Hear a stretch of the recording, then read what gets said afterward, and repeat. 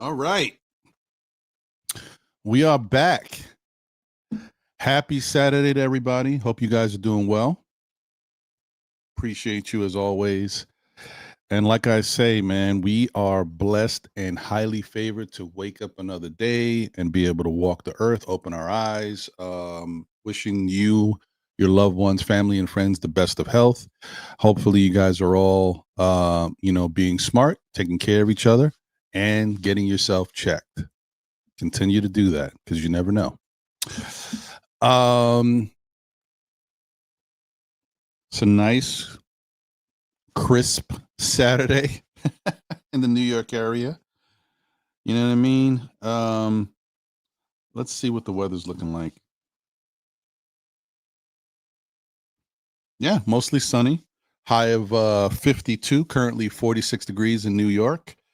Um, Tomorrow, well, it's a mix of sun and clouds. 57 is the high. Monday, 47 is the high, partially sunny. Tuesday, partially sunny, high of 48. Wednesday, sunny, high of 49. Thursday, uh, partially cloudy, more clouds than sun, high of 48. And then, Friday and Saturday, not too bad. Friday, partially a mix of sun and clouds, 57. But Saturday, next Saturday, it's early, so you never know. A little bit more sun, so more sun than clouds, but a high of 64. Hey, you know what I mean? I ain't mad at it. All right. So I hope you guys are all doing well. Like I said, the Knicks have to deal with a little adversity. It is what it is, man. This is any sports team. This is the life, man. You never know what's going to happen. You just hope for the best, right? Injuries do happen, or you just hope they don't last long and they're not serious. We just lost Jalen Brunson to an ankle injury a couple days ago, and then we found out he's scheduled to miss 1 to 2 weeks. Which sounds about right. If you know Jalen Brunson's track record, he gets that similar ankle injury does happen to him from time to time. He's usually a fast healer. He recovers pretty well. I mean, he's even come back significantly earlier than people had expected and played well. So I don't know what they do, but I don't want him to rush it this time around. Take it easy because with the way this season is starting off, you never know. So let's take it easy. So if he has to miss 2 weeks, then he misses 2 weeks. Like there's no rush, guys. The Knicks are a good team. They got good players that can step up, which we saw last night. It's not always going to work out the way it did last night, but there's an opportunity for that to happen. Unfortunately, they also lost OG Anunoby very quickly in the game. I think he only played 4 minutes or so. And the crazy thing is, I don't know what I was doing because I was watching the game. Maybe I had stepped away to the kitchen or what. I don't know. I missed when he left. I didn't even see him go out. And then I'm like, okay, I don't see OG out there. And then I hear OG went back to the locker room. And then I hear OG's done for the game. I'm like, holy crap. I don't know. I missed it. Anyway, but yeah, so apparently OG is battling a hamstring. And OG's had hamstring issues in the past, so it's something that can happen. But it was bad enough that he could not return to the game after only playing 4 minutes. So that is a little bit more worrisome than Brunson. Plus, OG, he knows his body and he doesn't take chances. At least now he doesn't take chances. So he will not come back until he's ready to come back. So that's where it gets a little tricky because his timetable could be out a week and then OG will wait another couple games just to make sure he's good. You know what I mean? Like, and I can't be mad at him. The way OG plays, he deserves to have that type of freedom. Don't come back when the team wants you to come back. Come back when you know you're ready. We've seen that in the past. That didn't work out in relationship wise with somebody like Kawhi Leonard, because Kawhi Leonard apparently took forever to come back at certain times, and people thought he was healthy. At least the team thought he was healthy. So that's a different story.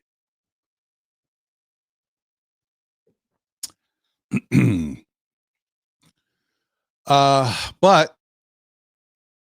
either way, last night the Knicks played a very high octane Miami Heat team. And Miami didn't have Bam Adebayo. And I got to tell you guys, the way Miami's playing right now, they're giving themselves, they're definitely giving themselves a chance to win games because they didn't have Bam, and you would never have noticed it. I mean, maybe you would have noticed it as far as rebounding goes, right? And a little interior defensive presence. But as far as what they could do as a team and the points they could put up to win a game, you never would have known. I mean, they don't have Bam Adebayo or I always forget this dude's name, man. I want to call him Mike Miller because he plays similar to Mike Miller, even though he's not. You guys know they're sharpshooting 3-point shooter, whatever the hell his name is. I'm terrible. Don't mind me. I gotta cheat. By the time I find the answer, y'all have already put it in the chat.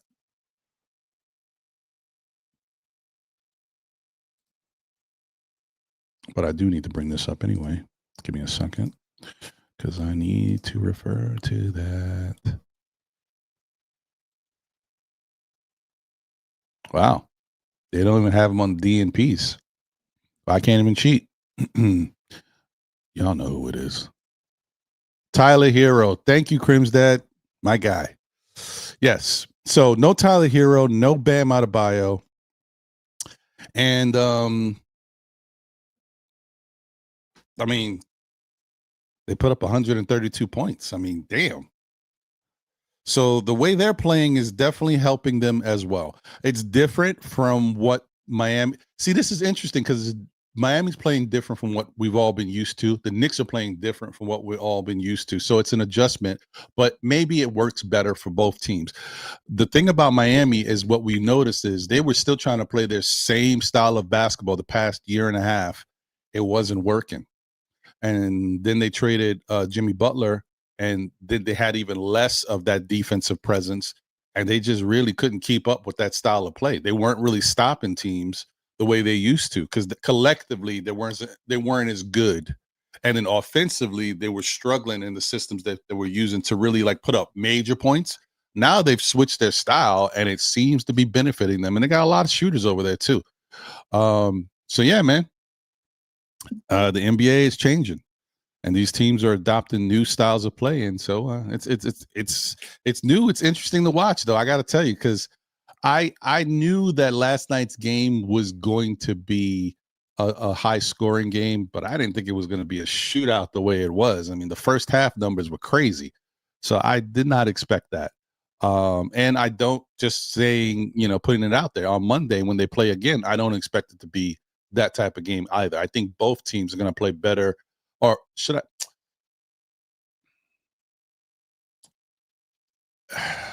Yes, I'm going to say play better defensively because they didn't play bad. Like there was effort on both sides defensively. It's just that the way the styles of which these guys were playing, it was really tough to stop. And the fact that both teams were hot. So when you're shooting the way you're shooting and moving the ball in that way, and both teams aren't missing, it's tough to play good defense. So I want to give credit.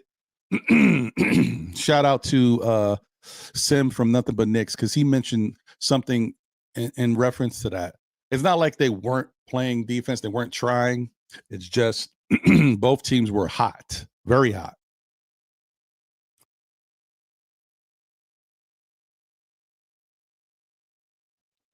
Oh, and just so you know, what's in my cup, my morning cup of Joe or Joanne, whatever you want to call it. Today we are doing a little tall peppermint mocha. That's how I felt today. I'm sorry.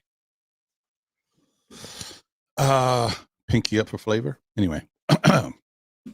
Yeah, so that's the thing. Last night was a shootout, man, at the OK Corral. They were letting it fly. And it was fun. It was entertaining. A little stressful at times, but okay. I think that obviously out the gate, we all saw that Karl Anthony Towns was a man on a mission. He said, I am going to take control of this game. We need scoring with the captain out. I'm going to take it upon myself and I'm going to do what I need to do. And he did it. There was a couple times where I thought maybe he could have not taken the shot and passed it up and like found his teammates. But in the end, I'm not mad at it because he was on one. He was hot. So I'm not stifling anybody's, heat.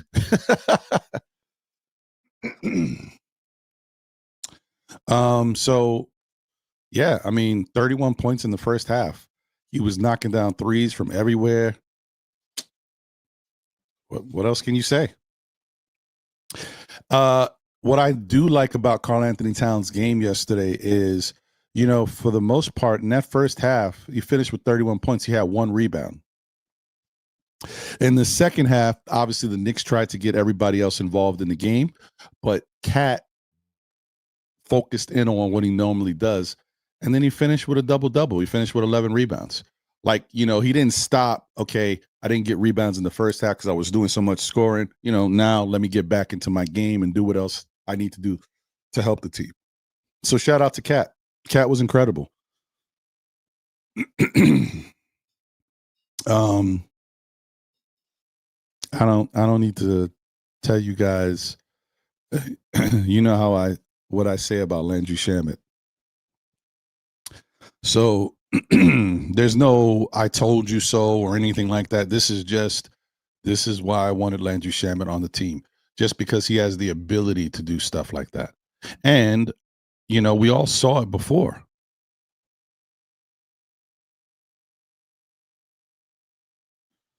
Yeah, I mean, we all saw it before. We saw it last year when whatever game where the Knicks decided to sit players, and I guess Shamet was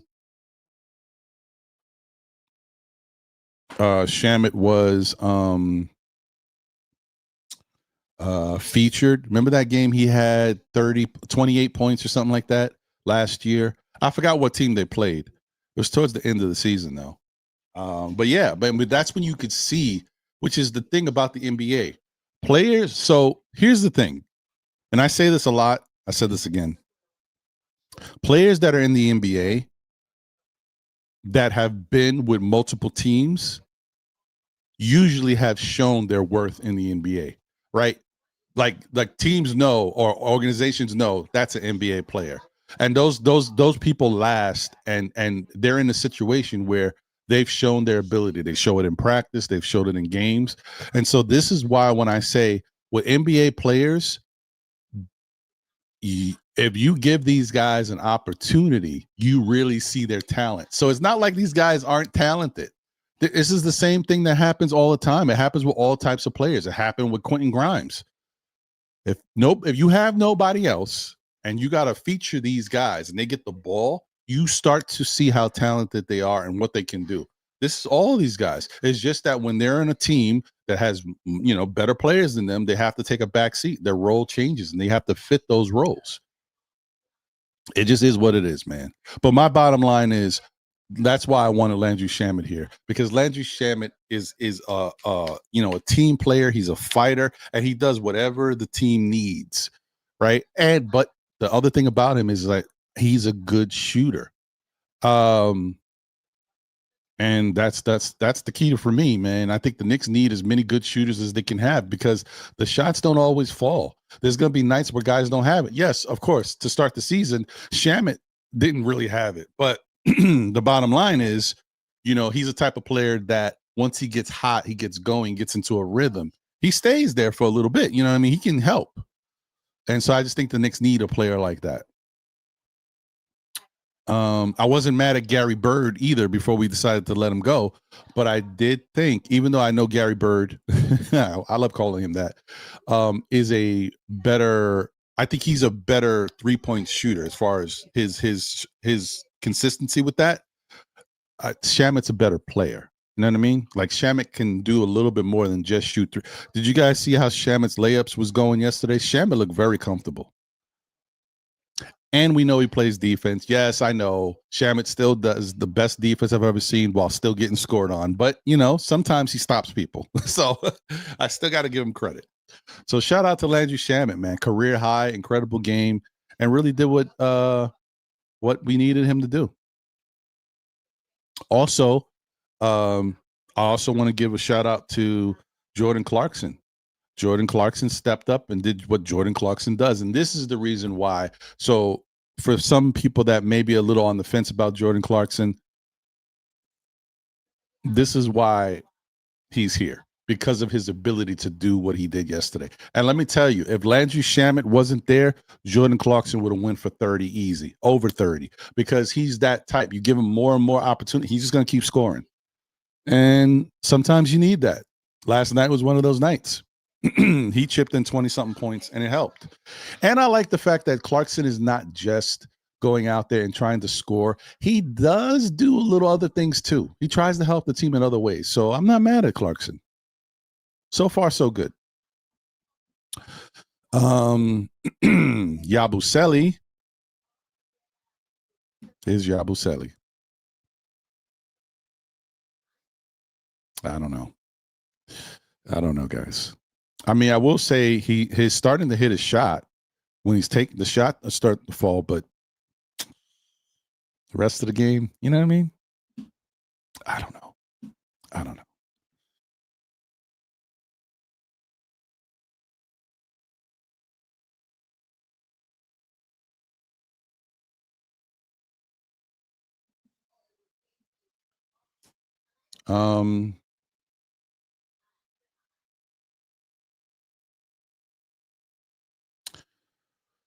don't know what to say about Yabusele, man. I'm just going to let it be for now. I don't want to talk about him because I don't have anything really positive to say about him right now. I'm going to let it be. Only bad thing about these drinks is like if it's not properly mixed well, the bottom of it has all this mocha at the no buenos. Nope, too much. I don't like it. Sorry. Yeah. All right, I'm done. Forget that mocha drink. It's over. It's a wrap. And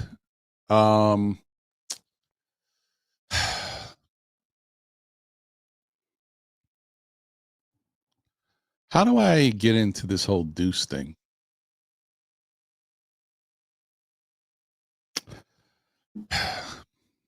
Deuce wasn't bad yesterday.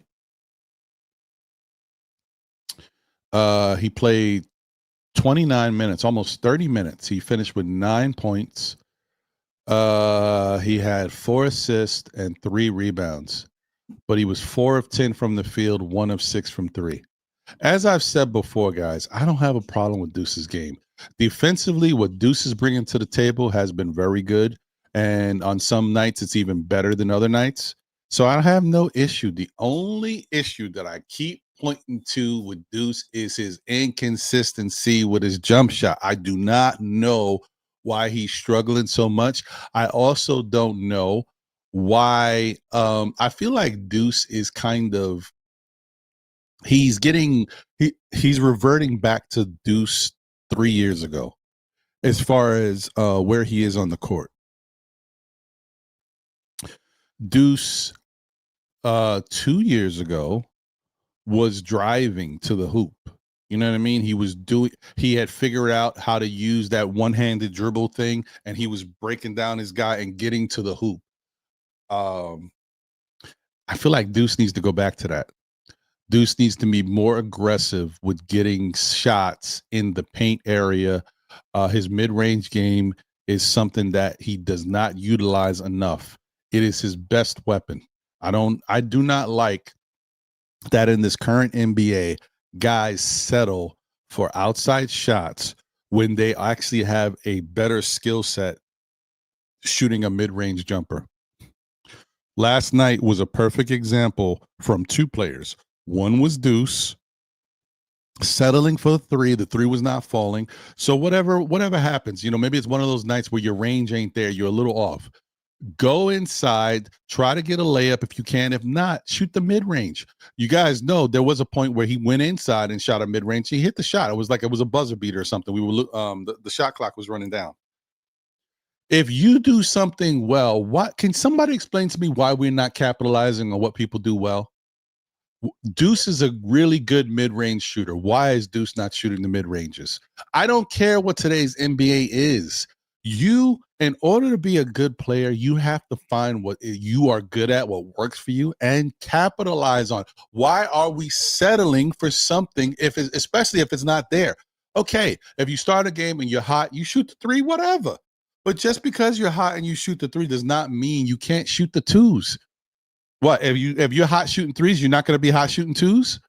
Like I don't like that. And so another example of that last night was Mikal Bridges. Mikal Bridges was 3 of 12 from 3. He was 6 of 21 from the field, guys.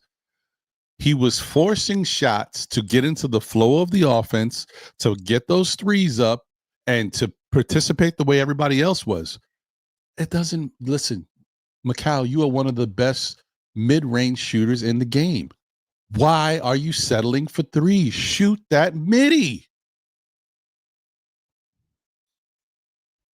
I get so frustrated when I see stuff like that because guys are good at something and they get away from it just because of what else is going on around them. When it doesn't, that is not how an NBA player should play when they have a good skill set. When they know how to play a certain way, you capitalize on what you do well and let the other stuff add to it, right? I can go into the game working on my mid-range, say I'm gonna start shooting mid-range shots, and bang, I hit a couple mid-range shots. Then if I'm open for three, I'll take the three.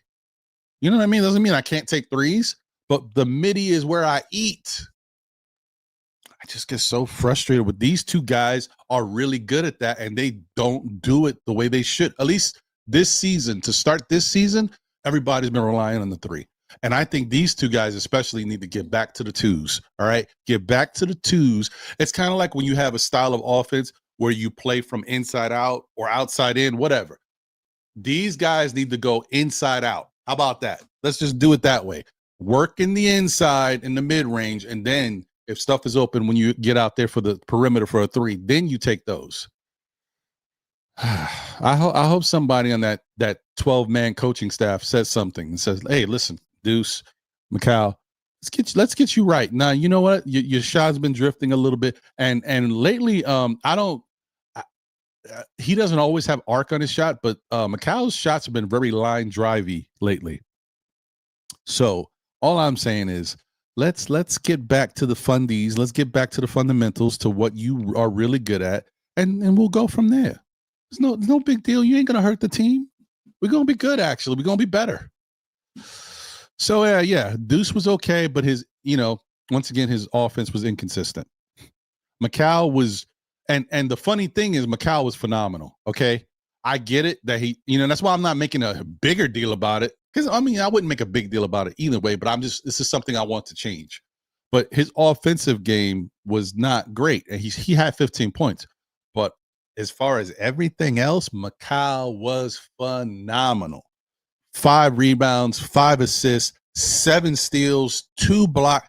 You can't ask for a better game from your wing player. That's phenomenal. So Mikal was dope. Mitchell Robinson. Mitchell Robinson, guys, I don't know if we really are really understanding what we're witnessing is just from the defensive rebounding standpoint.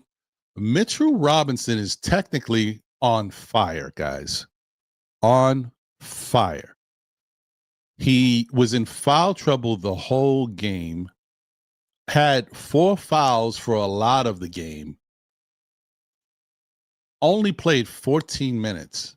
And in the 14 minutes, he had 2 assists and 10 rebounds. And the only reason why he didn't score offensively is because they didn't give him many opportunities to do anything. He only took 2 shots. But like Mitchell Robinson is on, I don't know, it's weird to say it, but he's on fire in a way. He on one end of the court, he's on fire. So it's crazy. But I'm not mad at it. And then last but not least, the guy y'all love to hate, Josh Hart. I didn't even know Josh Hart had a triple double until the game was over and I looked at the box score. Like Josh is a weird, like he just goes out there and does whatever. But that was a weird game. I guess it was because it was so much offense. I didn't even know he had a triple. That was crazy. And I looked at I was like, what? Wild. 12 points, 12 rebounds, 10 assists, 1 steal. Phenomenal game for Josh. So later in life, when we point the fingers at Josh, because we will, remember this game like, hey, Jalen Brunson was out. Cat stepped up. Clarkson stepped up. Shamet stepped up. Macau was incredible on defense. And Josh had a triple-double with all that happening. Mitchell Robinson was fantastic on the boards with foul trouble. Josh still, with both Cat and Josh both having double-digit rebounds, Josh still had 10 rebounds. Keep that in mind, guys. When you want to talk about Josh and if he means something to this team, if we could be better without him, just want to say, think about that.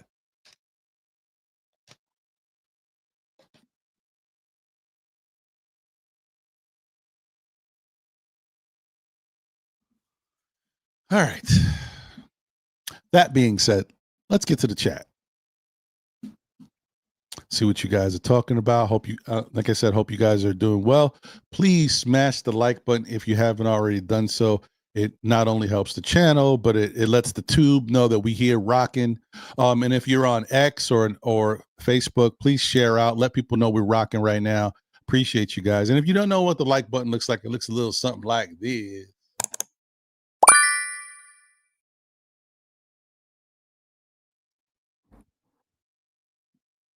Appreciate y'all. And I realized that when I talk about Miles, I don't even want to see this no more. Took the deuce to the tray. I'm not even worried about seeing him take the deuce to the tray. I want the tray to the deuce, okay? I want him inside taking the mid-range. Let's go, deuce. Let's get it.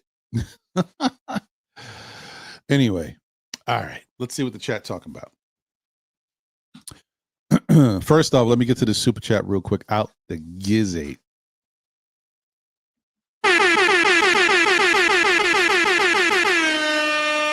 You know what it is.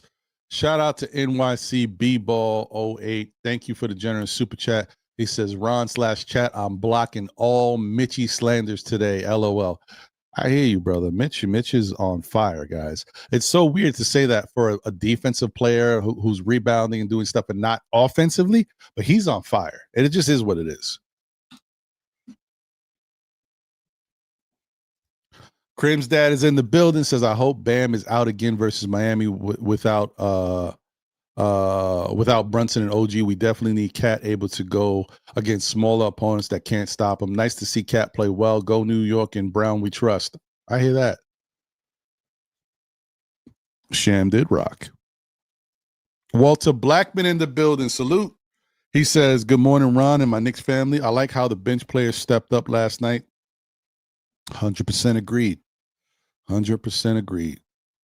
And shout out to you, Walter. Hope you're doing well. Also, thanks to Crim's dad for being a member of the SKF Army, as always. Shout out to David Smith in the building. Salute. David says there was a passing of the torch last night from Jalen Brunson to Cat as Knicks' best player. Also, offense should run through Cat. Ball moves much better with Cat.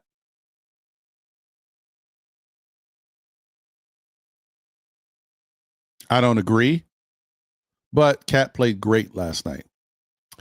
I don't agree with the fact of no passing of the torch last night from Jalen Brunson to Cat, because what Cat did last night is because of how Miami and New York plays collectively.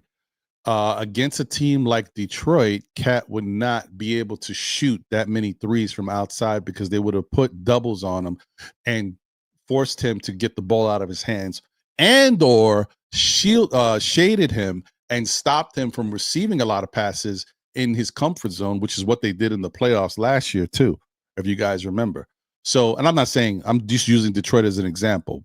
They're the best team in the East at the moment. I could have used, another defensive team, but let's be happy with what Cat did versus Miami. Their style of play helped Cat, and the fact that they were small helped Cat get off and do what he needed to do. And Cat was super aggressive. So shout out to Cat.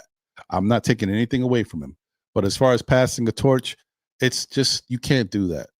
Cat's a center, and it's much harder for him to get his points versus defensive-oriented teams rather than a guard or a small forward who can kind of move around and manipulate easier. That's not even a Jalen Brunson thing. That's any player thing who's skilled would have an easier time probably scoring against defensive-oriented teams. It's just how it is. It's how the NBA works.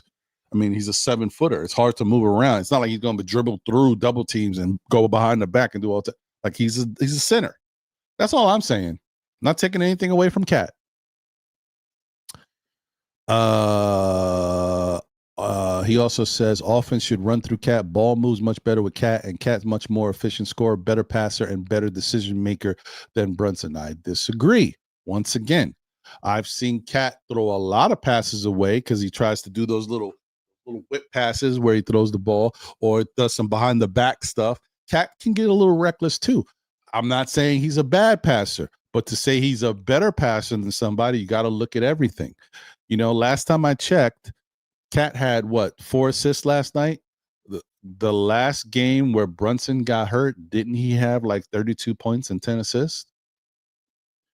Last night, the Knicks had about, 32 assists as a team, right? The game with Brunson, didn't they have 30 assists? Haven't the Knicks had multiple 30 assist games with Brunson out there? I'm just saying,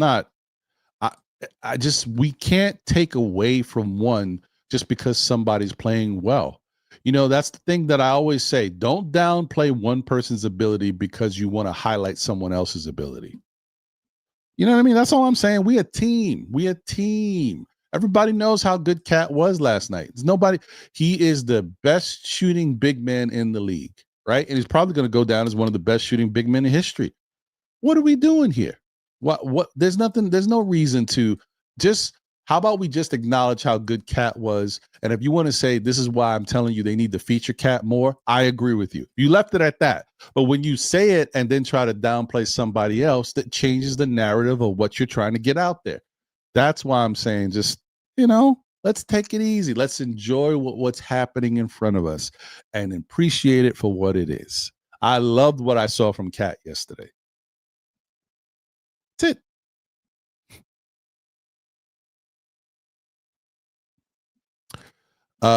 He also says at least 30 assists per game, ball movement, key to Knicks' success. Knicks practically unbeatable when they do this. Hero ball doesn't work. Right. But what happens when nothing's working?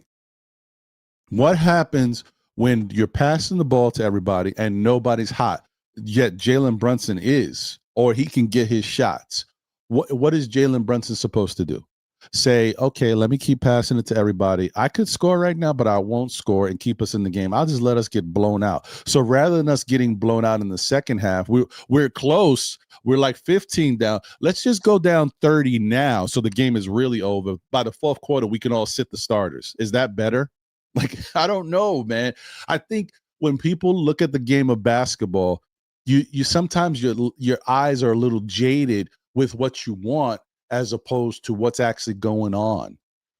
Jalen Brunson has moved away from being so ball dominant and thinking about calling his own number since he's been under Mike Brown, because it's a different system. It's Mike Brown's system. He was doing stuff, and this is what I keep telling people. Everybody's saying certain things, and I said this years ago. I've been saying it for multiple years. He's only going to do what the coach allows him to do. And Tibbs wanted him to do what he was doing, or else Tibbs would have stopped it. That's the point blank. That's it right there. Tibbs' style of coaching and his offensive system, he wanted to run a certain type of offense. I told you guys before, his offense was slow and, methodical in its way. He didn't want that fast-paced offense because it put more strain on his defensive players. Plus, his guys were not in position to put the defense together the way he wants. That half-court offense. The Knicks score, they have to inbound the ball, gives the defense a chance to get in set spots and run their defense. When you're playing a fast motion offense and all that stuff, people are going up and down the court. Some guys are out of position, so it requires a different style of defense. That's not the defense he was calling. That's not the defense he wanted to have. So it affected the whole game. Bottom line is, what Jalen Brunson was doing is what Tom Thibodeau was comfortable with him doing. That's all I'm saying. Mike Brown is doing something different. Jalen Brunson is adjusting accordingly. Last year, Jalen Brunson had the most assists he's ever had, which averaging 7. This year, that number's probably going to go up a little bit, maybe 8, possibly 9. The way he's going, who knows? What is the problem? I mean, what are we looking for? The Knicks have already had multiple 30-assist games, and they've won those games. What are we looking for right now with Jalen Brunson on the field? Court field. You know what I mean? Come on, man. Like as I said before, let's continue to praise and big up the guys who are playing well without detracting from others. You see how right now I started the show talking about what everybody did, and I shut up about Yabusele because I don't really have a lot of good to say about him, so I don't even want to talk about him right now. It's all negative at the moment, except for the fact that he's starting to hit his shots. I'll worry about the positive at the moment. And then lastly, and I'll move on. He said, Ron, you and the others in here can fill out those Karl Anthony Towns apology forms. Hey, man, listen, I know you say it with a laugh, but there's no need to. He played well. Hopefully continue to do that, especially with Jalen Brunson out. But, should I be looking for people to fill out the Landry Shamet apology forms? Because I've been saying Landry Shamet should be on this team, and everybody's like, Landry Shamet? You know what I mean? What's the point? I hear you, though. All right. Lena Franklin's in the building. Let's go, Lena. Says, hey, family, I'm happy that we won last night, and that was a good game. Yeah, I agree. A win is a win is a win. No, Crim's dad, no update on OG as far as the last time I checked. Maybe there's something now. I just hope it's a mild hamstring strain and not a pull or anything. So, and he says, I think Brunson might play soon. Yeah, he might, because he's different. Shout out to Carlos Tejada in the building. Salute, Carlos. Says, salute. Sham Wow was incredible. They also played some zone. They played a lot of zone last night. We'll talk more about it, but yeah, that was the most zone I've ever seen this Knicks team play in all of these years. I've never seen them play that much zone under Tibbs ever. And obviously this is the first time they played that much zone with Mike Brown. He's been using it, but last night was the first time I seen them play that much zone. So, and that's why I think it worked good at times, but I don't think it really worked as well because they're not so much used to running it that much. They have to learn how to manipulate it and work better with it. It'll get better as time goes. Shout out to Darlene Bryant in the building. What's up, Darlene? Let's go. Salute to you. Hope you're doing well. Mets, look at you. What up, Mets? How you doing? Salute, my brother. Hope you're doing well.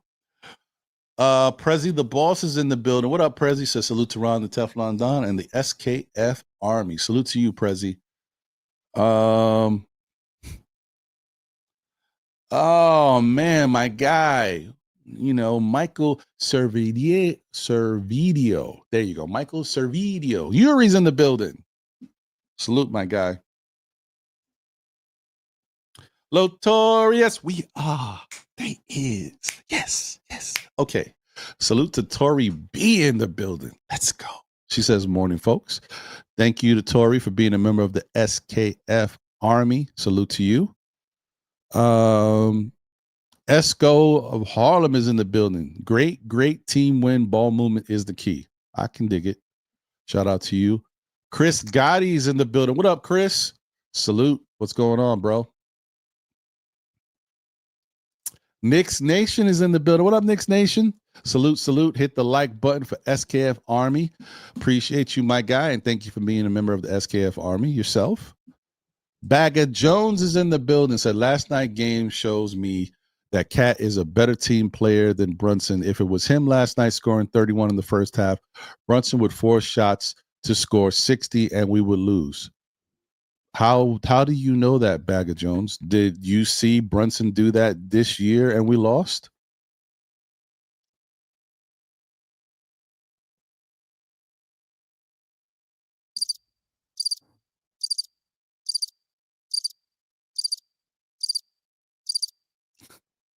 No, you did not. You might have saw it last year or a year before that under Tibbs, but this is Mike Brown's team. And let me see something here because y'all y'all are on one.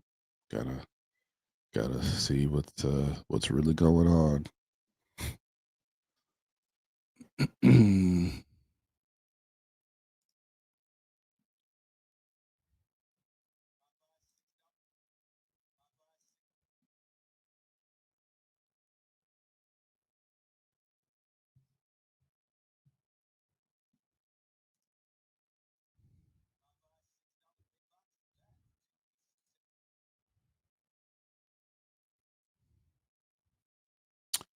So far, guys, we have played 12 games. 12 games in this new system. Only 12 games, right? So everybody is still learning the system, perfecting the system, getting more accustomed to the read and react offense. 12 games under a new coach, new system. So when it comes to stuff that you're learning, usually as time goes by, you get better at it, right? Right? Because if unless you picked it up right out the gate, but most of the time, as you learn it, the more you play under it, you get better. Jalen Brunson started the season. He had 23 and 5 as far as points and assists. Next game, 31 and 5, right? New system, trying to break the old habits and get used to the new system. Next game, 37 and 7. Getting a little better on the assist, still controlling the offense and kind of doing his thing. The next game, 36 and 3. So, we're still talking about same stuff that you might be concerned about, right? Next game, 29 and 7. Okay. The next game, 31 and 3. Right. And mind you, the other thing that you got to think of, the Knicks were struggling to hit their shots at certain points throughout that span. As they hit their shots, the assist goes up. It's not like the ball wasn't moving, but obviously Brunson was calling his number because he was hot.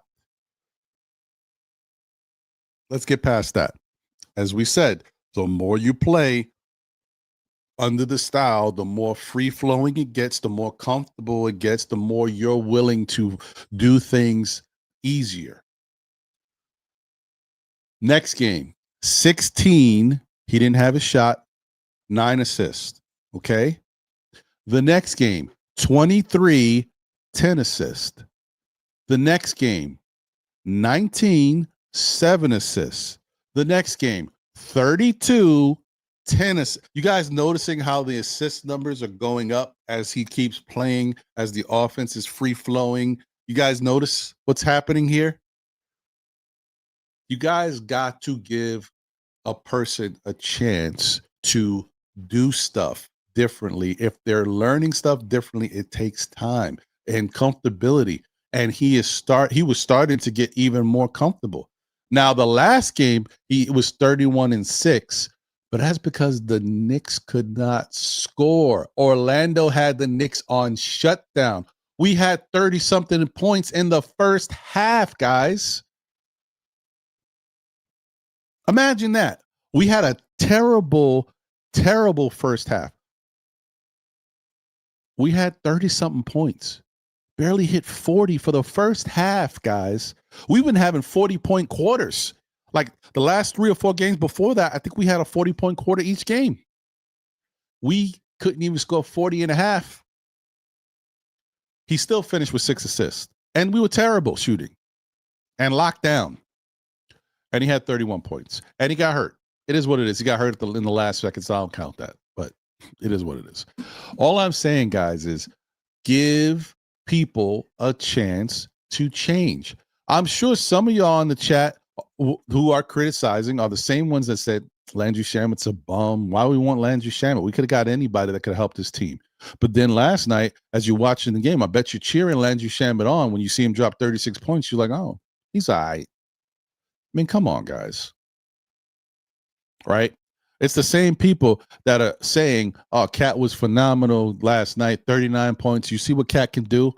You're the same people that when Cat scored 15 points and had like 10 rebounds, 12 rebounds, you're like, and why isn't Cat doing more? Why is he acting so soft? You know what I mean? Everything's from the outside. Why is he not going inside? Why? We keep criticizing our guys and not letting them play and learn the system. Let them learn the system, people. And also let them be human. These guys are going to make mistakes. Cat just had 39, right? On Monday's game, he could stink. Am I going to be mad at Cat? No. Would I be a little frustrated? I'm like, man, you know what? Maybe he settled for too many threes. He could have done something a little different. But I'm not, because it goes up and down. That's how the NBA is. You have a hot game one game. Next game, you could be cold. You got to find a balance to be consistent. You guys notice every time I talk about these players, I only care about consistency. Because that's all you can do. Try to be consistent. Consistency is longevity. Longevity is checks, right? For you as a player. But consistency and longevity also helps the team win games. So everybody wins. The team wins. You win. All right. Let me move on. And I'm not singling you out, Bag of Jones. I'm just saying everybody who we criticize, let's just take a step back and think about what's happening. Let's not forget that the Knicks have been in the same system for 5 years. They're in a new system. It's only 12 games. And this is how good the Knicks are, that we're seeing success. They're 8-4 in 12 games while learning the new system and learning how to believe in each other, share the ball, find opportunities. This is read and react. The Knicks are not calling plays. So they're reacting off of where they're moving on the court, what the defense is doing. That is a learned behavior. It takes time to perfect. It also takes a willingness to understand when to pass the ball and when not to pass the ball. Jalen Brunson is not a regular player, people. Jalen Brunson is one of the best players in the NBA. So is Cat, and I'm not taking anything away from Cat. Bottom line is, you can't have Jalen Brunson go out there and score 15 points and have 12 assists and think that's the way to get the best out of Jalen Brunson. Jalen Brunson is a monster when it comes to offensive production. He needs to be able to score. He's going to score more if everything is flowing right, but he's also going to score more when things aren't flowing right. That's why he's the captain, the leader of the team. That is why he's one of the best players on the team. That's how it works, guys. Jalen is the type he's going to see if he's passing the ball, guys are moving the ball around and nobody's hitting shots. He happens to think he can hit a shot and it's going. He's going to keep doing that because he's trying to keep the team in the game. I don't know why people aren't looking at things in that way. Sorry, guys. I think there might be a delivery or package here. Give me 1 second.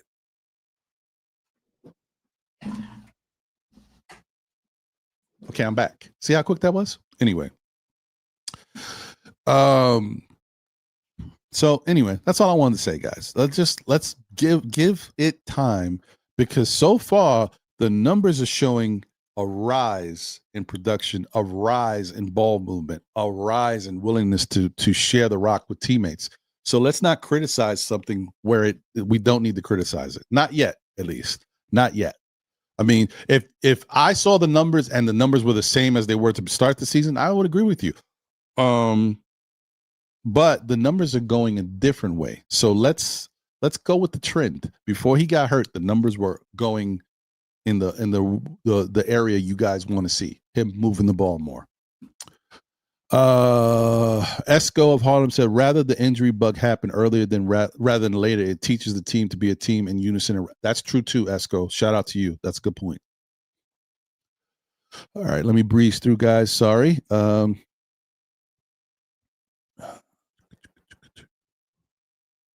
Carlos Tejada says Clarkson has been a great pickup. I thought he was a traffic cone on defense, but he's actually tried. Yes, I was surprised about that too. He actually does try. Now, I don't know how he looked other places, but I do feel like because he's playing with Josh and Brunson, and their willingness to try and to give, and I think it may be rubbing off on him a little bit, or maybe that's who he's been. I don't know, but either way, at least he's trying out there, and I like that.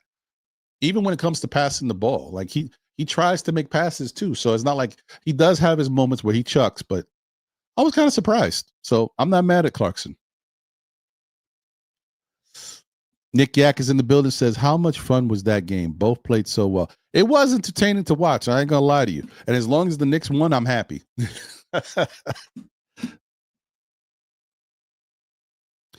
Latoria says, see, I think our new medical staff is top tier. We won't have those problems. They will get our guts right.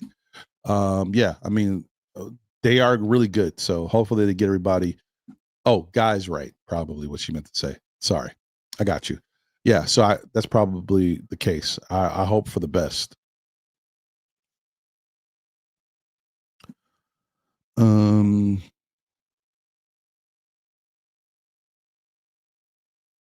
Okay. Nostalgic Nick says MBK all day. Shout out to my guys over there, man. Shout out to Sim, Tony, the whole familia. We haven't, I mean, we kind of all have been kind of caught up doing our own thing. We haven't really come together as a unit in a minute. I'll talk to Sim about that. We probably need a come to Jesus moment where we all get on the show, where you see a Nick collective, MBK collective, where it's me, Tony, Eru, Steph, whoever else is available. If Josh wants to come out of retirement.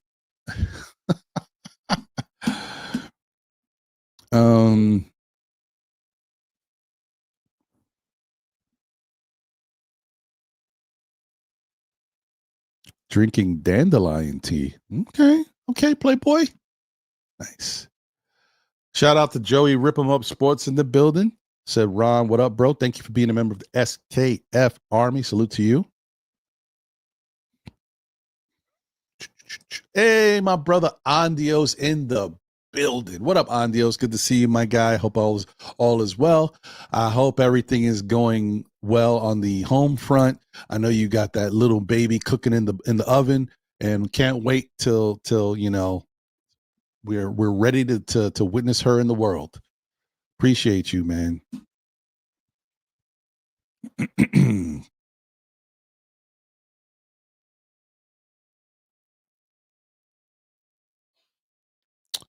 All right.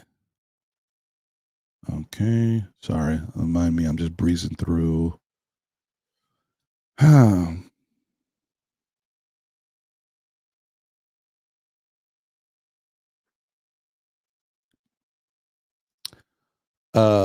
Bagger says, I guarantee that when the Knicks win the upcoming games without Brunson, he will want to rush back. Brunson will be jealous of his teammates not naming Bridges and Hart. Why would a guy who left $100 million on the table be jealous of his teammates having success while he's not there? As long as he knows he's coming back, what would be the issue? Like, I don't know, Bagger. I don't know about this one, man. I don't know where that's coming from. I don't know what Brunson has never shown to be a selfish player with regards to his teammates. What he has shown is that when his teammates don't got it, he's going to get it. I think that's the confusing thing when it comes to a player like that. And it's not just him, it's the Kobe's, the Michael Jordans of the world. You got to go through a moment where you get humbled, right, as a player. Michael Jordan had to be humbled. Michael Jordan had to go from um, I'm scoring as much as I want every night, but we're not winning games. And I'm talking about like his rookie season, second year season, where he was just going nut and scoring all types of points, and they weren't really winning. And then he realized, hey, if we want to win, I got to get other people involved. And even though he was still very, exclusive to his own game, when he had players on the team, he had to learn how to be more willing to share the ball with people. And that was a different NBA. That was an NBA where a lot of guys were hitting, knocking down shots, and good defense too.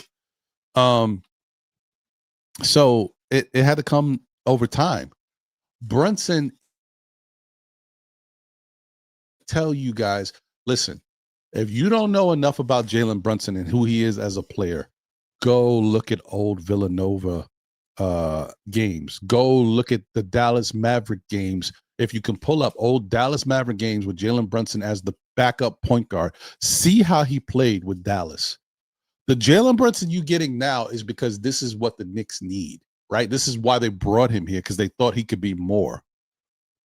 He became this because he was here.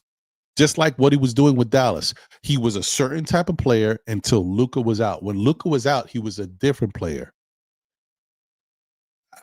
Because that's what the team needed, right? So as we've all already noticed, the Knicks seem to play better when they move the ball, when they get the assist, when everybody gets involved. Jalen Brunson knows that. He's not sharing the ball with people because he wants to call his own shot. He is only calling his own number when it's the flow of the offense and things are all working for everybody, or when nobody else is scoring. He's just taking it upon himself to keep the team in the game. I don't know why that's so hard to believe, or why people don't want to look at it that way. I mean, I don't know.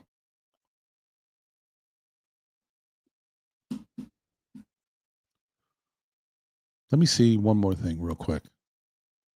Curious.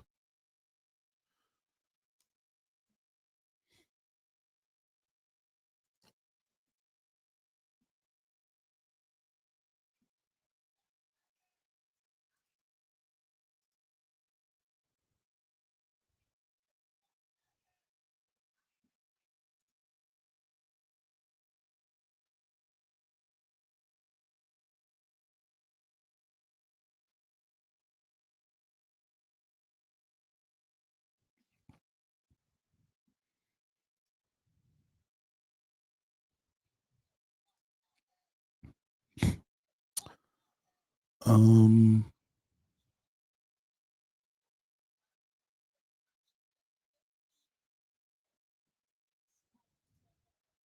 Hold on, guys. Sorry for the quiet here. I was just thinking of something. I said, let me just look at something real quick.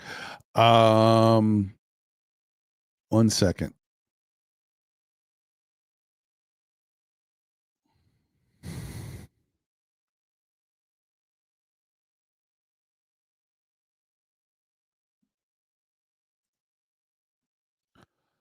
Is anybody getting on Shea Gilgris Alexander because of the way he plays? Now, don't get me wrong. Does Shea have moments where he will have 10 assists or more? Hmm? Yeah, he will. Does he always have 10 assists or more? No. Like um last game, Shea had 30 and 9. Game before that, he had 28 and 11. Very nice. Game before that, he had 35 and 6. Game before that, he had 30 and 3. Game before that, he had 35 and 4. Game before that, he had 30 and 7. I'm sorry, 30 and 12. Very nice. Game before that, he had 30 and 7. Game before that, he had 31 and 7.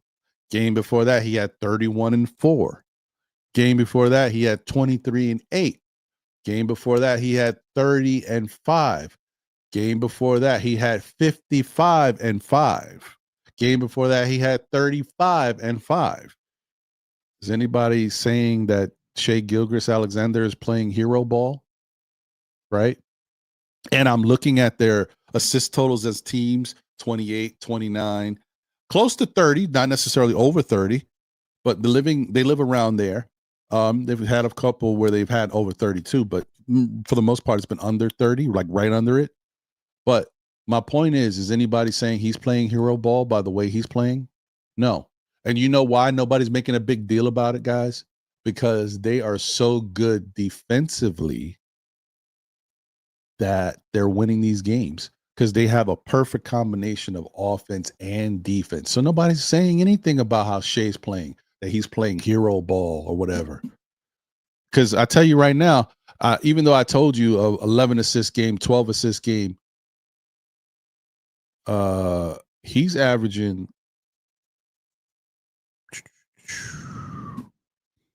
Where is it? Sorry. He's averaging 6.6 assists on the season. And so is Jalen Brunson at the moment. What are we saying? Just throwing that out there. Just a thought. All right. Okay. I'm really breezing through. I want to get open up the panel just in case anybody wants to jump on. My 2 cents says Shamet deserves all the praise. Grinded his way back from that arm injury, remade the team in a competitive camp, and just worked. Salute to that man. That's a fact. My 2 cents. Shout out to you. I think I already praised Joey Rip him up Sports for being a member of the SKF Army. I hope I did. Salute to you, my guy. NYC B-Ball, thank you for being a member of the SKF Army. Salute.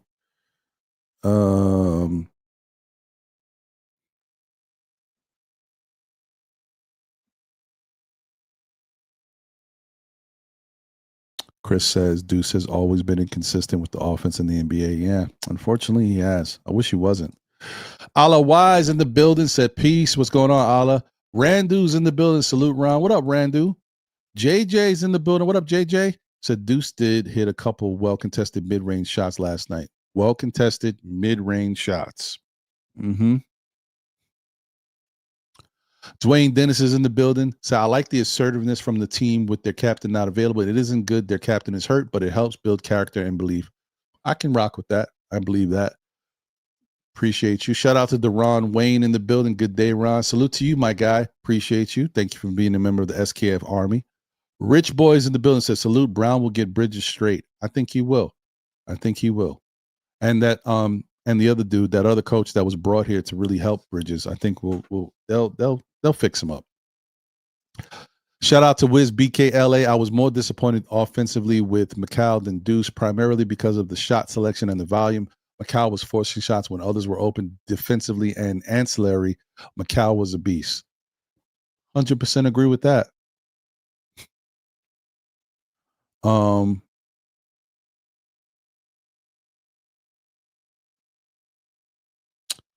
Okay. DJ Space Ghost in the building. Where you been, man? What up, Space Ghost? Says salute Ron in the chat. Good to see you. C. Kata Gina in the building. We still want Garrison over Shamet. Shake my head.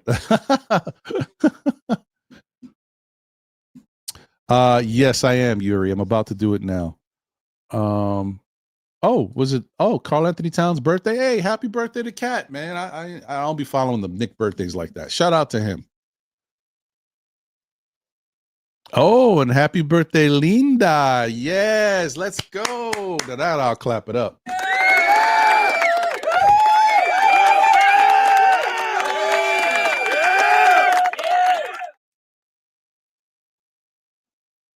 Shout out to Linda. Take it easy. We can't wait to see that little baby. Let's go. Andrew DeCatis in the building. Salute, Ron. What up, Andrew? Good to see you. Coach Malpica in the building. What up, Coach? Salute, Knicks fans. What's good? Travel Vibes. What's going on? Salute to you, said Ron SKF. Good afternoon. Peace, chat. All right. Sweetie in the building said, greetings, everyone. Nick's new uniform is on fire. Right? I like that little cream joint with the blue and orange. I think it's dope. I think I really like it.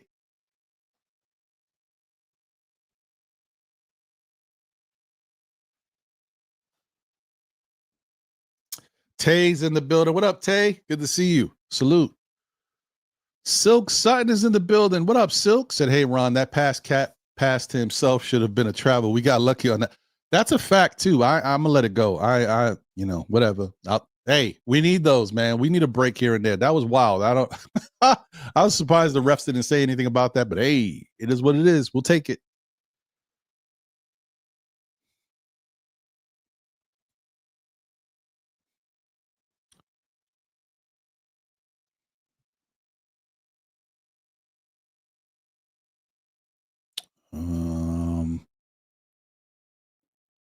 One shot D's in the building.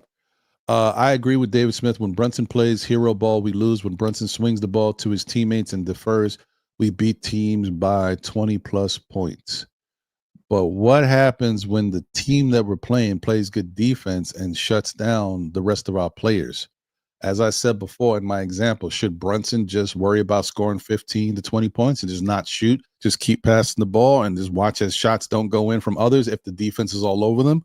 Or if he knows that he can get to the hoop or get to the midi, should he be trying to score to help the team as best as he can while they figure it out?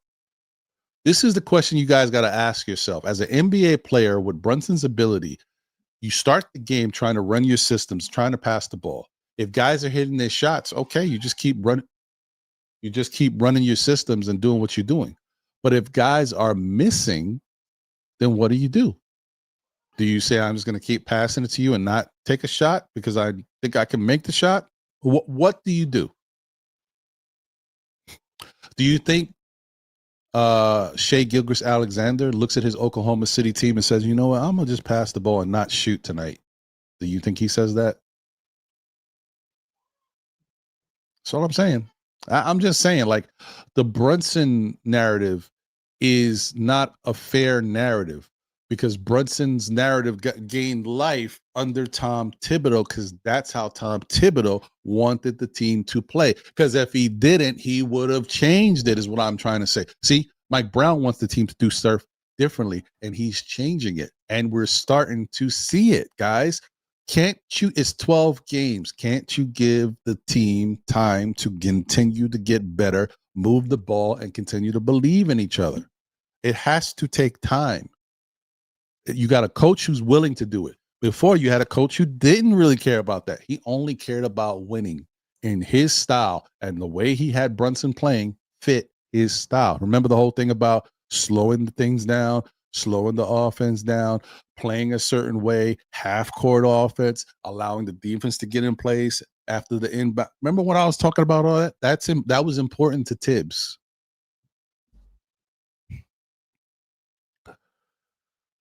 Okay. All right.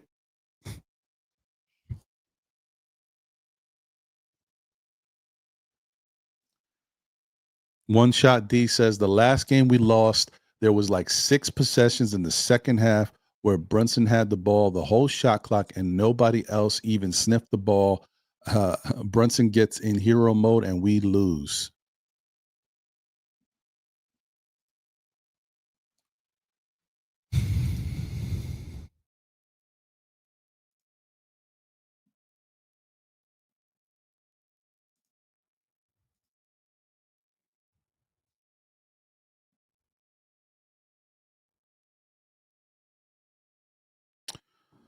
Versus Orlando, the Knicks scored 23 points in the first quarter.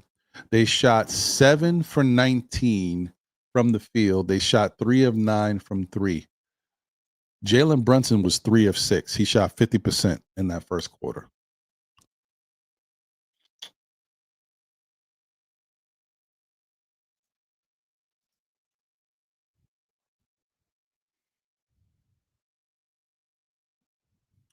In quarter number 2, the Knicks scored 19 points. So they did get over 40.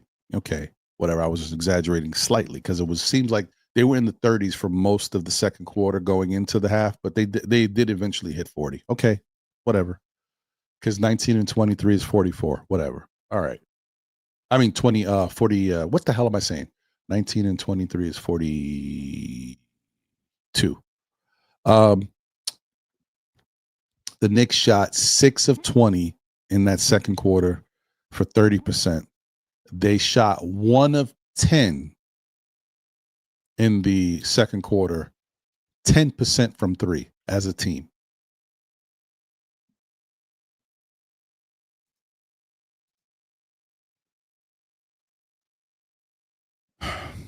Quarter number 3, the Knicks shot 13 of 26 from the field. They tried better to get inside. They scored. It was 50%.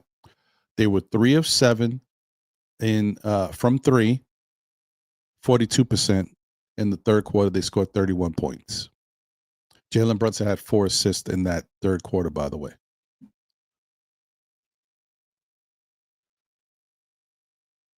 Quarter number 4, the Knicks shot 56% from the field, 13 of 23. They were 4 of 10 from three for 40%. Jalen Brunson was 4 of 5 in the fourth quarter. He had 1 assist. They scored 34 points.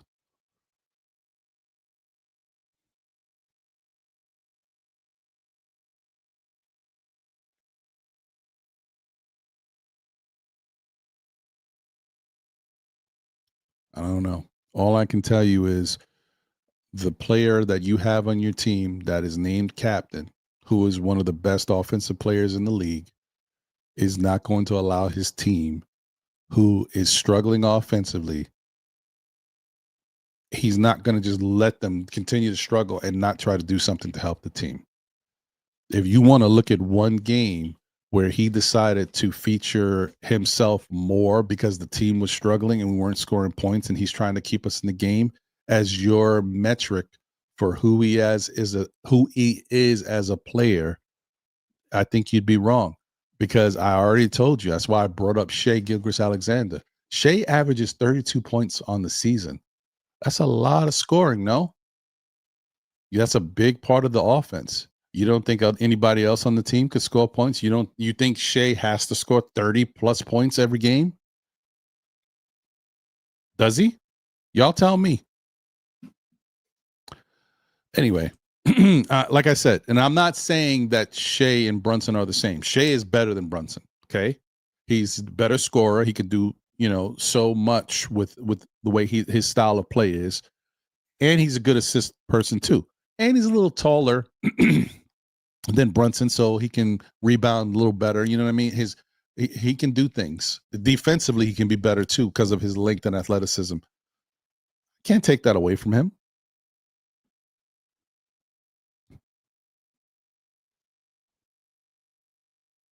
All right.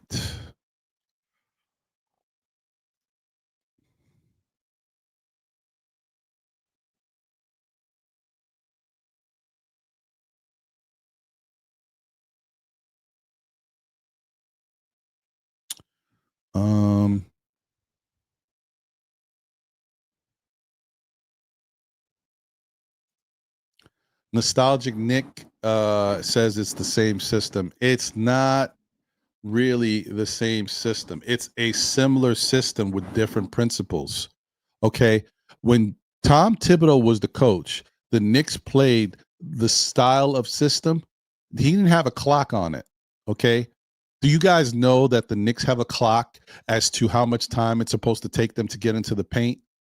Do you know that the Knicks have a metric for how many passes that they should make before the shot goes up? Tom Thibodeau didn't have that. You can't say it's the same system when you're held to a different standard. When you're held to I want you to be in the paint by this amount of time. I want you to make at least this many passes. That's different. That's a different style of basketball. That even if the whole NBA runs the same system, they just tweak. We've had this conversation multiple times. Stop thinking that this is not different for the players. It is different. Tom Thibodeau ran plays. Mike Brown doesn't run plays. How can you say it's the same thing? It's read and react. It's your movement on the court is going to dictate what we do. If the defense double teams, the player knows I got to get the ball out of my hands quickly. We have to move the ball to the open guy. That's a common thing in the NBA, right? But the Knicks weren't doing it this way. They were doing it, of course they were doing it that way, but with the way Tibbs' style was, it wasn't the same.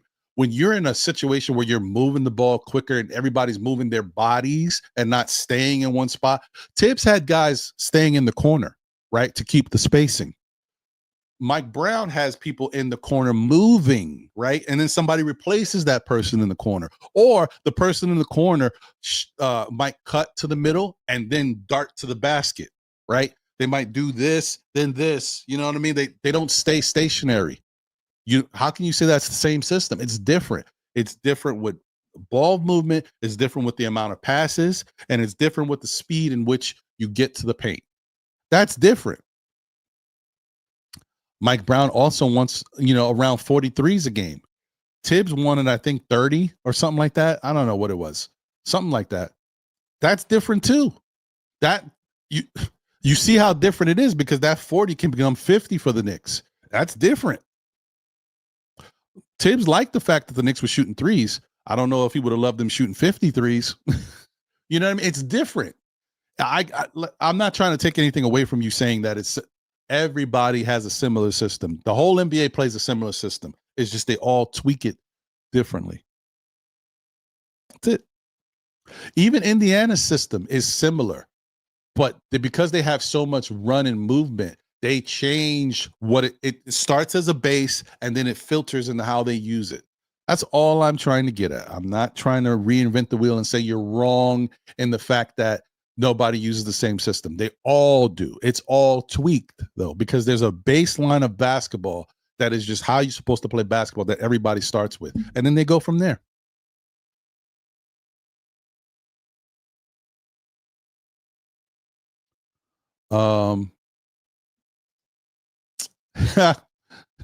Shout out to Otherwise. Hey, man, I'm just trying to make sure we all look at the game the way we should look at it. I'm not trying to tell the whole thing. I'm not trying to take anybody's opinion away. I'm not trying to take your feelings out of it. I'm just trying to tell you to look at the game for what it is and understand there's other little variables that might affect what you see. It's not just what you've heard before or what it was in the past. There's reasons for it, and if you give it time, you might see some stuff change. And then you're gonna say, this is the whole thing. This is the same thing I say with Landry Shamet or any other player. Give guys time and let them show you who they are. You see it. But this is nothing different. Landry Shamet has always been this guy. He just doesn't get that opportunity because that's not his role. That's all I'm saying. And that's what a lot of NBA players just got to let it happen. Now, when we talk about the kids, that's different because the kids haven't proven anything, guys. Yes, I know not a lot of us. Some of us were like, listen, we want to see the kids play. We want to see what they got and all this stuff. We think they're good, but they haven't proven it. Landry Shamet has been an NBA player on multiple teams. He wouldn't continue to get a job if he didn't have something that people saw, is what I'm trying to say. These young guys haven't proven anything yet, so that's why it's different. And they're still learning. They don't even know what they can do yet, some of them. All right, let's get out of here. Let me I've been going for a minute. Let me open up the chat, the panel, should I say.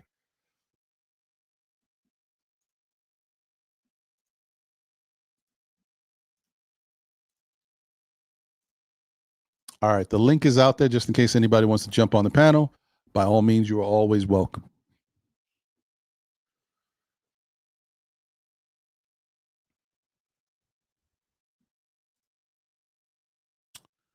Okay. Let me see here.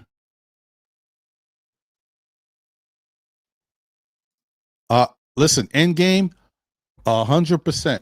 No lies told right there. I definitely think the Knicks should be featuring Cat, especially when Brunson is not in the game, if Cat's in the game. And in a situation like this, where there is no Brunson, Cat definitely, because Cat is a special scorer. He's one of the best players in the NBA for a reason. You don't not use a guy of that magnitude and just let him just find his way out there. He's a big man. First off, he can't just find his way. He needs to be given the ball and let him go to work or put him in a better position to score because he's a center. If he was a guard, he could get whatever he wants. But he needs a little help too. So don't just depend. Like, that whole thing that I had about Tom Thibodeau last year, I said your best player needs help too. If your best player is struggling, why not set a screen for them? Why not give them a back cut? A cheapie at the rim. Don't matter. These guys are all-star caliber players. Everybody needs a little love. Let them see the ball go in the basket. What are we talking about here? Basketball should never change just because of how good you've become. All right, let me invite my guys to the stage. I see I got a couple people backstage, so this is going to be a good conversation. Shout out to Just Cause in the building. They should put him as shooting guard. Oh, I must have missed something. I don't know who he's referring to, or maybe he's talking about Brunson. But if you watch what the Knicks have been doing, they've been playing Brunson off ball a lot. They've been having McCall bring the ball up. They've been giving Cat the ball and allowed him to facilitate.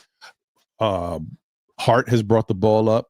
Like Deuce has brought the ball up. And obviously we've seen Kolek at times when he was playing. Like, guys, that's what they're doing. Like, that's what I'm saying. Like, and I'm not picking on Just Cause. I'm just saying, if we watch what's happening, the Knicks are trying to use Jalen Brunson differently. This is happening before our eyes. So, that's what they're doing. All right. That's pretty much it for the chat. Shout out to everybody. If I missed anybody, it's not for lack of trying. I appreciate all y'all. Thank y'all for everything you guys do and help the channel grow. And let's keep going, man. Let's get this conversation going and have a really good show. Good talks. Shout out to all y'all, man. Once again, shout out to Parrish Duggan in the building. Appreciate you, Coach. Coach. I'm seeing him say Coach. Then I was gonna say appreciate you, Parrish, man. I'm tripping. Don't mind me. Shout out to Jay Chosen in the building. What up, Jay? Says salute. Great self pass to Cat for the bucket. That was wild. I'm surprised they let that go though. Remember back in the day when you played basketball, they're like self. Y'all know in Brooklyn, New York, we know what self means. I don't know if they call that in other places, but in New York, self means something. All right. Hey, one more. L, damn it, in the building. What up, L? Pew, pew, pew, pew. In the building. Let's go, L. Salute to you. Okay. Let me get to this super chat real quick before I bring everybody up. And also shout out to Anna Grill in the building. It was a self pass for sure. That's a fact. It was.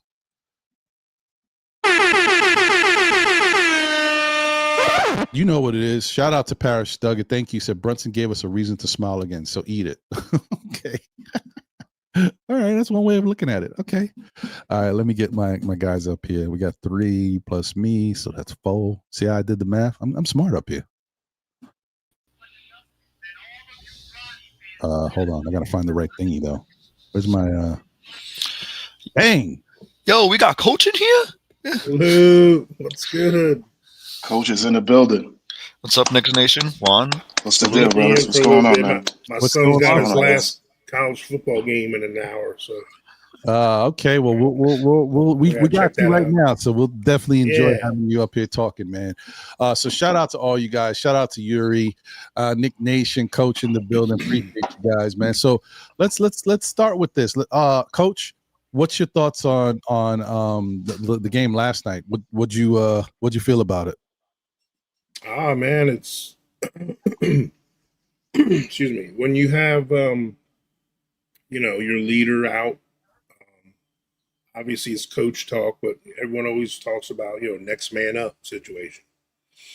And for us to have a system in place and the personnel that we actually had 3 guys step up, in production.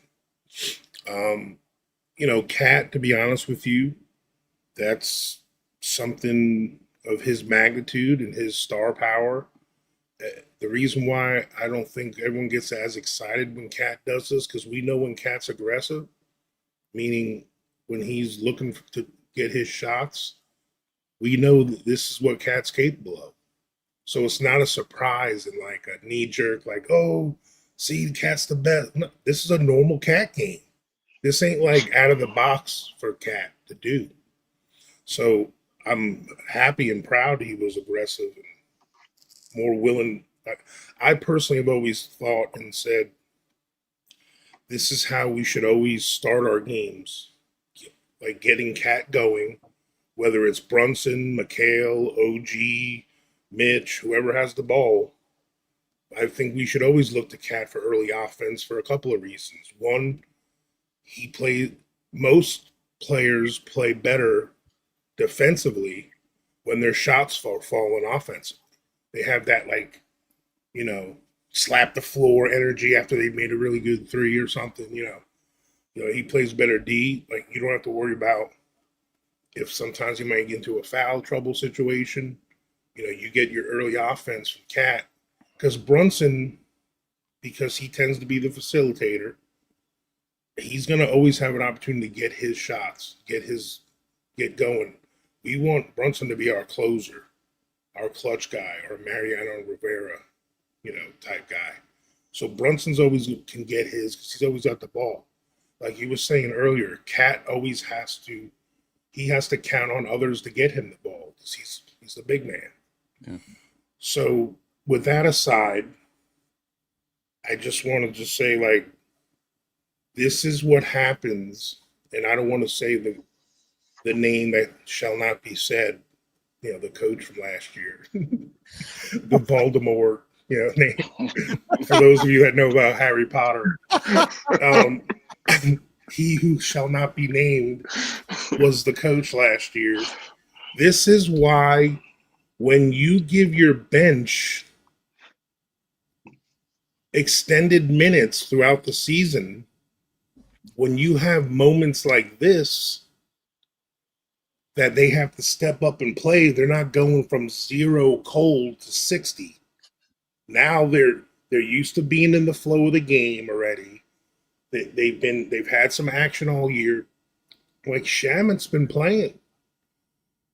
I mean, technically, Mike Brown obviously knows something that a lot of us didn't know. We were all surprised when Shamet was inserted into the starting lineup. Mm-hmm. We were all surprised when Shamet has been the first guy off the bench. Like, what's Mike Brown see that everyone else doesn't see? Well, I'm not saying Shamet's going to get 34 points a game, mind you, but it's in his bag. Now he's averaging 10 points a game. Clarkson averaging 10.3 points a game. Josh Hart averaging 8.7 points a game. Deuce averaging 8.5. Now we have a bench that's got 4 guys almost averaging double figures. Sub Jay. And when you miss, what's good, Jay? When you're missing a starter or two, and you have guys that are actually on your bench that are normally involved in the game plan now, all they have to do is just step up a little extra, not go from end of the bench to playing full time like they used to do to Precious and people like that. Now it's like these guys are all feel involved in the team. So this is how real teams are run. It was amazing to see Shamet. We all knew he can hit them threes, right? When he gives opportunities. But that poster dunk, come on, baby! Was that not? I couldn't believe it. You feel like 2011 D Rose right now? yeah. Someone had a little wand or something for that one. But the way he was driving down, he was slashing in the lane, and I said this yesterday on our broadcast. I was so happy to see, like, Jordan Clarkson showed what I was saying. A lot of people were doubting his ability to do this.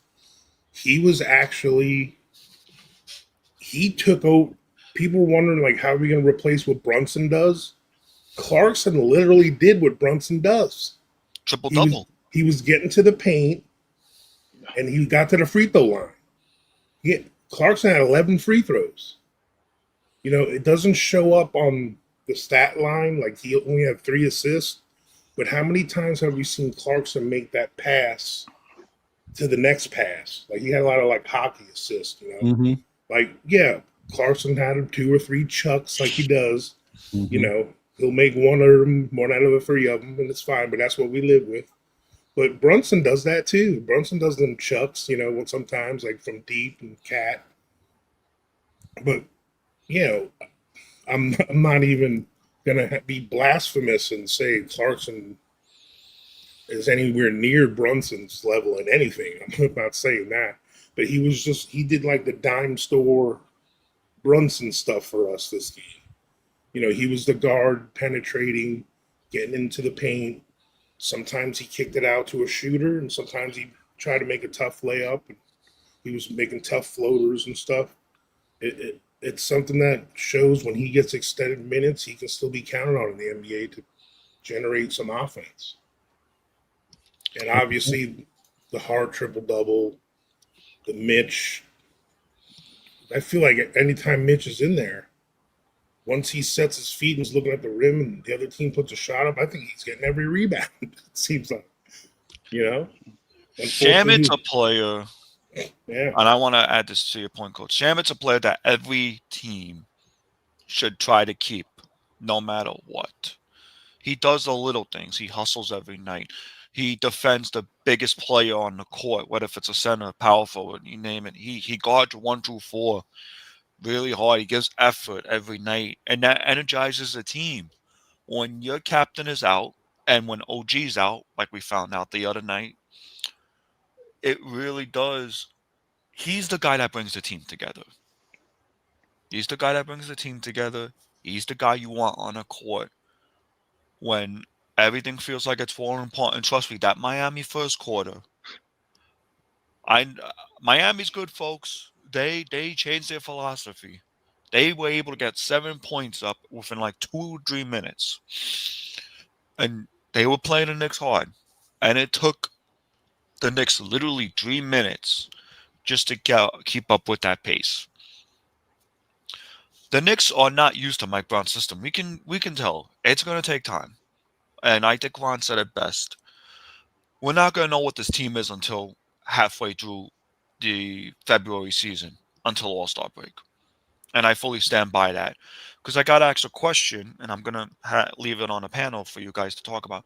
How long do you think it's going to take for the Knicks to undo Tom Thibodeau's philosophy and to embrace Mike Brown's system fully? That's a good question. That's a good question. Well, they already have. I mean, what are they doing? What I mean by that is that how long would it take fully? Yeah, I know what you're saying. I know what you mean. I agree. I think in what Coach is saying, like they're buying in, and they are definitely willing. They're embracing Mike Brown's system, which is good because there might have been a little resistance early, just because being confused as to like Cat not knowing what he's supposed to, Josh Hart not understanding what I need to do yet. But now you can see Josh got it. Cat's getting it. Cat actually looks better in some realms defensively than he did before because of the whole entire system, right? But I think to your true overall question, Yuri, it's not going to happen until the Knicks are probably a third of the season finished. And I say, the reason why I say a third of the season is finished, like they got to be somewhere in March or something like that, because the Knicks won't really understand how to break all of their previous habits until they've played most of the teams in the NBA and had a chance to go up against all the different styles of defenses and offenses. And once you go through that, like it's like baseball, first 2 times through the lineup, you're a certain way. By the third time, you've seen everything. So, okay, all right, I see what you guys are trying to do. You know what I mean? They just have to adjust, and especially in a read and react system where it's all about seeing what's on the court and then adjusting to that. They're going to need time to face every. That's why they got hit in the mouth by Orlando. Orlando was the best defensive team that we saw. So, it just takes a minute. They'll get it, though. They'll get it. Yeah, and the thing is, we showed that this system, we generated 32 assists without a traditional point guard, on the court.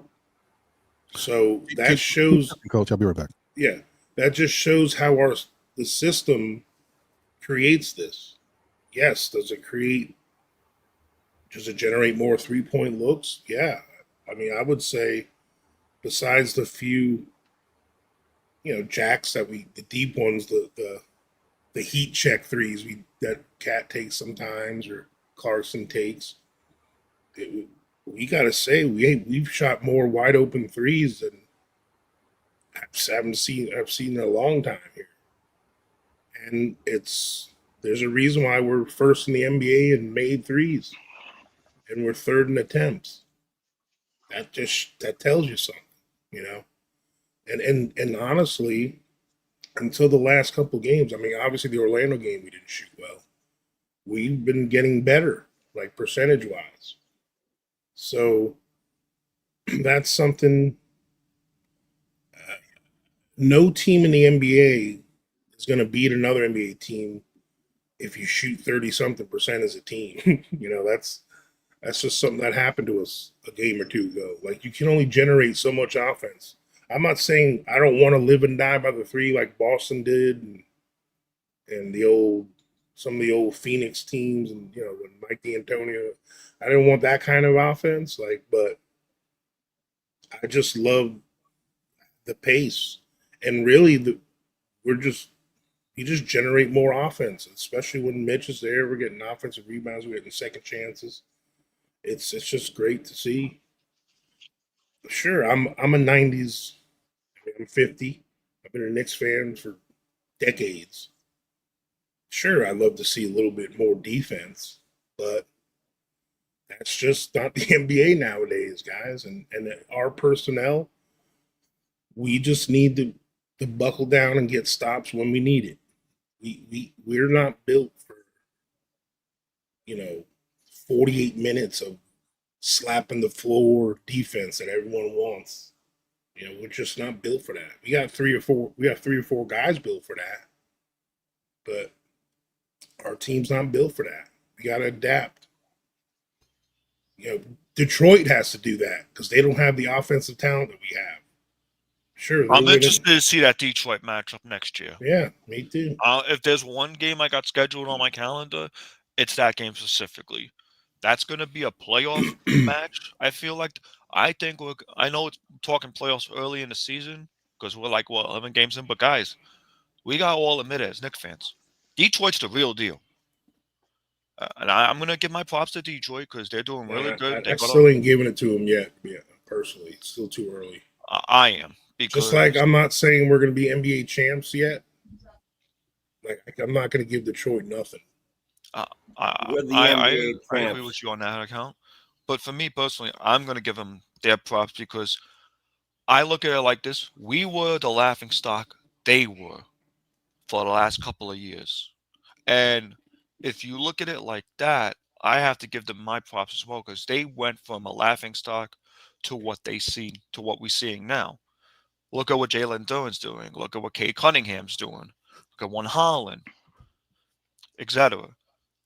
I feel like they deserve the props because we were a laughing stock at one point. They were a laughing stock at one point.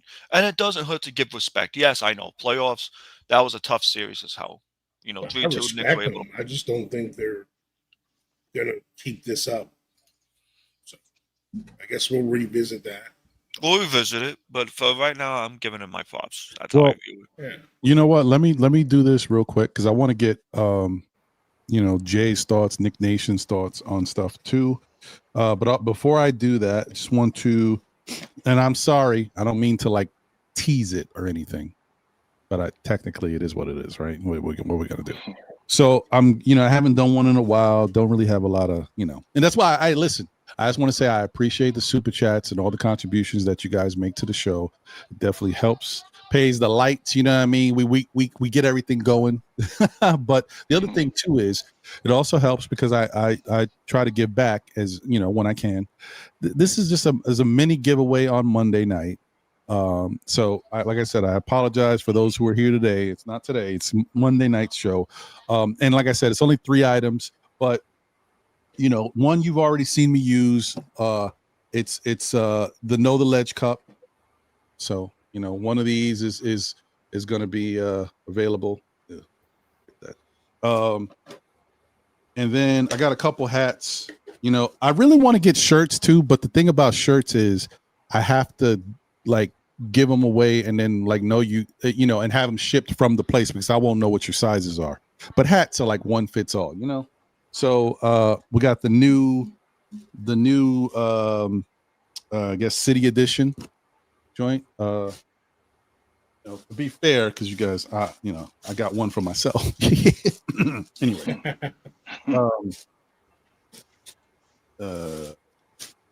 so it's the new city edition hat. It's the cream, you know. It's got the little Nick logo on the side or whatever. It's pretty cool, pretty dope. Love it. I'll take two. I'll take two. Oh, and also the bill. The bill has got that checkered blue like they have on the side of the uniform or whatever. I'm digging it. And then we got the other city edition, which is what you guys saw last night. That the black uniforms with the side stuff. This is the hat. That's cool. That's cool. You know, that's very cool. Oh, it's Fire. nice. Blue. Fire. That's nice. Yeah. So those are giveaways for Monday's show. So people tune in. You know, we'll do it how we do it in the past with a little lottery action, whatever. Put your names in the thing and roll it off, and whoever gets it gets it. You guys know. And only thing I ask is that you bear with me, because being that I have the stuff here, normally I would send it from the NBA store. It just takes me a little while to kind of, you know, when I get back to my office, I go to work and then I'll go to the post office and ship them out. Once I get all your information, all that good stuff. Okay. Now that being said, let's move on. Back to it. Coach knows. Coach was a recipient. He got a hat back in the day. Yeah, it's back there on my wall. There we go. So let me get over to Nick Nation. Nick Nation, what's your thoughts on the game last night? And you know how we're looking right now. And granted, once again, guys, I'm checking while everybody's speaking, but I don't see an update yet on OG Anunoby's status for his injury with the hamstring yet. But go ahead, Nick Nation. Good morning, good afternoon, good morning to the panel, good afternoon to the panel, to the chat, and everybody else there that's listening and following along. I thought really, well, let's just say about last night. I'm going to say a big shout out to the light skin gang last night because they put it on. Ooh, those boys lit us. They let us and lit us up. Well, you know what I mean? We're looking at between the four of them. What are we looking at? 100 and something odd points, right? Yeah. Yeah, between the four of them. Yeah, they really they put it down. Let me eat a little humble pie because I have been talking a little bit of crap about Shamet. So I'm gonna own up. You know what I mean? Because you know what I'm saying? Because a little big slice of humble pie right there. Because you know I'm a Knicks fan, and you know I've been a Knicks fan a long time, so I'm a little sensitive, and I you know live and die. You know what I mean? Right here on my sleeve. So, but I definitely thought that we had a really good game. Like I say, those guys really stepped up. We really appreciated them. And, you know, everything that they brought. But I also this week took my, you know what I mean, a little controversy here, maybe for some people, but I did take the rosy glasses off. You know, I think I was wearing my Nick rosy glasses a little too tight. For as good a game as that we had and how we competed, that back-to-back definitely told me a few things. I think, you know what I mean, the assortment of players that we have, something has to change. I definitely think that at one point, there must be some form of a trade that that gets us back. Some kind of lengthy defender, and you know what I mean, he doesn't have to be the greatest offensive player, but something that we have the ability to switch a little bit more. I think you know, in Brown's system, this is definitely, you know, we're looking for some maturation. I know it's early, but there's certain areas where I'm looking for maturation. And I thought that mentally, the physicality wore on us because you could see how it affected Cat.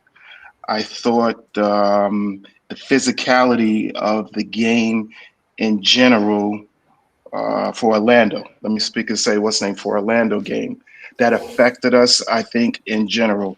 I think the two teams that we will definitely have a bit of problems with are Orlando and Detroit.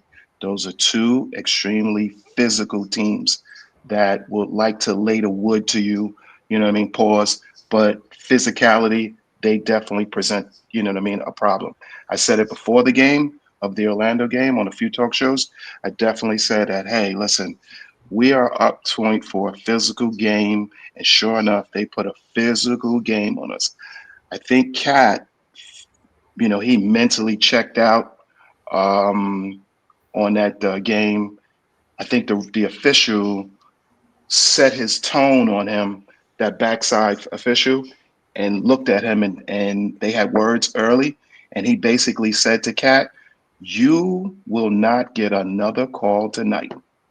And I thought it was evident. I thought even just watching it on ESPN, where I was flip flopping back and forth in a sense, but you could see Doris talk about it.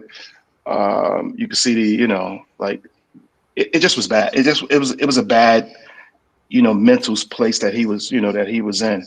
He's got to get better with that. That's the one issue where he's got to stop overly yelling, foul, this, that every time. It's getting played. It doesn't do anything positive, I think, for our team. It's not pushing us, you know what I mean, in the right direction. He's, you know what I mean, as a guy getting the ball that amount of times, and with that, you know, not that he's not getting fouled, because believe me, he is 100%. I just don't think that his mouthing it is helping it. I think he's kind of, how many officials you're going to go through, where they've seen you all, and then all of a sudden he, you know what I mean, I got to hear these same thing. You're barking at me, showing up the officials. You can't do that for so much before these guys who have the power and control literally start pushing back. And I thought that night he pushed back hard, because you could see that these were brutal physicality. But then on the other end, a guy get brushed. Oh yeah, whistle blown. So, Knicks, I want to actually, Yes, sure. respond to that.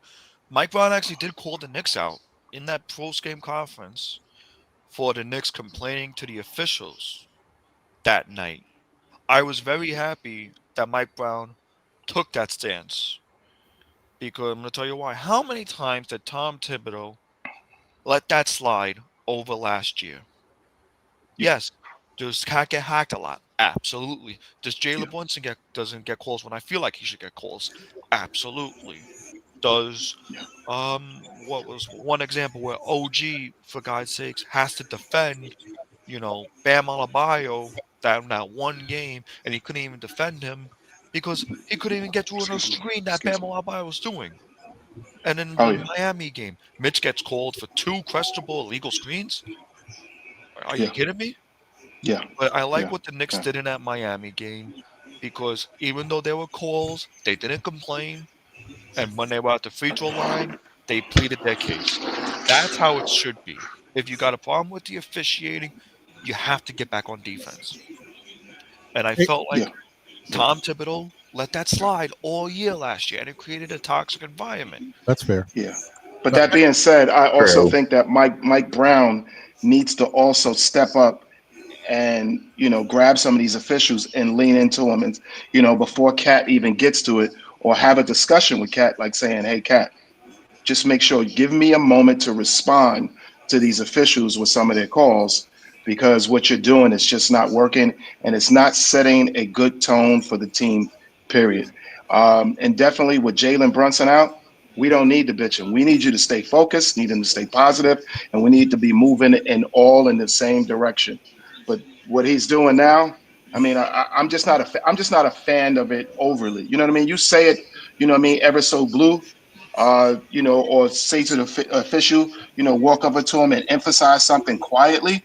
But when you start showing them and try to show up, it usually doesn't work. You could Right. ask guys like Carmelo. Carmelo had a couple of officials that, hey, for years he couldn't win a game with them, and we all knew it. So I don't think that, you know what I mean. Check the history of it. it doesn't work out unless you are LeBron James. You know what I mean? You know, are you Michael? Are you Michael Jordan? You know what I mean? Yep. Or let's say you get an MVP. You get an MVP, as you notice, these guys get those calls. But right now you don't. You don't have a championship under your belt. You know what I mean? You've made it to the All-Star. You've made it for quite a few things, but you're not going to get those calls. So what's the next best solution? Be better. You know what I mean? I do give him one thing, though. He has limited his fouls. Let's look at the last, 6, 7 games. If you really look at it, I'm giving credit where credit is due. He hasn't been in that extreme foul trouble, where we're so frantic, like, oh God, this guy again. You know what I mean? He's cutting down on some of the dumb, retarded mistakes. Let's just say that. But I'm gonna pass it on because it's a lot of guys here on the panel. I'm gonna hop off actually because I gotta wake up my pops. But thank you guys for having me on the panel for a short amount of time. Good to see you, Yuri. Take it easy. Good to see you. So before I get over to Jay and then Mets and then obviously Tory B's in the building, I do want to say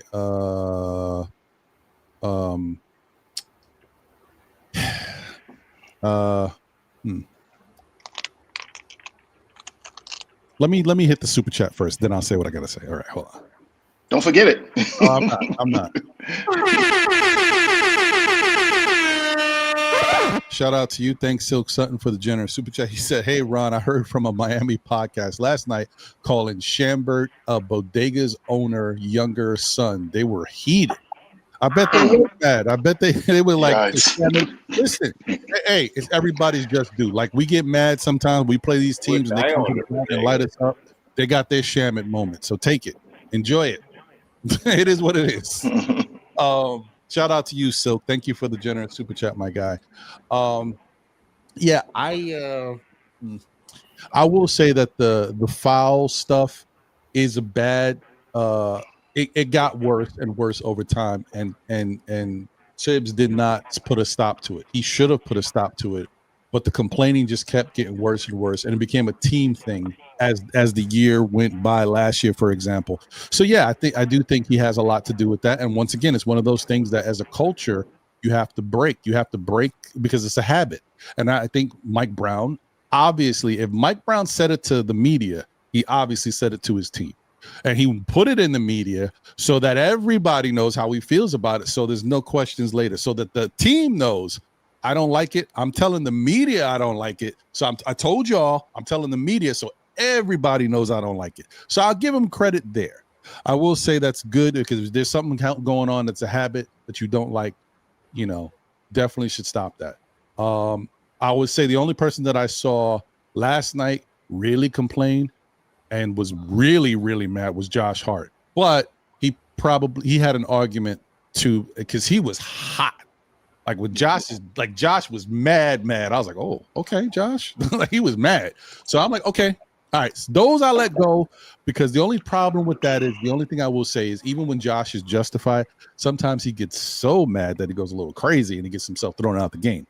But at least that didn't happen. We needed all our players. Without Brunson, whoever's out, we need them. So, and then no OG either. Definitely didn't need nobody else getting out tossed out the game. And oddly enough, even Cat. Now, this is what I was going to say about Cat. Cat was he was being sarcastic last night too, which wasn't fair to him. But he could have got himself thrown out. He was at the free throw line and he took a little too long to shoot his free throw. And he got called for a technical. And then he told the ref when he was about to shoot, I mean, am I good now? Because I don't want to do anything that's going to get me another technical. Like, when you get on the bad side of the ref, you got to be careful. He could have easily got himself thrown out. And I would have been hot. First, I would have been mad at the refs for having a short fuse. But I would have been mad at Cat for not letting it go. I get it. You're a professional player. To get called for a technical at the free throw line is nuts. But it's the NBA. This is what they wanted to do. Giannis is the last guy I saw that happen to. Because Giannis does take a long time. It never really happens. Grumpy Josh plays good. No, he does. And I'd rather have Grumpy Josh than whiny Josh. That's why he got that that triple double. Yep, exactly. Because when Josh is playing with the edge like that, and he's not being hesitant shooting, when he's aggressive, he's better and we're better. He definitely is. He's all timid, I agree 100%. 100%. 100%. I agree. So what comes along with that is Josh being Josh with the refs sometimes, you know. He's a little too much Josh sometimes. But look at the play. I'm not saying he's Draymond or Ron Artest or Rodman or anything, but those guys are always teetering on the edge of just, and that's what gives them that. That's the kind of player Josh is. He's an irritator and you know rebounder. What? I was thinking of this earlier, but you saying it now. You know, calm down, guys. I know when I'm about to say something, you'll be like, "What?" Landry Shamet is what Josh is when Josh doesn't have to worry about rebounding. You see how aggressive Landry Shamet is all over the place? That's how Josh was. But when Josh realized, hey, I got to rebound, I got to save my energy, I got to do, he's kind of backed it up a little bit. He's kind of been like that for the past 2 years. He's not like the Josh that came in when we first traded for him. He was all over the place. Once he realized his role and what Tibbs liked about him and all that stuff, and the rebounding and how important it was and how it made it, him look as a player more valuable, he changed up a little bit. So we don't get that full throttle sometimes, Josh, because he saves it sometimes. But I'm just saying, Landry Shamet may not get the same production, but the effort and energy, I think that's what Mike Brown likes. Shamet is on go. So anyway, I just wanted to put that out there because I was thinking about it while you guys were talking. But I was like, what is it about Shamet? I think that's what it is. I don't know. That's my opinion, but I think that's what it is. Anyway, let me get over to Jay Chosen. Sorry for the wait, guys. I know we got a lot of people up here. Want to get to everybody. And Mets, I'll get to you right after Jay, and then Tori B. Jay, what's your thoughts on what we've been talking about and whatever you feel about last night's game?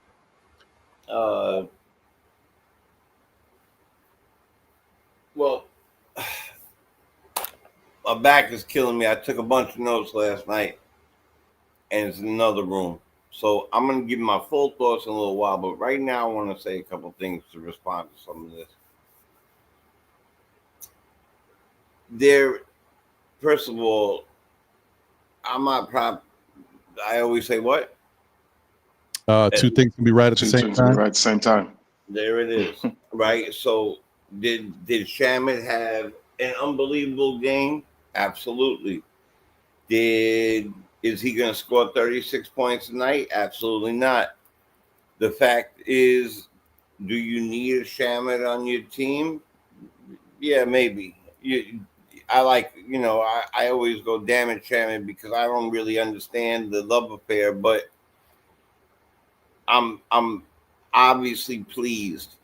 The talk about Detroit, I'm not with all that. You can bump that noise because the fact is the Knicks are the team to beat. I agree because I also happen to have talked in Knicks Nation about this, but I agree that we and somebody else here, we need another stretch big, athletic, fast, because we have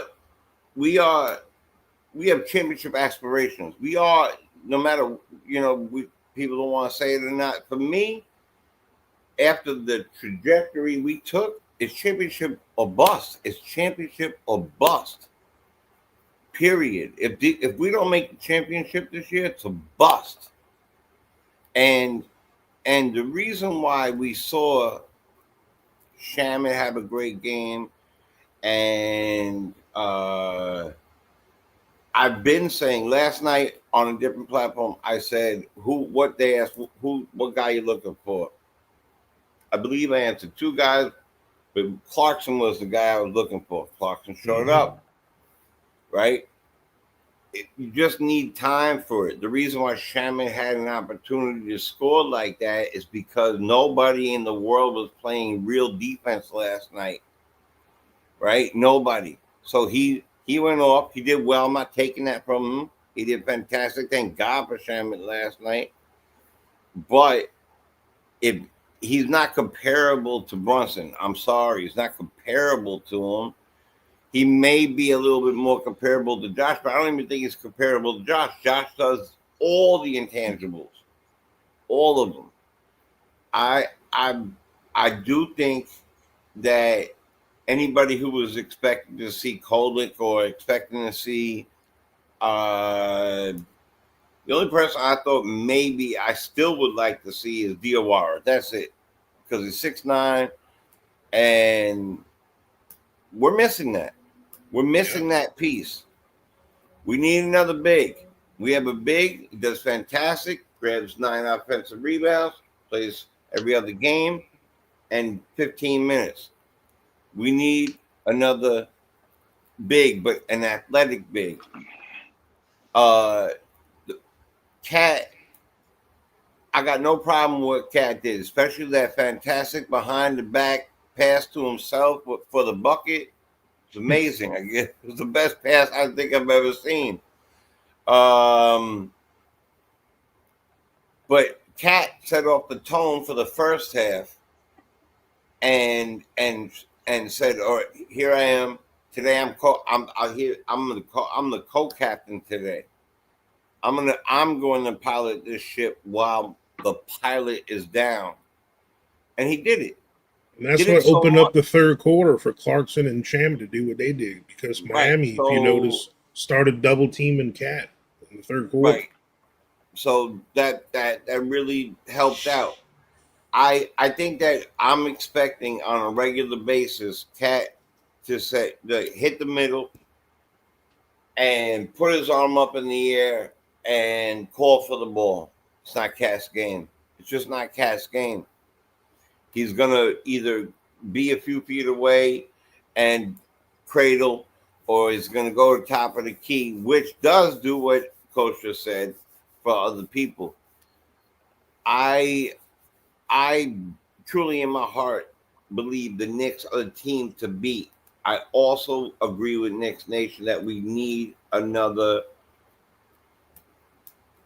If we're going to compete with the Orlandos and the people that on a regular basis, we don't need necessarily center. We need that running power forward, that 6'9", 6'10" guy who could do a little of everything. Also, the fact is, tell me who is the true point guard on this team? Who is the true point guard on this team? Nobody. Nobody's a true point guard on this team.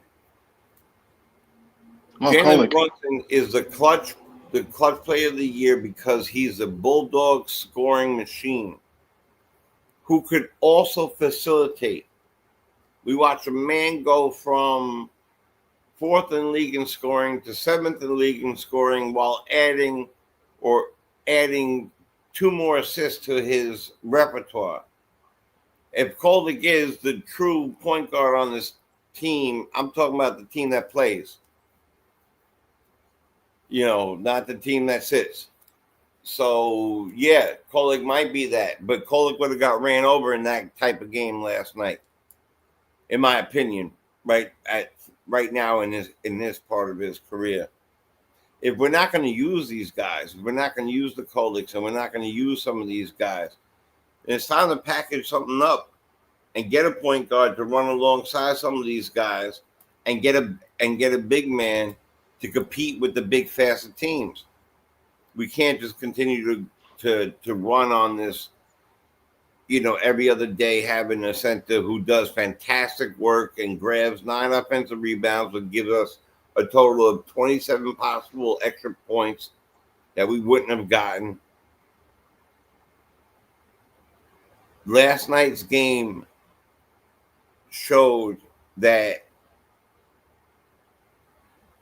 the things that I know that you and I like, Ron, like, being a top 10 offense, top 10 defense, a top 5 offense, a top 10 defense is kind of like where we are together. I see you eye to eye on that. But being a top 3 offense takes away a little bit from, okay, now we're going bananas on them. We got a couple lockdown players.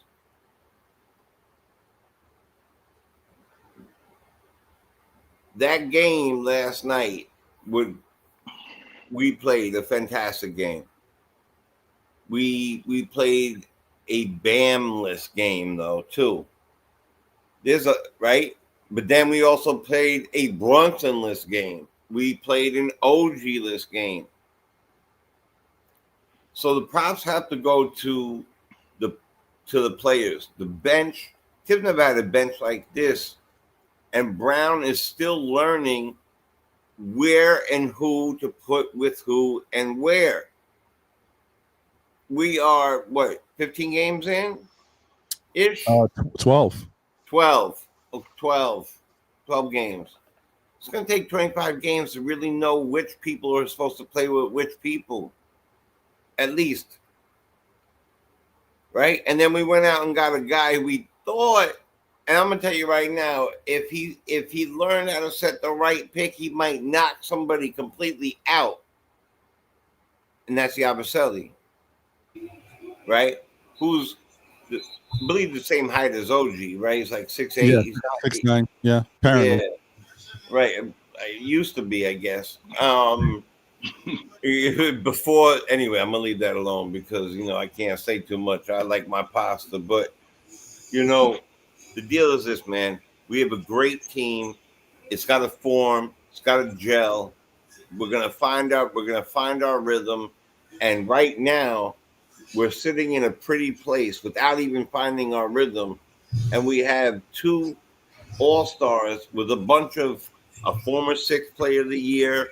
We got bucket getters. We got triple-double getters. We got all these guys. And now we found out that a guy, if you give him long enough minutes, could have a decent game. Shamet has to show me he can do that 3 or 4 times in a row, depending if Brunson is still out. That he has to do it again and again. If he can't, that's a hard ass, man. Come on. Yeah, man. It's a hard ass. He put on his hard hat. I mean, maybe not 36.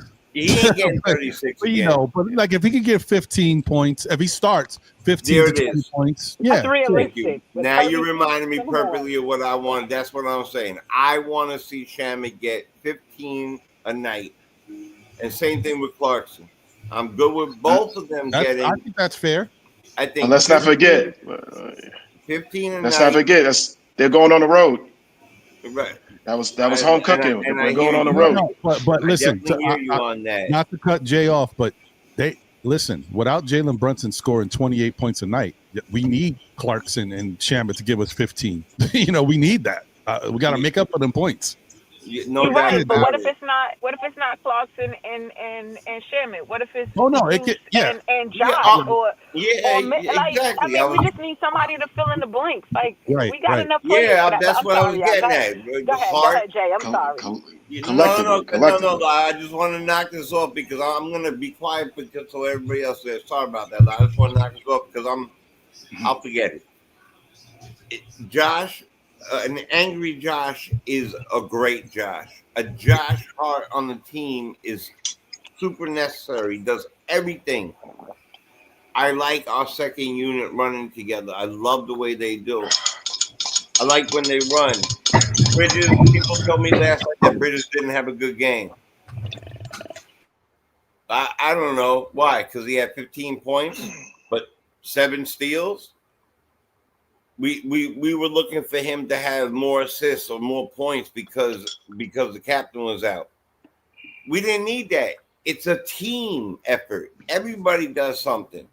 But I still believe we need another athletic big and an actual PG that backs up. And we'll see if it's going to be Shamet or it's going to be Clarkson or one of these guys that are going to do that. But why are you so obsessed? Why are you so obsessed with a backup point guard? I'm just tired of that rhetoric. Our coach has said, point guard, brother. But this isn't the 90s, Jay. Right. This isn't New York point guard It's not. This isn't like everyone's expecting Starberry and brother. I let and you all talk these. And I listen to you and everything. All right, for a half hour. But you always say for a half hour. We need. But Mike Brown has said 1 through 4 are the same position on his system. I don't care about all that. Listen, check this out. Why do you need a?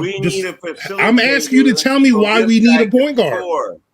Why do we need just a point guard? We don't need a point guard. We don't need a point guard. What I'm telling you is Jalen Brunson is Captain Clutch for a reason. There's a reason why this man came over here. He took less money so the team could get better.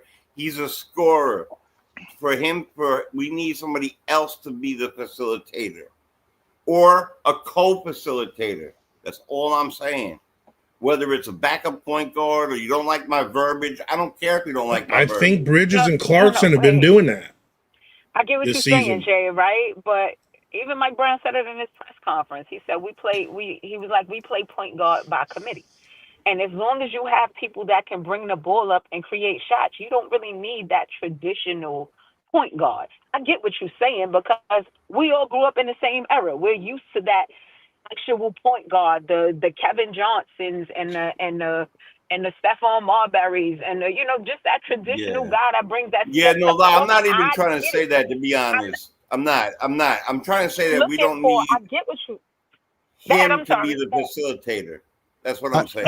And I think, well, hold on 1 second. I think, Jay, so as I said, what I was saying earlier, remember the whole thing about it is as things progress, we have to notice what's taking place in front of us. So our thought process has to change. And it's like the Knicks learning on the fly how to run this system. They can't get this all in the offseason. They got to learn while they're playing the games. As fans, when we were looking at stuff that we think they need, and I'm not saying, I think Jay made a very good point starting before the season. Jay's been saying this since last year that the Knicks needed to play Brunson off the ball at times and have somebody else facilitate. That's fine. And I don't think there was anything wrong with that. But what we're noticing is the 12 games into this season, the Knicks are using Brunson off ball, and they're still in games where they're getting the 30 assists. So obviously other guys are stepping up the way he's got them moving the ball. You may not need a traditional point guard at all. Like the way they're using each other, they can figure out because Mikal Bridges has looked really great in his role. Like we didn't, all of us talking about they need a better point guard, or it might be Kolek. Mikal Bridges is basically what is stopping Kolek from getting minutes because he's looking great just facilitating on his own. He's averaging around 5 assists a game. And I think Mike Brown sees that, and with his system, he's like anybody could plug and play. As long as you guys move the ball and move your bodies, the assists are going to happen. So I think from that standpoint, that may have changed a little bit. Although what Jay's saying about the lengthy guy who can, be interchangeable, can move around, play defense, and give us. I agree with that. I think Nick Nation said the same thing. He's come along with that too. I think that's something I think you spot on, and I think at this point we still haven't got a fix for that. And Yabusele hurts that cause too, because if Yabusele was playing better, maybe I would say we don't really need that right now. But that's not happening. So I just wanted to get that out of the way because I know Right. Do we need a point guard? I'm saying it wrong. I think what I'm trying to say is we don't need. I'm saying it wrong. We don't need necessarily Brunson to be the full facilitator. Correct. That's what I'm saying. I agree with that. I'm not saying that we need to go out and get ourselves one of the guys you said or Halliburton. No, that's not what I'm saying at all. So I definitely misrepresented what I was trying to say. I don't think Brunson needs to be that. I agree. I agree with you on that. I think that's fair. Let me get over to Mets, but hold on, Mets. I know you're chomping at the bit. You hot right now. You're going to come in and say like 2 words and be done, but I know you hot. Well, hold on 1 second before I get over to you. Dwayne Dennis said something, and I can't even believe you said this, Dwayne. I'm not trying to single you out, but you put it out there, so I gotta, So Dwayne said, I honestly don't think that Jalen Brunson is hurt at all. I believe his DNP is due to a personal statement.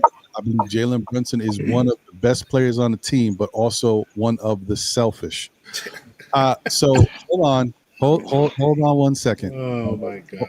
Hold on 1 second. Hold on. Only Knicks fans. Let me see. Let me wipe my eyes. Wait, hold on. What? Hold on. Let's see what we got here. Oh, I see it right there. I see it right there. Don't worry, they're gonna show it again. Hold on. Yeah, you can see it turn. Look at his ankle, yo. Look at that thing is. Come on, baby, it's twisted. A foot don't move like what that. What are we talking about here? That thing is twisted. Watch this, and I said this as it all happened. Keep going. All right, he falls immediately, obviously, because that's the thing that NBA players do. As soon as they feel something, they hit the floor because it kind of saves them. If they keep pushing, it could be worse. So that's an OG thing, by the way. Gets up, looks over to the sideline. The shake of the head, no, it's not good. That's not a I'm good. That's a no, I'm not good. Can't really shoot the free throw. Can't get any push, right? We got a second free throw happening. He's looking back at the bench again as he's shooting the second free throw. Watch this. This is no, okay, let's play. Let me go. This is me. I am out. Going to the locker room. I'm not going back on defense. I'm done. Come on, y'all. Like, I get it. We say stuff. I don't know if you were trying to troll. That there's no faking that injury. He got hurt. Look at how he twisted. And Jalen Brunson is known for. I could pull up a Jalen Brunson highlight package of his twisted ankles. They all look bad. Okay, so I don't want to go with that whole thing. That he's trolling. He's trolling. That guy's a competitor. He's a nothing but a competitor. He's trolling. Right. Come on, stop it. Okay, now let me get some Mets. Go ahead, Mets. What's on your mind, brother? If you ask me, while I am happy that Brown is putting us more at a better offensive clip, I'm worried that the last couple of games we're falling back into that trap that Thibodeau constantly put us in, short arming, handing the rotation. With the game coming up it's Monday against Miami again in a home and home or something, or is it against Brooklyn? It's Miami. It's a Miami game. Miami. We need to empty the bench as much as possible. I mean, you can't really rely on the same 8 or 9 players. I mean, I wouldn't mind seeing Hukporti on the court for more than 2 effing seconds. Well, Hukporti has to do something with those 2 seconds to get out there for 4 seconds. Like, the problem is, look, we can't keep. I am one of those people that I want everybody to get a shot to be able to go out there and play. But if you don't do anything with the time you got out there, you can't be looking at the coach and expecting more. This coach is a new coach with this team trying to figure out what works best. He's got to believe in you, but you got to believe in yourself and show it to the coach to get more time. Kolek has been a decent player for the Knicks when he's gotten time, but he hasn't done enough for Mike Brown to say, well, damn. He goes out there, he might give us 4 assists. His shot isn't really falling that great, so I can't really look at that. And we know defensively he's not giving me nothing. But Mikal's out here, he's giving me 5 assists by himself. And I'm not even expecting Mikal to be that. Like, come on, man. Like, as fans, we got to look at the team and say, all right, there's certain things that are just not happening. And that's the reason why Pacom Dadier does not warrant to play, because he hasn't done anything. When he's been out there, he hasn't really impressed. He looks okay, like he's moving around. And, Ron, listen, but, you got to see him. He's in the G League. I don't care about the G League. I care about what's going on the NBA floor. And I'm just throwing this out there, that one thing I will say about Hukporti, and I like Hukporti. Hukporti got some bad hands, okay? He's getting the ball in certain spots. He's fumbling it, so he's not doing anything with the opportunity. On the defensive side, I like to quote Sherwin. I give Sherwin his props when it's deserved. Sherwin has been saying that Hukporti is not a great defender. He can block shots. He has good block timing. But as far as staying with his man and stopping his man from getting the shot off and getting a good, adequate score, he doesn't do a great job at it. And so until he improves on at least that, I don't see how Mike Brown could keep the Knicks apparently put out a statement through their back channels. You know how the Knicks do stuff back channel wise, that they are looking for a backup big. Why would they say that when they got Hukporti on the bench? That's what I'm saying. Like, there's something going on. Just go ahead, Mets. Continue what you were saying. I'm just worried. I mean, sure, under the Brown system, the front 5 aren't. I mean, it's not as front heavy as it was under Tibbs' system, where you had the front 5 playing like 35, 40, or even 45 minutes a game. I mean, I think most are topping out like 35 minutes a game. Around there, yeah. But still, it's the same limitation of like of 8 to 9 players, especially now with OG out, you got to put someone in to take that spot. Yabusele, I don't see him being a good fit, nor do I see Dadier. Why not throw Jameson or Daiwa a bone at this point? Okay. Well, so then and I'm just answering questions as you're saying them, kind of like just helping the narrative or the conversation, not narrative. Diawara, fine. Could Diawara get some time? Maybe he will. But remember, Mike Brown had to adjust on the fly, and maybe he felt like instead of forcing Diawara in here right now, let's see if we can get through this game with what I got, and then the next game, because they got to play the same team again. Maybe he's like, in the next game, we'll see if we can tweak it a little bit and give somebody, minutes. As far as Jemison goes, the Knicks do not want to use these two-way players now. They are trying to hold these guys as long as they can because they can only use them for 40 games, and that is it. So the longer you can push these guys out, because you may need them down the line. It's not like they don't need them now, but if you use them now, we get into the dog days later in the season, and Jemison's on the bench, and you like, well, what's Jemison? You can't use him. He played all his games. That's it. It's over. So that's the bad thing with the two-way guys. But the other thing I was going to say is, to your point about using the rest of the lineup, and you were happy, I guess, that he was using 9, 10, maybe even 11. He was doing it, but he also ran into the problem that guys were not getting enough minutes. Jordan Clarkson, look at Jordan Clarkson's play. It's night and day. Now that he's getting minutes, you notice how he's being productive. Before, when he was coming in 3 minutes, then leaving. Coming in 3 minutes, getting the ball with 21 seconds on the shot clock and having to jack it up. It's not benefiting him. And Mike Brown admitted, I was a little wrong about how I was using guys. And once he minimized that and changed the rotation, made it a little bit more manageable so he can give everybody minutes, now guys are producing. So I get it. He's got, you want him to be flexible. He is. He's not Tibbs. He's flexible. It's just he also has to be smart, because these guys don't. The only person that I could say it's working for on limited minutes is Mitch. Mitch has been incredible with these limited minutes, but everybody else, they need some consecutive minutes to get a rhythm. They're scorers. Go ahead, Mets. Sorry, continue. I mean, I get that.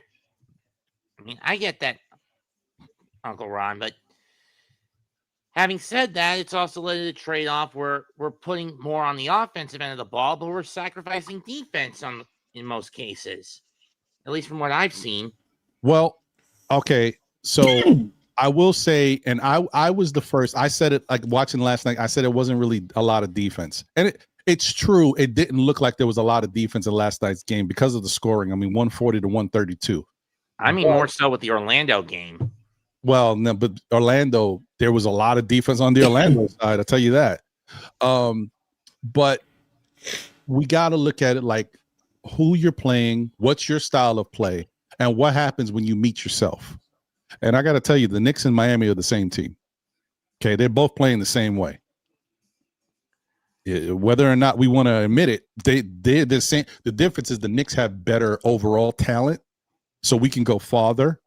But the Miami is. Look at Miami, guys. They're the Knicks. They're playing the same way.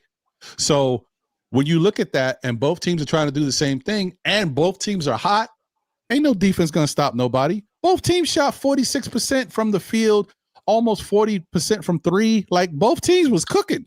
Well, there's one team that could stop that. It'd probably be the Pistons. Well, that's the thing. The Pistons are not the Knicks. The Pistons are a defensive monster over there, and they're becoming even better as they play. And the Knicks are going to have their hands full when we face them. So hopefully we're straight by that time. Continue, Mets. Go ahead. I mean, when we do face physicality-oriented teams, you look at teams like Oklahoma City, San Antonio, Detroit. How are we going to combat that? I mean, against Oklahoma City, we haven't beaten them in 3 years at this point? It's true. That's true. Well, you know what? The Knicks are going to, and obviously we all know this, the Knicks are going to have to become a better team. By the time they play Detroit and teams that play that level of defense, the Houstons, the OKCs, the Knicks are going to have, the Knicks are going to have to become something better, right? And it's not going to be settling for threes. They're going to have to do their read and react offense, but they're also going to have to understand This is what I think Mike Brown and his coaching staff are already thinking about. Okay, we saw it from Orlando. That's your first taste. What do we do when the threes are not falling and they're blitzing us in certain ways? We're giving up the ball. We can't get to our spots. What do we do?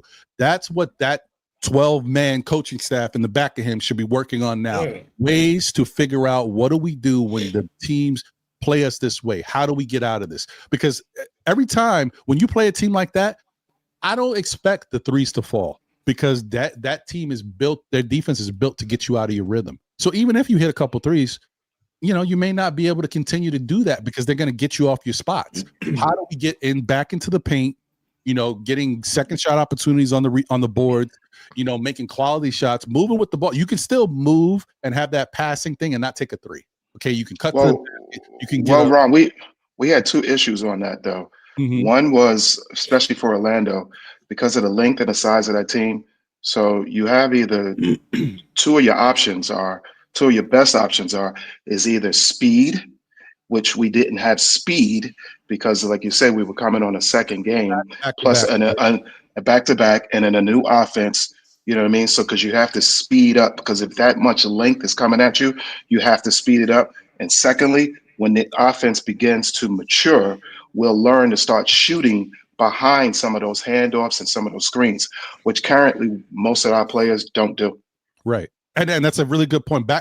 Going back to that, it's a really good point that you brought up. The whole thing, we can't forget that the Knicks played a back-to-back, and they didn't even get a chance to rest the way they should have, because in the game prior, which should have been a blowout, remember, they let the team get back into it. So that fourth quarter, the starters were out there really kind of still fighting to keep that lead, because the other team was shooting threes and starting to get back into it. So, yeah, things didn't work out perfectly, and the Knicks had to expend more energy than they probably should have, which carries over to the next game in a back-to-back. Some things you can't have any control of. You still got to go out there and play the game.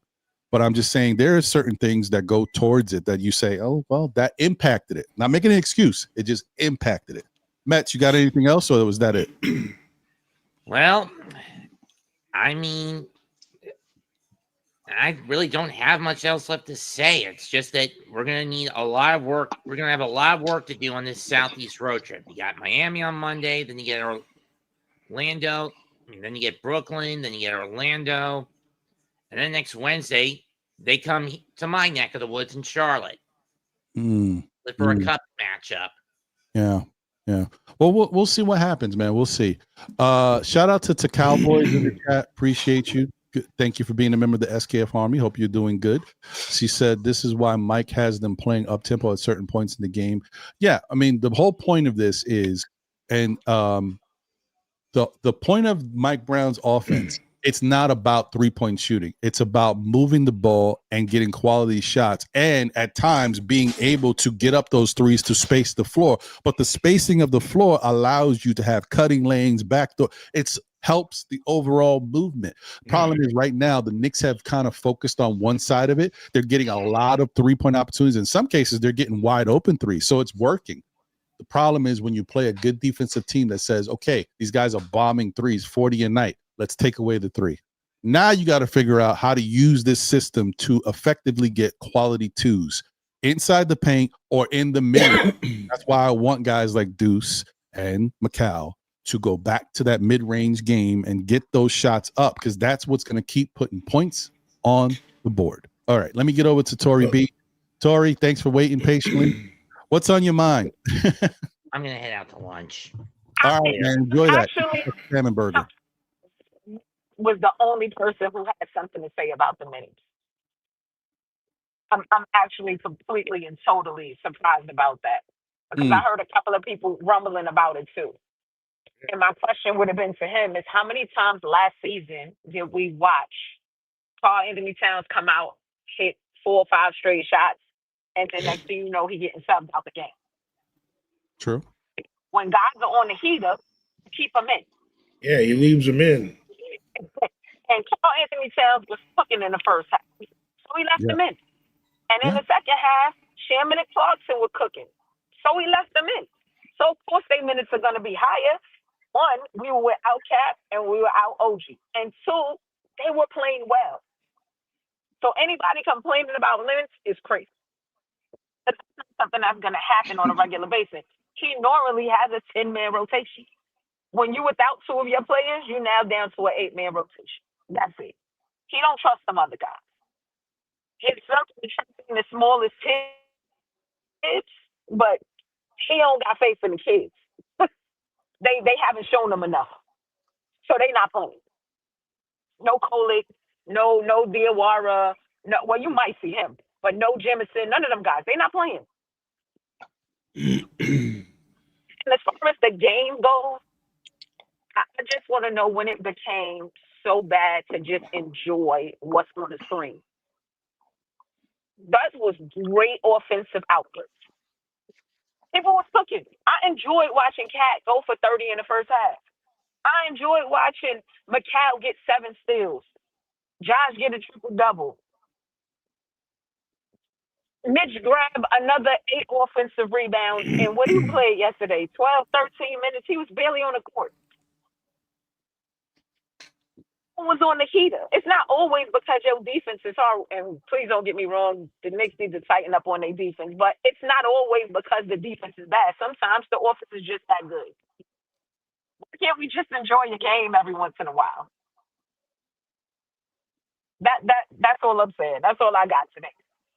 I enjoyed watching the basketball game for the first time in a long time because as a fan, I sat back and watched it and enjoyed it. I didn't nitpick and I didn't tear anything apart.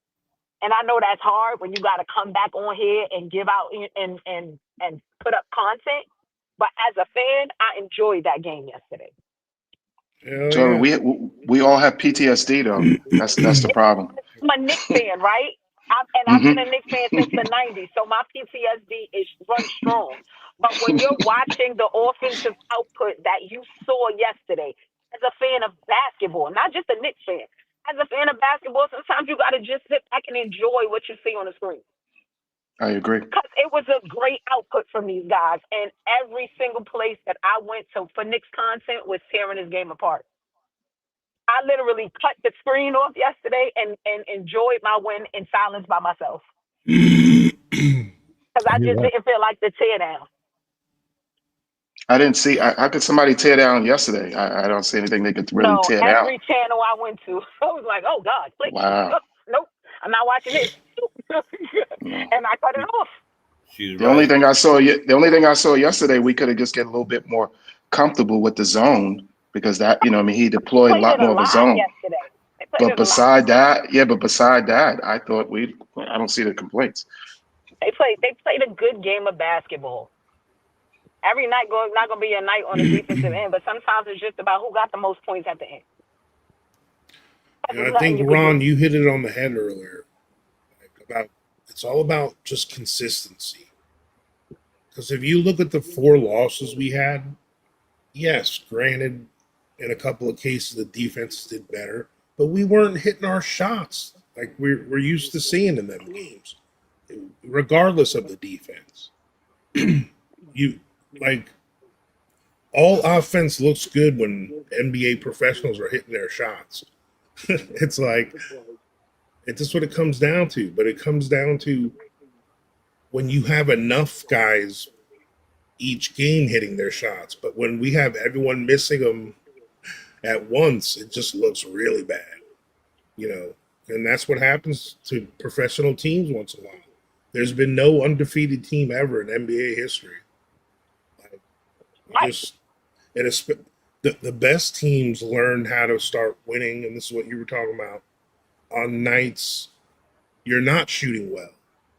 And that's when your system has to find a way to generate offense when your team's not shooting as well. So that's where getting deeper into the season for this team and this system, that's when we're really going to see this system's amazing when people are hitting their shots. I mean, look what it does. 140 points with 2 starters out, So every offense looks great when everyone's hitting their shots. So every shot Landry put up last night, I thought was going there. I'm like, it was like he was doing. It must have looked like the ocean to that guy. He was like he was the third splash brother last night. Some of them step backs he was taking. Mm-hmm. So yeah, man, it's something that it looks great, but I want that's the only devil's advocate part I'm going to play in this. Like I believe in the system, and I think when we're not hitting shots, that's when we start doing the hitting the guy, and we see glimpses of it in these games, hitting the cutter for layup. Like how many passes in the paint for layups and dunks have we had this year compared to last year? Right. Like we're actually having people with these point guard dimes, like into the paint, and some alley oops are being thrown sometimes. Like that's a fact. It's good to see. Like it's happening, and that's what you were saying earlier. Spreading the court does. It's much like the football, and it's the same thing. That's why they started the spread offense in football. A lot of people think the spread offense is all passing, but what it does is sets up. That's why the run out of that always works too, because you're spreading the defense out, and then you're running up the middle, or you're doing a zone run, or the QB's a threat to run in spread offenses. So it's the same thing with our offense.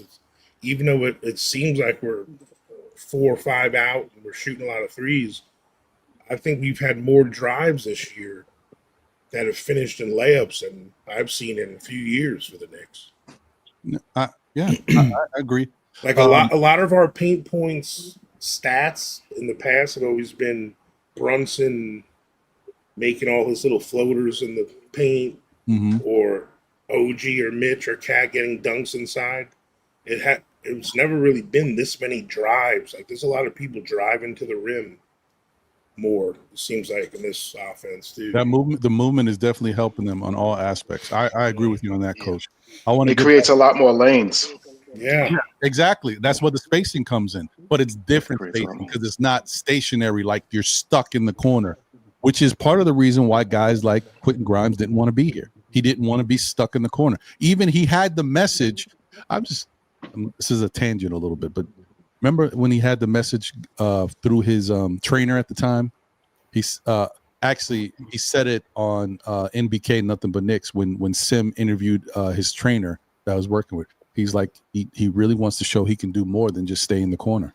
But that's a message. Like you know how MSG doesn't like the player speaking.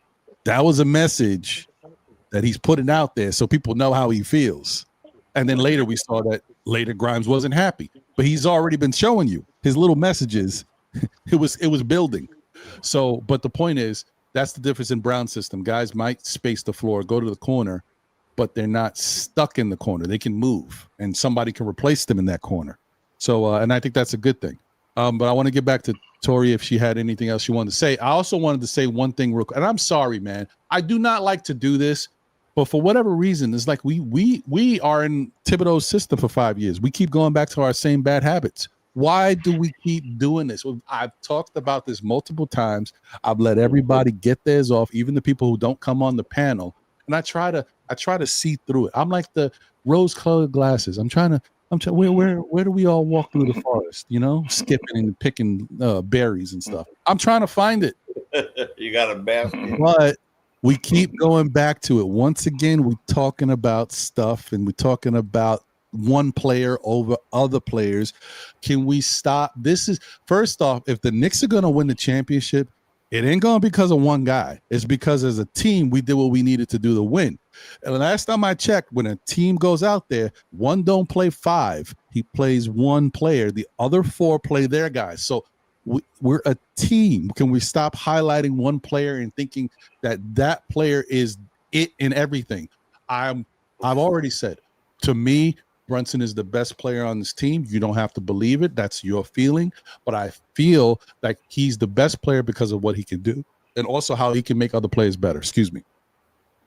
That doesn't take anything away from Cat. Cat could be the second best player on this team or the first best player on any given night or the best player when Brunson's not out there.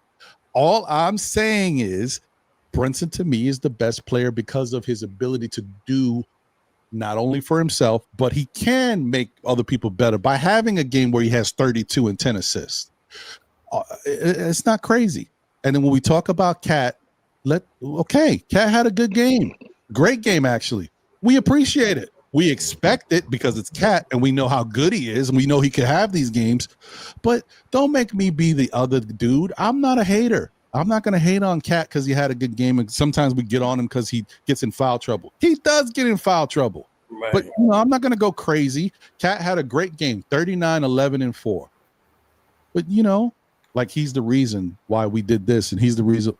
He had 39 points.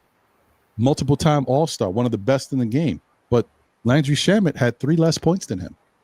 Come on. You know what I mean? I don't want to do that because it downplays Cat. They shouldn't. But Landry Shamet had 36 points. And Hart had a triple-double. And Bridges had 24 points. People we won collectively. Let me tell you something.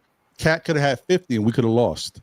If it wasn't for the fact that Landry Shamet had 36 and Mitch had 10 rebounds and Josh Hart had a triple-double and Jordan Clarkson added 24. We could have lost. That was 140 to 132. We easily could have lost this game. They were cooking. And one last thing. Sorry, I know I'm on a little bit of a tangent. I'm sorry. I got to get it. The other thing too is, remember we talked about this in the offseason when we got Mike Brown. They wanted to play a faster style, better pace, good movement, spacing, passing. It's real, guys. We talked about there was going to be games that the Knicks weren't going to be able to stop anybody. They were going to have to outscore them. Last night, 140-132. That's one of them games. That's real. That's going to happen. Some nights the Knicks ain't going to stop anybody. This is why they switched to this system so that way, hey, even though if we don't got it on defense, we've watched this Knicks team, most of the same Knicks players lose, give up 20-point deficits, have to fight and claw their way back. It worked. It worked against Boston twice in the playoffs. That's not the way you play basketball. That ain't always going to win you games. So sometimes you need something else. And the something else is our ability to possibly outscore a team. We can't stop you, but you can't stop us. That is what they're trying to do. All right. I'm off my tangent. Tori, was there anything else you wanted to add? My apologies. No, you know what? I didn't have anything, but now I do. If you listen to any of the press conferences last night from the players, right? They were interviewing Cat, and they were asking him about his second half performance. And he was like, I could have came out and selfishly kept the basketball and scored 60, and we could have lost. But instead, Shamet and Clarkson were having great games. So when I was double teamed, I passed out the double team to those guys. He believes in team basketball. He believes in playing with his guys. But you got his fans in the chat acting like he's the only player on this team that counts. And it's a bit ridiculous. You can't win by yourself. I don't care who you like. I don't care how much you like them. I love Cat. I love the fact that he is a Knick. He is probably, I'm going to say, third best center in the league. And he's on my team. He's a Hall of Famer. Yep. Legit. Going to the Hall. And he's on my team. One of the absolute best passers in the game. He has amazing court vision. I take him for 4 assists on every one of my parlays. I think he failed me once this season. The man he's out there averaging a triple-double, 12 rebounds and 23 points or something. He's giving you a double-double every single night. But that doesn't mean that I hate the rest of the people on my team. Everybody contributes. That's not the only player out there contributing. Jalen contributes. McCall contributes. These guys are playing. They literally are marching as one. Every time you interview any of them, they talk about the team as a collective. Yes, I had a good game, but my teammates, my team, we all want to win. They all have the exact same answer every time you talk to them. It's one band, one sound. And everybody that's talking that nonsense is so selfish.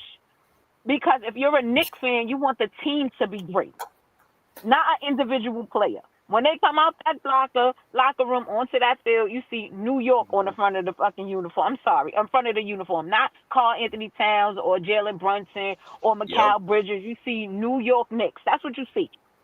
So if you don't like any individual player on the team, go find somebody else to root for. Because at the end of the day, y'all like cancers. It's a pariah. Y'all not doing this fan base no good by bashing literally the best player on the team. Because whether y'all want to believe it or not, Jalen Brunson is the best player on this team. Period. End of story. He's not selfish. He took a pay cut so his people could get better contracts. Who does that in 2025? Nobody. Because this is a generation that is literally out for self. And you got a young man who's pretty much half my age out there taking less money so his people could eat. People don't just do that when they're selfish. If he was selfish, he wouldn't be buying into Mike Brown's system. He wouldn't be getting 10 assists a game. How many times has he passed the ball and they missed? He should be getting 20 assists a game. Because these guys are chucking the ball and they're not hitting their wide open shots. Like, it's just, it gets a little ridiculous at a point. You don't like Jalen Brunson, fine, kick rocks, leave the fan base. Because at the end of the day, he's the captain. This is his team, and he's not going anywhere. If there's going to be a trade, he'll be the only one left standing. So if you hate him that much, go find another team to root for. Stop inundating the chat with how much you hate him, because nobody's going back and forth with you about this nonsense no more. It's stupid. They all Knicks, and we all want them to all be good so that we can get a championship. And collectively, they have to do it together. JB can't do it by herself. Cat can't do it by herself. They need each other. And thankfully, they drowning out the noise of the nonsense that's going on in chats like this.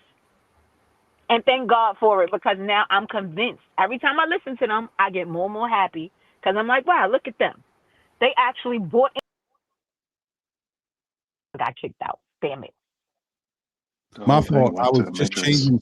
I realized there was only 4 of us here, so I was just changing the view, and I didn't think it was going to do that. That's a bad on me. I need to know how StreamYard works a little better. Continue, Tori. My bad. Oh, you can hear me? Yeah. We can hear you. Oh, I thought it dropped out. It's so frustrating to listen to it every single time there's a chat. And it's only 3 or 4 people, but they constant. At a point, it's just a bit much. Because a lot of the stuff they put up is just not accurate, and it's not even true. Yeah, you want to talk stuff that's put actual facts in the chat. I don't have to bash Cat because I like Jalen. I like them both, and I'm happy they're both on my team. And I don't want either one of them to go anywhere. I wouldn't trade either one of them this season because I believe in team chemistry, and I think that they're playing so well together. And it's hard to replace that. When guys genuinely like each other and they want to play with each other and they want to win together, it's really hard to find that again. So we going to have to, I'm going to start pressing the block button because I can't take the folk no more. It's a lot. It's a lot. I'm anyway, so glad you didn't have anything else to say. No, I agree. Yo, I got one thing. Let me just say one thing. Before you go, Jay, let me just say what I was going to say to Tori. What she said. I was just going to say one thing to Tori.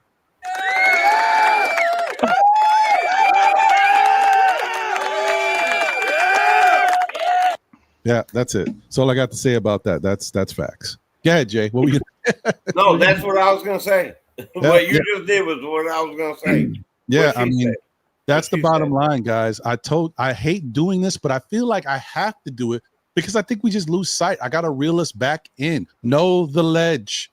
That means more than just what you think. It's about us understanding this is our team. Fine. You want to say one guy who's been getting some bad flack because of certain ways he's playing and you feel like it's undeserved. Okay, he played great last night. All right, acknowledge it. Hey, guys, this guy played great last night. I hope you guys, can understand that, he might go up and down, but let's give him some props too. He played fantastic. All right, let's go.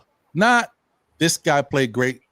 This guy sucks. Or see, this is why he played great because this guy wasn't there. Or, they wouldn't be anywhere without this guy. You see what No, we're 8-4.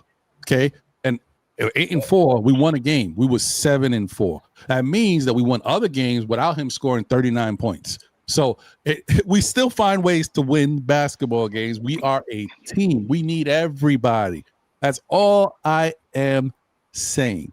And shout out to Sherwin. Sherwin was like, what do you see?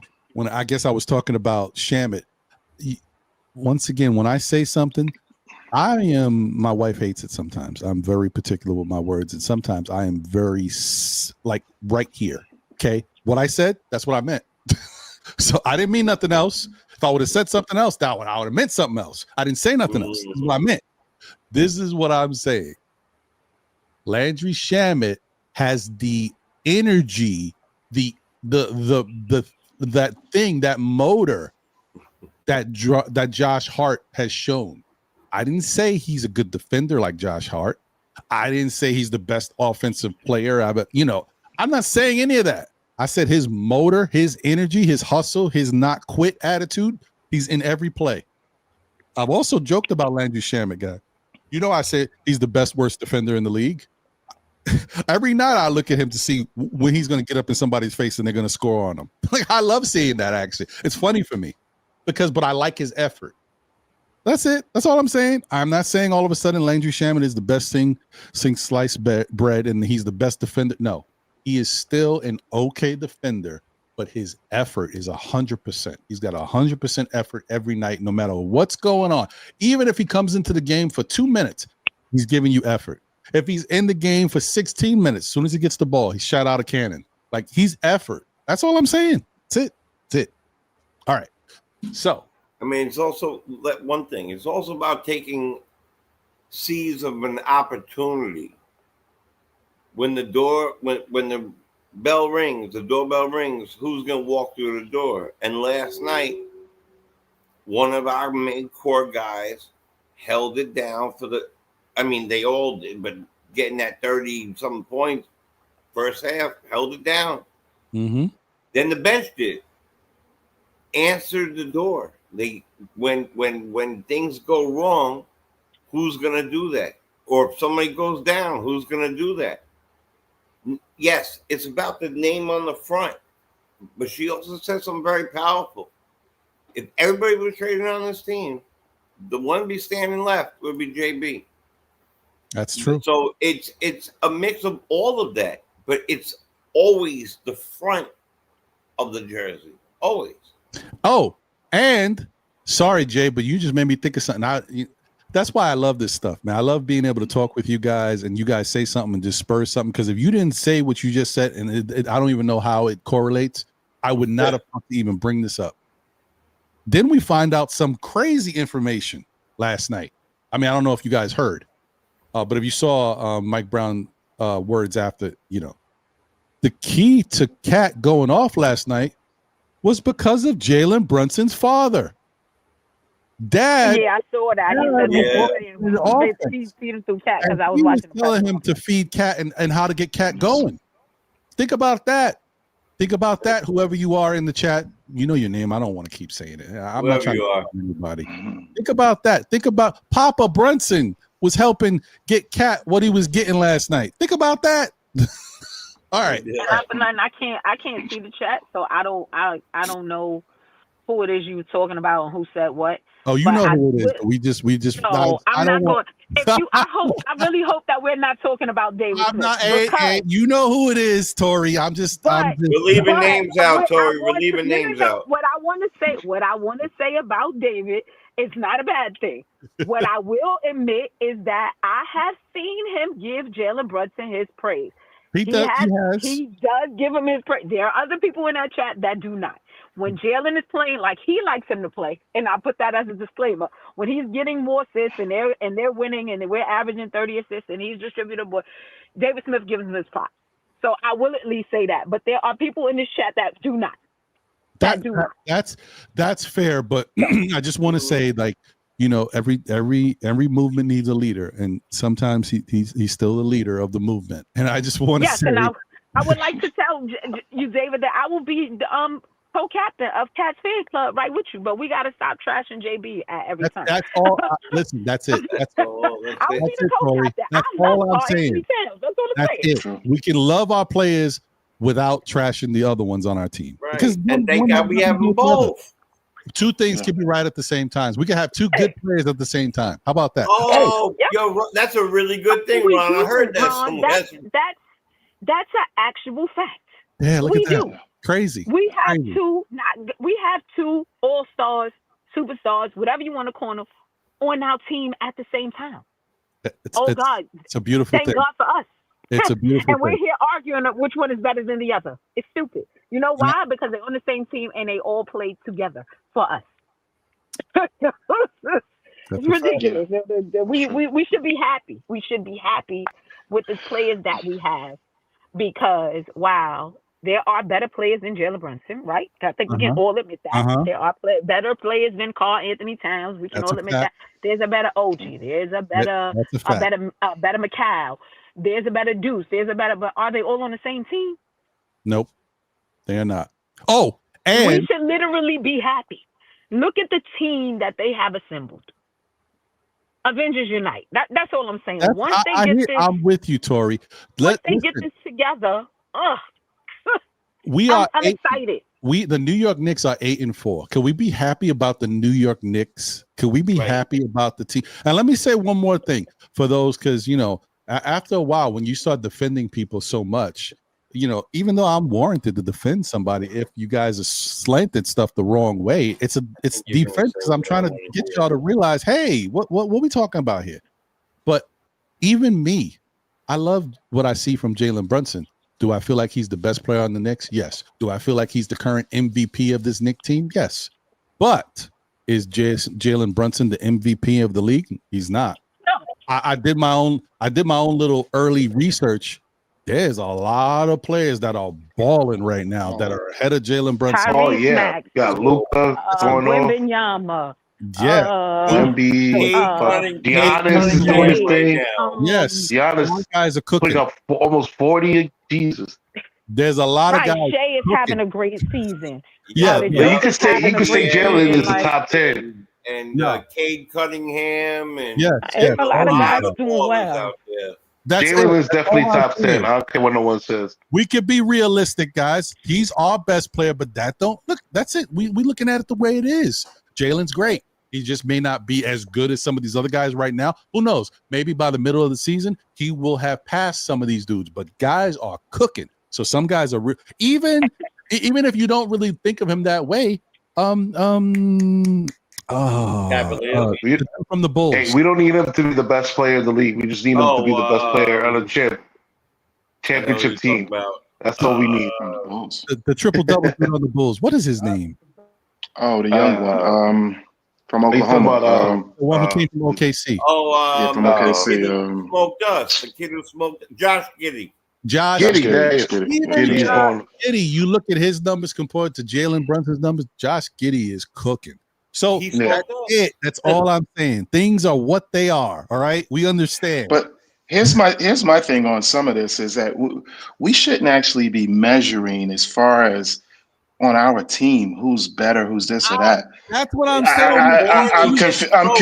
It's confusing. And number one is that Jalen Brunson is selfish. He's selfish about trying to win a championship and doing whatever it takes. The man's got the highest IQ on our team, point blank. I love Cat, he has the most, but the IQs are totally different. The IQs are totally different. Brunson's IQ, as far as as far as game and a team game, is up here. I love Cat, and Cat has extreme talents, but his IQ is nowhere near where Brunson is. Maybe just, and plus that, like you say, he's a point guard. So the points of the system. Our coach has said that the toughest job probably on this team will be Cat's because of the position points that he needs to know. So right now, he's feeling his way out through this system. So I don't see where anybody really, comparing as far as who's better, who's this. They're both learning the install. They both have areas to improve. Brunson, in the first few games, as we saw, had some issues. Like he was reverting back in certain ways. But then as the game started to flow, all of a sudden, like you said, he started to see where his assists were better. Because why? He knew where the players were. That takes a point of your IQ. He knew that this guy might be coming off the curl. He knew that this guy, all of a sudden, he sees that back screen. So those passes are coming out. You know what I mean? But I don't look at the chat. as far as when I am here on the panel, but when I'm in the chat, I'm in the chat. Because sometimes some guys are just, we know that they trolling or they're just trying to say something that, you know what I mean, to spark something. So I can't feed it. I can't feed. Yeah, I can't feed into that. I can't feed into that energy. I will say that there are some guys that may come in here and try to troll a little bit and have their little moments, but in fairness to there's certain people that are very passionate and really feel the way they feel. My whole thing is this show is about giving everybody a chance to voice their Nick love or even sometimes Nick hate. It happens, but the key is for us all to be able to talk and get through things together, educate one another, to understand how to be better fans, smarter fans, and enjoy what we're watching and enjoy this team and what they could do throughout the season. And at the very end, be able to celebrate together in the Canyon of Heroes right outside, but whatever. But the point is, I want all of that, but I just want people to understand that when you try to big up somebody, just don't tear down your brother. You know what I mean? Exactly. That's something we learn when we're young. Big yourself up by not tearing down someone else. And that stuff is weird to me because I don't know about other teams. I'm curious. And when I jump into like other fan bases stuff like the Nets or Miami or Atlanta, I don't see them winning games and then talking about one dude's better than this dude on the same team. They talking about the rest of the league, how they're better than them. We do it amongst ourselves on our own team. Like, what are we doing? That's all I'm trying to say. Let's get past that and enjoy our team and see where we go from it. That's it. That's it. I think Knicks fans are so bitter, though. Like, just we haven't won nothing in so long. They just can't be happy with what we see right now. And this is like the most complete team I think I've ever seen them have. Like, the bench just put up almost 100 points. It was the bunch that put up 100 points or whatever. Well, no, bench points was cooking. You're right. They the bench was on fire. They kept like, come on, guys, for real. And then like Brunson is adjusting. Like these are the most catch and shoot shots he's had since he's been on the Knicks. Like it's better for him because he doesn't have to expend so much energy playing Brunson ball and trying to cross up people and put all his energy. He could save that when we need it for the fourth quarter, if we need it for clutch time. So like, this is. It's going to take some time. When I say I see some problems, that I think, who was it? Orlando game, I felt like the size got exposed. So let's say we make it to the finals. You see OKC. That size OKC had might give the Knicks a problem. But it could, yeah. There's flaws for every team. So, but I mean, we got to like what we've seen so far. Like Shamet just put up 40, almost 40, I think. So like 30-something, like what is the potential of this team is finally be unlocked. I see it this way. And Juan, the other thing I want to say is we get so now, don't get me wrong. I'm not saying that it is important, guys. I'm not trying to downplay it. We get so fixated on team size. Like it's not just about team size.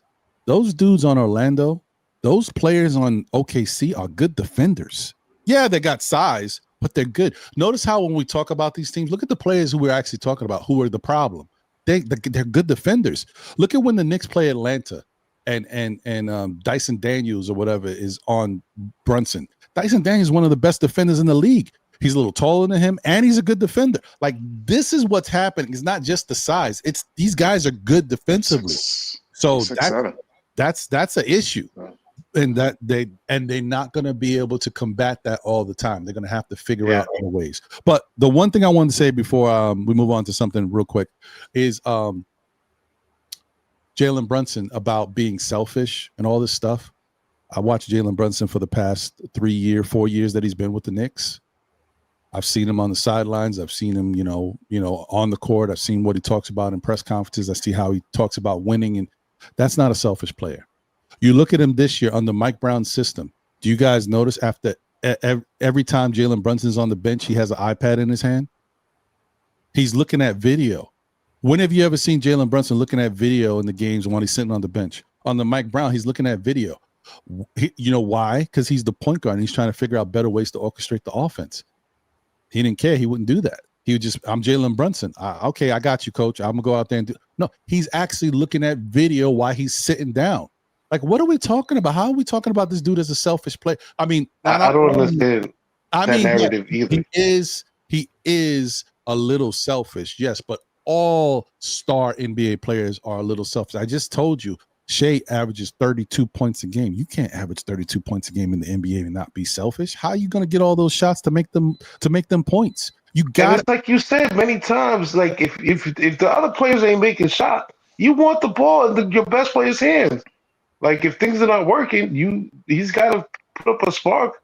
That's why he has the ISO. Like that's when you go to it when things are not working. And you're like, all right, well, you put it in your best player's hands and make things happen. That's what Jordan did. That's what that's all the best players do when the team ain't working. And things ain't working. And another thing, Juan, if say the Knicks played the next game, let's say Brunson was healthy. Say the Knicks played the next game in Miami on Monday, and they decided to use Jalen Brunson the whole game off ball. You know what would happen?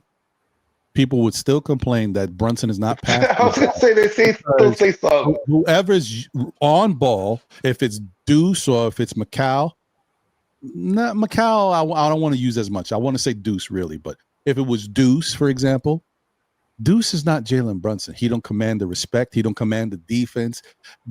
Okay, he ain't going to get you what you need to get from that position the way Brunson would. So guess what? If Deuce brought the ball up, eventually he's going to pass it to Brunson. And Brunson's going to have to do something with it.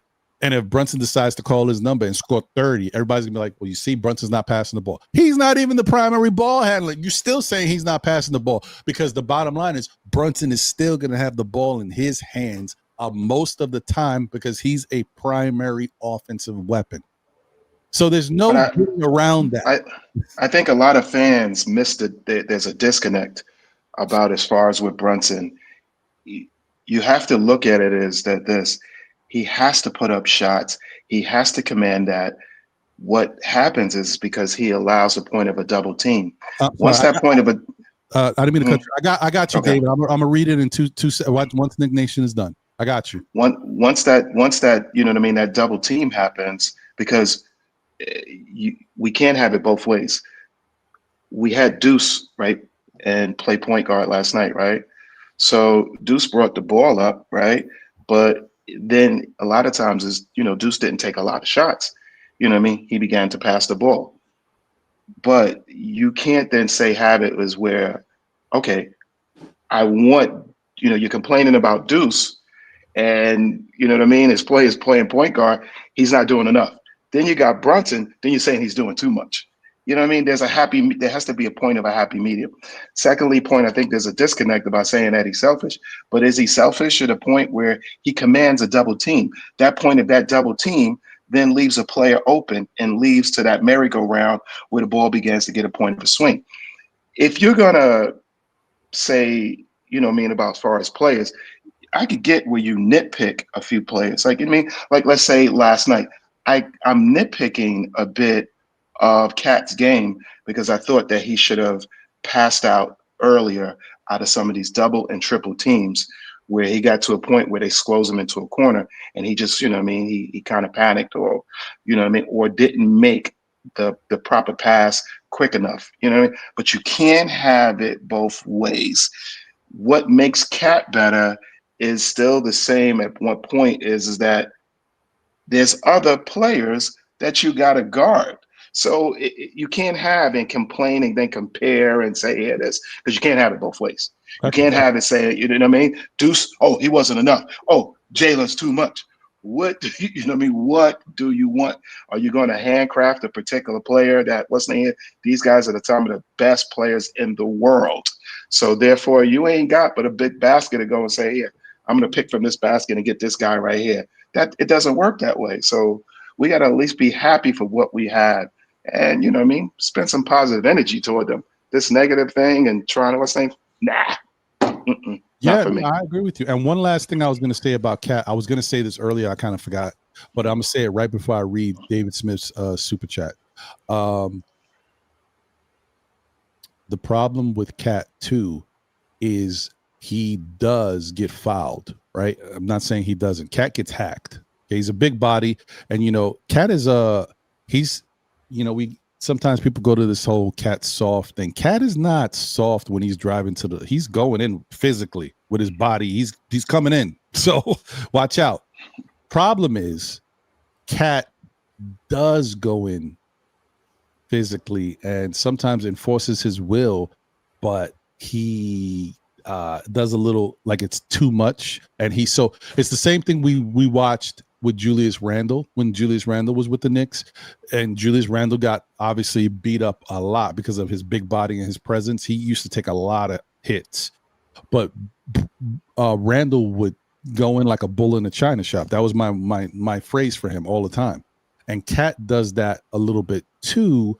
And so obviously the refs are going to call it. Like if you don't pull back a little bit with your physicality on the offensive end, before they can even be on your side from what the defense is doing, they're going to see you first because you're the first thing that's coming in like that. So obviously you're going to get called for it. And so sometimes when he gets fouled and he gets no call, then he starts complaining. Then he gets in complaining mode. So even when he goes in and initiates the contact and there's no foul, he's still complaining. So that is one of the problems with Cat. He gets into complaining mode. They don't alleviate his complaints because they don't grant them the foul calls. And so now he's complaining for everything. And then it looks like he's whining because everything is a foul. And sometimes it's not a foul, which was what, shout out to Mike Brown. You know, he was very candid in saying that you guys are complaining. I can't even go to bat for you because y'all complaining about stuff and it's your fault. You're not taking accountability. I thought that was pretty good. I like to see that. And I like Mike Brown. Look, Mike Brown is on the hot seat.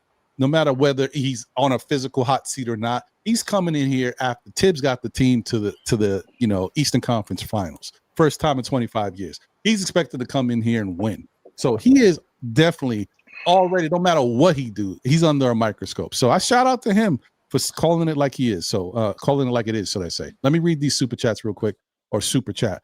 Shout out to David Smith. Thank you for the generous super chat. I can't give it back. I'm sorry, because I believe you probably did it and was trying to put your words to it, but then it just posted as just the money. And so then you did it again. So, I mean, I appreciate you. Sorry about it. Thank you. He said, if Knicks trade Cat, I will wish the Knicks don't make the ECF until 2050 with a lot of losing years in between. Cats are key to success. Okay. And I don't think, look, I don't think there's anything wrong with you saying Cat is a key to success. He is a key to success. He may not be the key. He is a key. Okay. Knicks need multiple things to work for them to win a championship. Cat's got to be great. Brunson's got to be great. OG's got to be great. McCall's got to be great. And collectively, that bench has to step up. They don't have to be great, but they got to be good. Mitch. Oh, yeah, I can't forget Mitch. Mitch is very important, too. Sorry. Mitch is very important. But I don't, right now, I just want to say, guys, whether you believe me or not, Mitch has been great. So what he's doing in this amount of minutes, Mitch has been, for all the Mitch haters out there that are on the fence, or for the Mitch people that aren't haters, but are like, he's always hurt. He's never. I just want to say, Mitch has been great. Okay. 14 minutes, 8 offensive rebounds. Unbelievable. All right. So, yeah, guys, let me do this because, I've been kind of skipping it. But I'm going to open it up for a little bit, and then I'm going to end the show right after that because, it's been a minute. So let me open up the phone lines for some people. You guys, obviously, we can still continue to rock and talk about whatever, and you guys obviously feel free to always weigh in on if somebody said something on the calls. But let me at least open up the phone lines for a little bit because I've been neglecting the phone people. You know what I mean? They need love too. Let me. Something. Hey, Ron, I'm gonna hop out. You guys have a good day. All right. Thank you, Tori. Pleasure, Tori. Have a good one. Tori, you killed it today, man. You killed it. Not man, sorry. Queen. You killed it. It's all good. You know what I meant. Sorry about that. All right, everybody. Guys on the panel, everybody in the chat, y'all have a blessed one. Take care. Yeah, take care, Tori. Thank you, Tori. All right. Go ahead, Jay. You were going to say something else? I saw something like Jordan needed Pippen. Like, it's a team. It's the team. right? There's very, very few, none. Can you name me a team? I'm trying to think of a team that I've ever seen that the one guy, and even with Jordan, won it all. Like even Curry needed Thompson and needed Draymond and needed even Kevon Looney. They needed everybody on that team. So, but who was the leader of that team? It was Curry. Curry was the leader of that team. But I remember winning a whole bunch of bread because Thompson went off, and I happened to have picked him in the lineup. He went off for it was a ridiculous number. What did he get? It was like 60 or it's whatever it was. It was some stupid number. So right. There's a good one. Like look at Giannis. Giannis has had a lot of people surrounding him on that team throughout the years. Is he the best player on that team? Yes. 100%. And Jay, there's only one time that I saw there was a team that had a player that they didn't need. However, let me say, was he great? Yes. Was he fantastic? And because he was so great, let me pick up the call first. Who was it? Hold on 1 second, caller. You are on live, SKF Know the Ledge. I'll be right back to you. But first off, who's calling? Where you from? Randu, 1973. What's up? Oh, okay, Randu. Okay, Playboy. All right, hold on 1 second, man.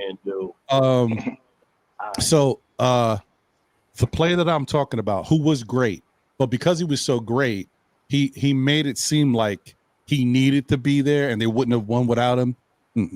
That was Kevin Durant. That was the year after the Warriors beat OKC, and then he jumped on the bandwagon and joined the team. And then, of course, was he great? Yeah, I mean, he was phenomenal with them, but they didn't need him to win. No, they didn't. They didn't need him to win. He made himself, indispensable. He was fantastic with them that year. And of course, when you go to a team that knows how to win, they play good defense. They had the Splash Brothers all over. I mean, Durant was like, "What? Look at all this. This is all for me." right, exactly. But he also added himself to the LeBron allure by doing that. Right. And so it's like, yeah, I did this. I don't really need to be doing this. This team we just lost the team. Why don't we go out and beat this team next year? And I think there's part of a lot of us from same ilk that are saying, and maybe it's just me, I don't know. We want to win. We don't. It's not join them if you can't beat them. It's beat them if you didn't beat them.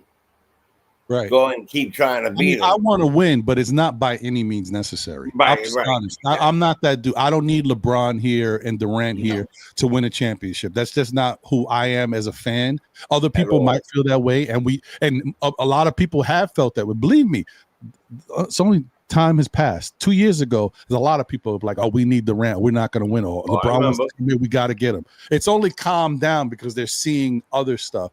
You witnessing that Durant has never won anywhere else without Curry and Clay and Draymond. The one to why, and this point, LeBron is just old as hell. He's not winning nowhere. The only reason I will give him props is if he did win when he went back to Cleveland. If it wasn't for that, I would never look at LeBron like he's one of the top players in the league. I give him credit for that. You won with Miami, but then you went back to Cleveland and won with that team. All right, you one of the best. I'm gonna give him props. Okay.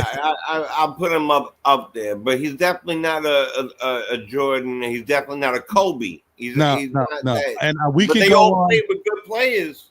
Yeah, but I don't want to get into that because we never gonna. Let me tell you something. I never thought we'd have the day, Jay, where people would be like LeBron is better than Jordan, but there's people that are very passionate about it and will fight you tooth and nail to tell you there's no way Jordan's better. I'm like, all right, well, look, if you give Jordan another 10 years, I don't even know the numbers that Jordan would put up. But okay, whatever. Fine. Right.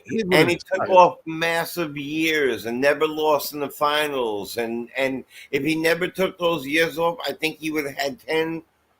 Anyway, you get it. I get it. Yeah. Who knows? Yeah. But it's not even close. It's not even close. It's not even close. Tell me who does that? You win 3 championships, you take a hiatus, you come back, you win 3 more champions. Who does that? Right. You go play baseball, you mourn your dad, you do all these things, and then I don't even it's not even the same thing. But how old are those people? Anyway, that's what and not only all right, I'm not sound like a jump. Right, I knew we were going to go there. I don't want to be doing this. I'm a Knicks fan. Forget Jordan. I hate that. Right, me too. Me too. Nah, man. Me too. I mean, but not only did they come back and they win the championships, but the second time around, they were even more dominant. They won like 72 games one season. Like, what are we talking about? Right. Yeah. Exactly. That's crazy. That's nuts. Whatever. Okay. Right. All right. Let's move on. And didn't need all his best friends to do it. Anyway, I'm done. Sorry. Well, that's a fact. Well, let me do this because Randall's already here. But hey, got to keep it going, folks.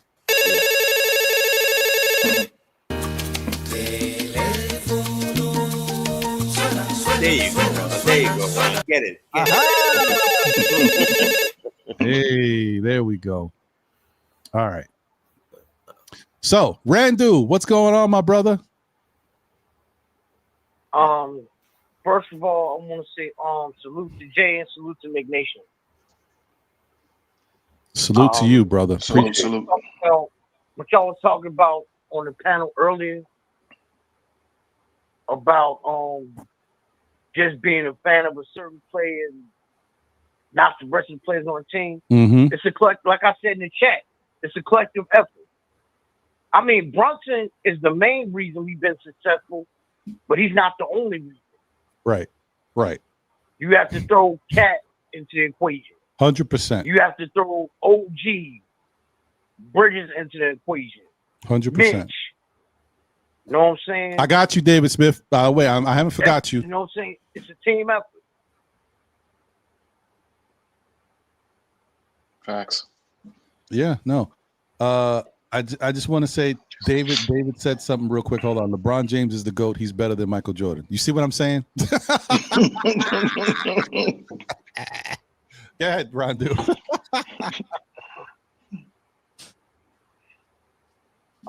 Okay. Also, it's another thing I've been noticing also. One, Mikal Bridges is an excellent mid-range shooter. He is. Now, the reason why I can understand is why he ain't been shooting more shots in mid-range, especially in games where the three is not falling like it should, kind of baffling.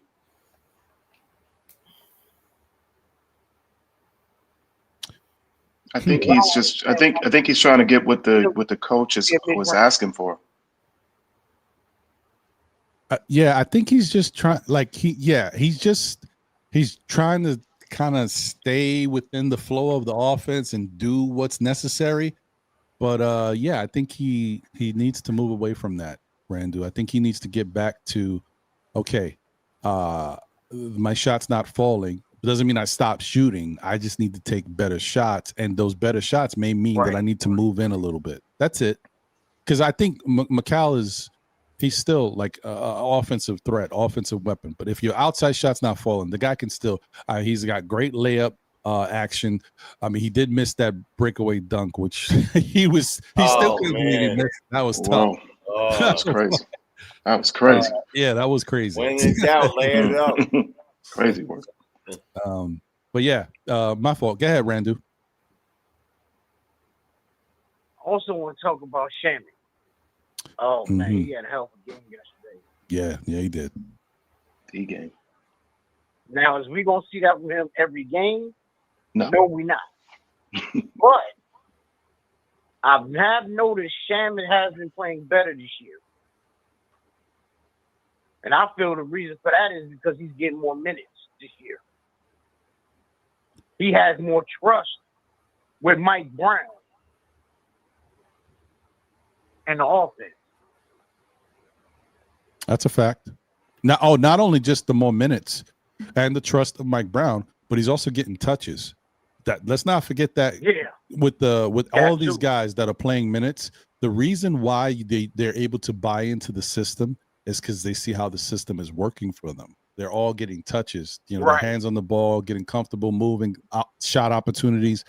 That's why. And another shout out to people who don't like ISO ball and the dribble stuff. When you guys on the sideline just watching you, one, they're not affecting the game. Two, they're out of the game. They're not like, it's kind of like baseball. I hate to say this because I know a lot of people, baseball is kind of falling in the ratings and how people watch it and view it.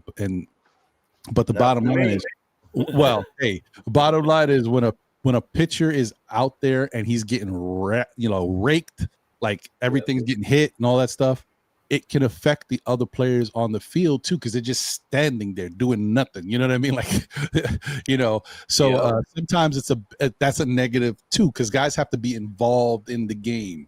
Keeps them going, just like in basketball, moving the ball, having them touch it rather than just standing there in the corner and not moving. And, it takes you out of stuff. And then you just, it affects your confidence. Then when you do get a chance to shoot the ball, you're cold. You ain't even in a rhythm.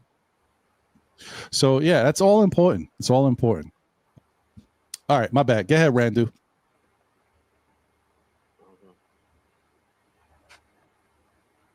That's pretty much all I got from now, though.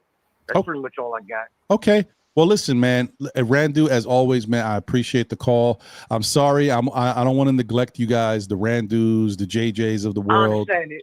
Yeah, I'm sorry about the phone line stuff. I'm trying to get better. Call in too, you know what I'm saying? So, Yeah. I'm trying to be better about it, man. But I'm just like the last couple of weeks, the shows have been really good and the panel has been great. We've just had such good conversations. I don't want to just break something up for the sake of fitting a format. I want to keep things going and put the best show out possible. But today, I said let's stop everything and let's open up the phone lines. Appreciate you, Randu. Right. All right. All right, man. Take care. Be good, Randu. Take care, Randu. All right, let me put the phone line thing up on the bottom here, so at least scroll. So if anybody wants to call in, they got the number.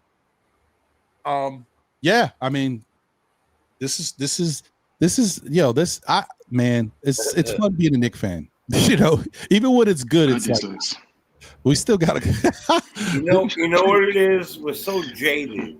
It could be. We've dealt with so much negativity about other people talking about us. We got to do it ourselves. Right. It's like if we don't do it, it's not right.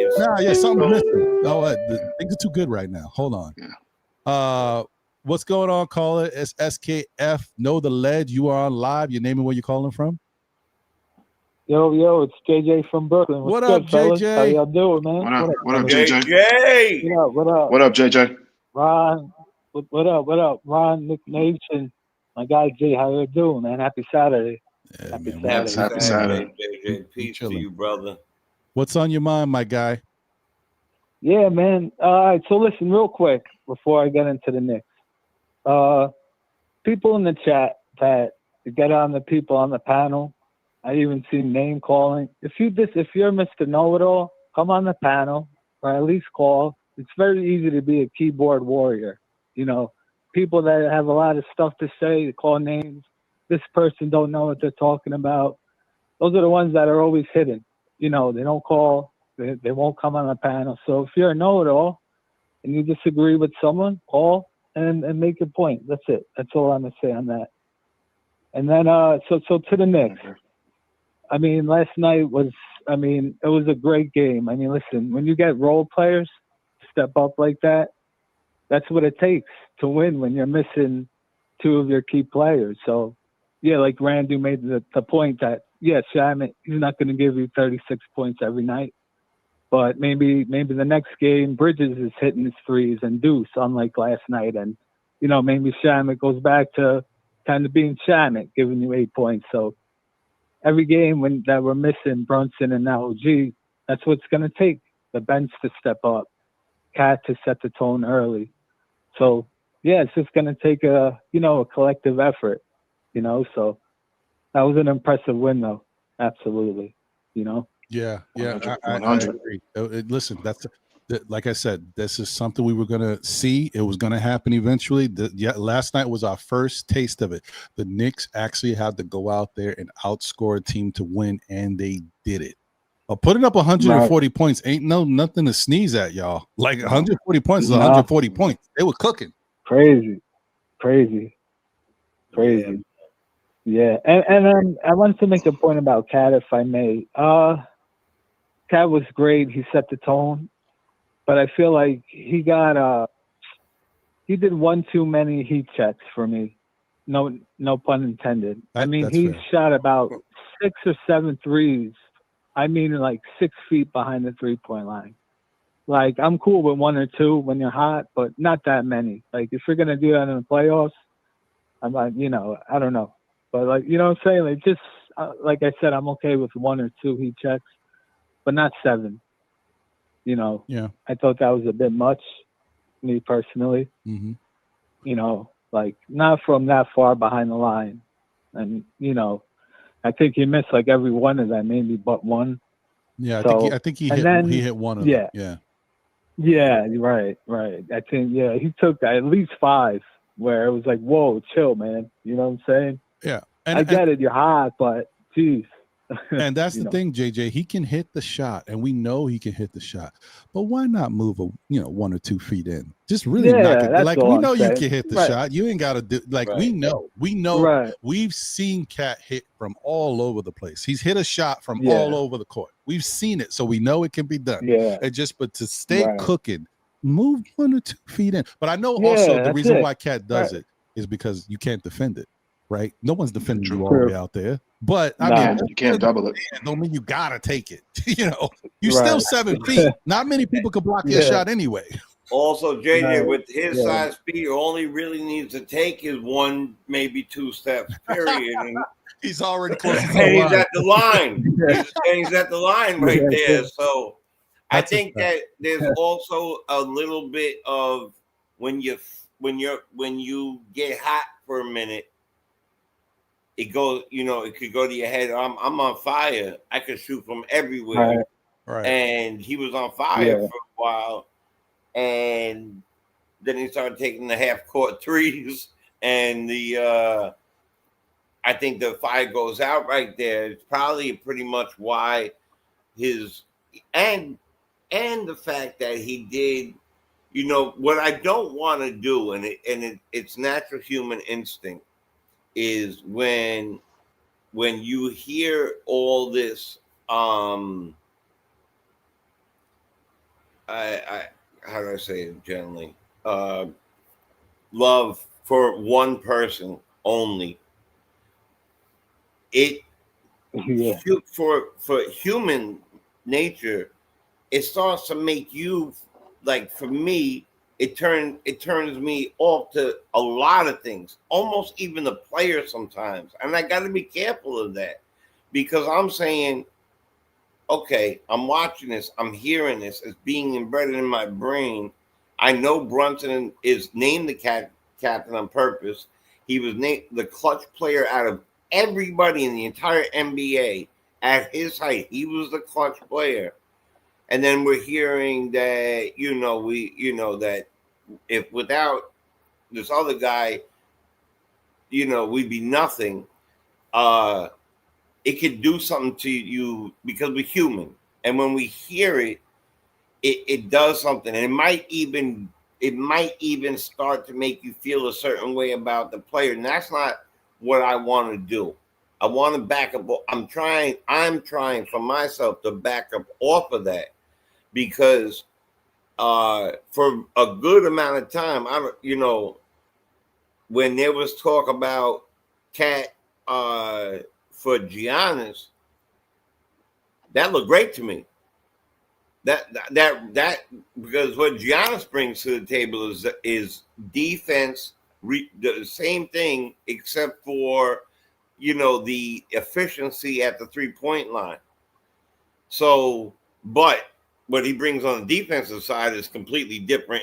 And so the whole thing is about the name on the front of the jersey, right, JJ? And Yeah, you know, always about the front. Yeah, Yeah. I know who you would give away from, but I'm just saying, you make it. I mean, I hear what you're saying. I think also that the team. I agree with you. Is Shamet gonna be this consistently? I doubt he's gonna be this consistently, but Yeah. our hopes should be that he is at least consistent enough to do what we said earlier in the show. Yeah, Maybe he could give us like 13, 14, 15. Like, you don't want to see 36 and then the next game 4. You know what I mean? Like, that. if you could give us somewhere in the middle, that's great. Yeah. Something like that. I don't think I've been disappointed with Cat. I just think I've been disappointed with the position that he's catching the ball in. Like you say, it's very repetitive that he's catching that ball way up there at the top of the key. I get why they're doing it at times, but I think it's up to Cat to mature a little bit and see where these double and these triple teams are coming from, and it's to getting us into a better position is to take the trap, you know what I mean, so that they can close in, but he's got to learn to kick out faster. What he's doing is he's letting these guys get a little too close, and you know what I mean, where it's more of a panic move as opposed to a trained positional move when that happens. And I just think that that's my only it's where he catches it. But like we say, this is a new install, so we have to wait to see what else, how he advances in this offense. Because right now it just seems like it's catch, cat go left or cat go right, cat catch, cat go left, cat go right. And it's and like I say, that's why it's up so high, is because it's extremely hard to double team up at that top, because then it's much easier for him to see the balance of the floor. So, but you'll notice as soon as he either goes to either that left corner or that right corner, they're going to collapse on him and cause that that either that double or triple. Last night there were triple teams. Yeah, they were saying double. Yeah, no, there was triple. Yeah. So there were triple teams. Cat is, and this, like when I say this, like I said, guys, when I say something, just don't look at it as so much of a negative. It's a learning thing. Cat has not yet fully bought into the style of passing in the system as of yet when it comes to the double team. Okay, because the thing is, Cat in some cases can score over a double team. Depends on who's the doubler, how they send it. And so Cat knows that. But what Cat has to get is, no matter, even if you can still get the shot off, pass the ball, because that's what the system is. Eventually it'll come back. Those are two things that I want Cat to really focus on. If a double comes, even if you can score over it, try to pass the ball. And it depends on where. If you're in the paint, like right at the rim, okay, then you're just gonna have to do it because maybe you get a foul, right? But when you have more distance, pass the ball. As soon as it gets to you, see the double coming, pass the ball, reset, and maybe they'll get it back to you before the double can get there, so you can make your move. That's what the offense is supposed to be. Then the second thing is, it did not matter last night, but last night is another example of what I need Cat to change depending on how the defense plays him or in how you're playing.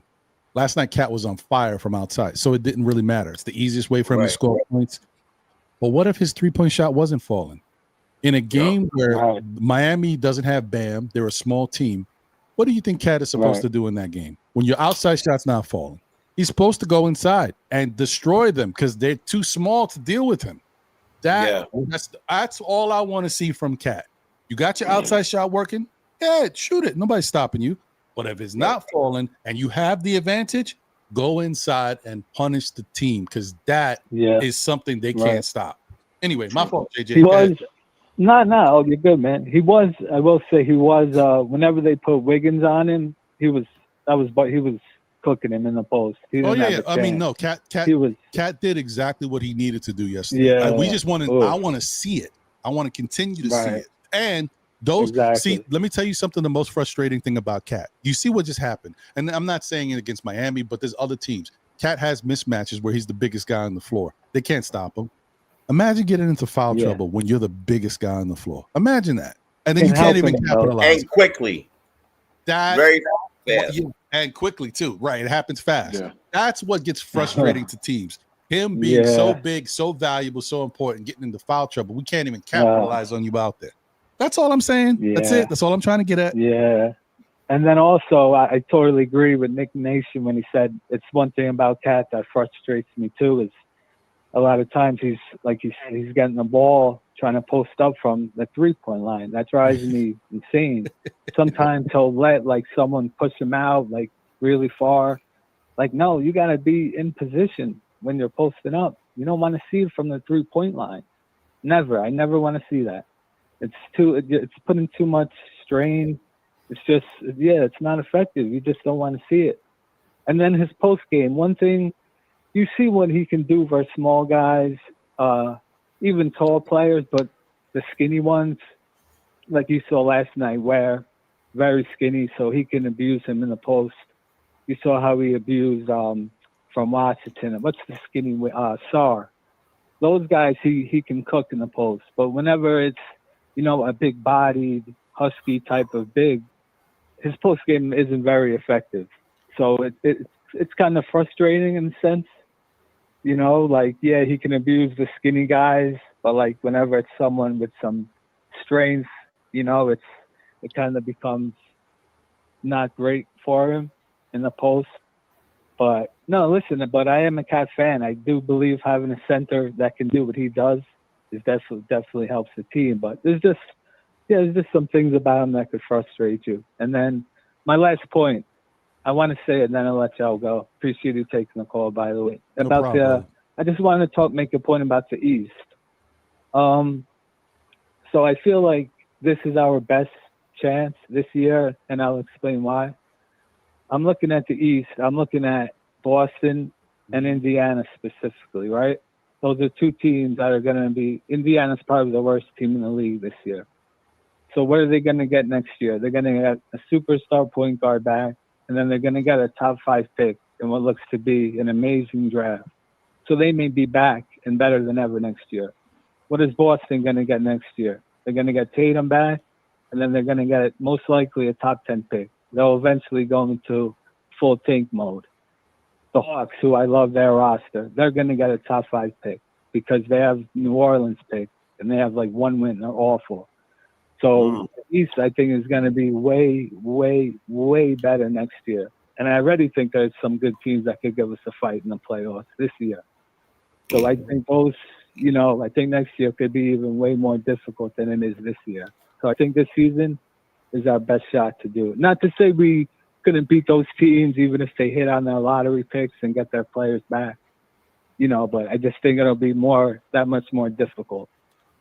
So I think that's a good point. We got to try and do it this year. That's JJ. That is a very good point. When you think about projecting for the future, that's a very good point because there's a lot of things that can change from now and then. And if those teams do finish, I mean, there's a lot of stuff, a lot of basketball still to be played. And I do think that some teams that are struggling right now, even if they want to, they won't be as bad as they are. Some of them are going to move up. But you make a really good point that there's a lot of ways that these teams can get better. And the other thing is the Knicks may not necessarily get better. We could be the same team and get worse. For example, we could lose Mitchell Robinson because the same team without Mitchell Robinson is worse. I mean, that's just, it is what it is. You could lose a Clarkson. So, anything can happen. And we could be, this year is very important. I don't care. It's all about now. Right. No matter what happens, it's all about now. So, that's a fact. That's what I'm saying. Just do it now. You know what I'm saying? Let's just do it this year. You know what I'm saying? Yeah, 100%. A little bit of pushback, Jay. Just that these rookies that come in they're typically not really that good like that. Like, you know what I mean? They make a little bit your team a little deeper in improvement, but it takes them quite a few years before they what's his name? Flag. He came in. Yeah, Cooper. You know what I mean? Cooper Flag, and even Cooper Flag, as great as they said he was going to be, Cooper Flag is doing this. Yeah, Yeah, I he's think got games where he's up here, games he's down there, up here, down there. So I think Flag was overhyped, though. Draft, To be honest. Yeah, he was super over. I think this draft, I think all the top 5 picks are better than Cooper Flag. I think the next draft coming is going to be wild. It's going to be great. Yeah, because it depends on what the draft class looks like. Because was it the 2 years ago draft or the 3, whatever draft had the brothers in it, the Thompson brother. That draft is stacked. A lot of them players is good, man. They a lot of them players. So it depends. And if that's one of them drafts, that it could be a little different. It could be. But anyway, like I say every year, we can't focus on that, JJ, but it's a good thing for the organization, the front office. I'm sure they're thinking like that. But as far as us as fans and our team, every year it's the same thing. Oh, the East is better. Orlando's better. This team's better. Where are the Knicks going to end? When the dust settles, the Knicks are 1, 2, or 3, maybe 4, but they're tops and this year they should be no worse than the 3rd best team in the East. I don't care how good Detroit's playing, because Detroit is maybe someone you wasn't expecting. Okay, fine. But neither was the Cleveland last year, Ron. Sorry to interrupt you. Right. You're right. The Knicks should still be top 3. And I still think when all is said and done, the Knicks will be 1 or 2, because Detroit is coming out gangbusters. They're feeling good offensively. That defense is still there. So yes, it's an adjustment for a lot of teams, but give it time. Give the first month of the season. I don't mean like October. I mean the first 30 games of the season or whatever. A lot can happen. 2 years ago, Utah looked like one of the best teams in the West. By the time the season was over, they were right at the bottom where they belonged. So you got to let it all play out. Right. And y'all have a great rest of the weekend, man. Blessings. All right, JJ. You too, Jay. My brother. Appreciate the call, Jay. Let's go Mets. Peace, fellas. Let's go. Peace. And shout out to Nick of Time Show, whoever, maybe I don't know if it's Jay Ellis or if it's Phil. Shout out to all you guys over there. Ebony, Be the Motivator, Ryan, Lee Escobedo. Shout out to everybody. Thank you for always supporting the show. He said, I lost so much respect for people wanting LeBron or Durant after they paid us no mind until we were almost there. Yeah, I get it. That's what happens all the time. We always need a savior because we're finally making a push. But when we were on the come up, they didn't want to come here. And that's what happens with everybody. Even Jordan had a chance to be a Knick, and he chose not to. Okay. He didn't have to re-up with the Bulls. He was thinking about maybe leaving the Bulls and coming and joining Patrick Ewing because they were good friends. He chose to stay with the Bulls. Yep. So listen, everybody, when you have your moment, they don't step up. Okay, we'll all right, good for you.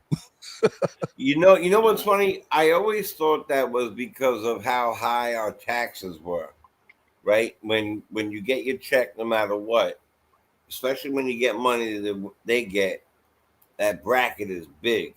So I always thought that, but LA has the same thing. And that's why you see, I honestly think that a lot of the people who choose Miami or wherever are going there because no state tax or whatever it might be. I look into little things like that. But when this man chose Brooklyn over us, I said, okay, it's not about it. It's not about it. It's not. So no, you don't get to join us when we're good. If you're not going to join us, if I'm fighting somebody, if I'm with the three of us are out, and somebody bumps into Ron, and I'm not jumping in immediately because I'm there with Ron, and I'm going this way out the door, Ron should never call me again, because that is not what you do. But then there's 10 of us there, and I'm barking, but I'm a little bit behind like 3 or 4 people. That's how I look at Durant when he wanted to come over here. Mm-hmm. Yeah, okay, I'll come over here, but now we got all these other people. Nah, hell no. Somebody bump into Ron while we're out, Ron will get a chance to move before I jump down there. So that's how it works. That's how it's supposed to be. The only time you don't put yourself in that situation is if the person you're with is instigating everything. Like, we just chilling. Exactly. yo, what's going on? Right. 100%. That's different. That's different. But you always, you gotta be the there. only pushback I'll get. I don't bring those people out anymore. I hear you. The only pushback I'll give is that today's athletes and these younger, the younger generation is no disrespect to them, but they've grown up in a much more sensitive time. And some of it's fair, some of it's not. Like, I didn't come up where, you got to see what I do on the internet. You know what I mean? Because it would be problems, as we all know. Right. But I think what it is. For a lot of these athletes, like you say, they don't want all that smoke. There's a lot of smoke when you come to here. There's a lot of where they go and they simply play basketball. But here, I'm gonna get, like I say, a little bit of pushback. Our writers, our media, these guys are much more. So you might have, all of a sudden you playing in Utah, you got one beat reporter. You come here, there's a room, you know what I mean? And a lot of these media guys, they then start digging into people's personal things. We saw how, even though there were certain, things about Randall I may not agree with, but they were digging. These people are digging. And a lot of that too, for me, like just as a person in general, some of that, these guys are crossing the line. So I think a lot of players today's times understand that, hey, when you come here, this is a different animal. This is a total different animal than any other place. More than LA. Yeah, you come to the Knicks. You know what I mean? LA, Houston, you know what I mean? All these other big cities, Chicago, and those cities have big media, but this is the media capital of the world. That's a fact. You come here, are, you know what I mean? This is a total different animal.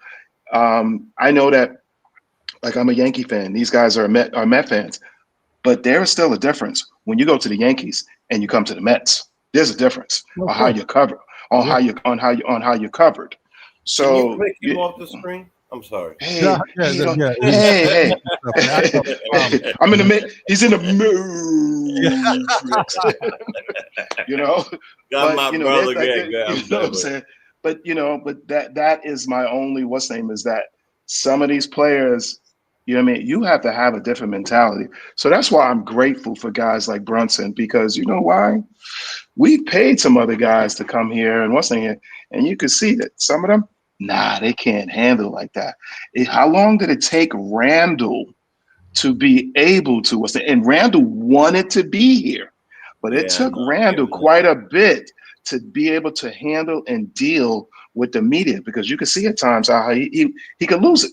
You know what I mean? Because it's a lot. There's a lot of pressure coming here. To the point now, bro, that Randall almost questions how long he was here, because now he starts to think, listen, as fans, you never want to hear this stuff. But as a man who I know, anxiety is real. I've dealt with anxiety. I may not be the level of anxiety that Julius had. It's different. Everybody's stuff is different. But then now he questions if I was in New York too long, if it really was bad on my mental, and kind of put me in this place and made it harder for me to get out of it. So listen, it is what we respect him for being here and taking on the challenge, but we also got to be understanding that maybe at times it was too much for him, and he didn't know how to deal with it as much. He thought he was handling it the right way, but it was really actually physically affecting him. And so, and as fans of sports, you know how it is. As fans, nobody. I think we're better than that. But on the whole, fans don't care about your mental. They just want you to go out there and play, right? That's how it is. I know I feel differently because I look at people differently, but I get it. So, but yeah, all that stuff. That's a very good topic. That's a good point. Not everybody's built for New York. I mean, and that's just final. Not everybody. I mean, there's people here, born here, that will instantly move the moment they go on one city trip. because they, they might be born, let's say, Suffolk County or upstate somewhere. They come down for a city trip, forget it. They'll never come back. I know people like that. And then you get somebody like me and lived in Bushwick and East New York, all those places, and I can't get enough of it.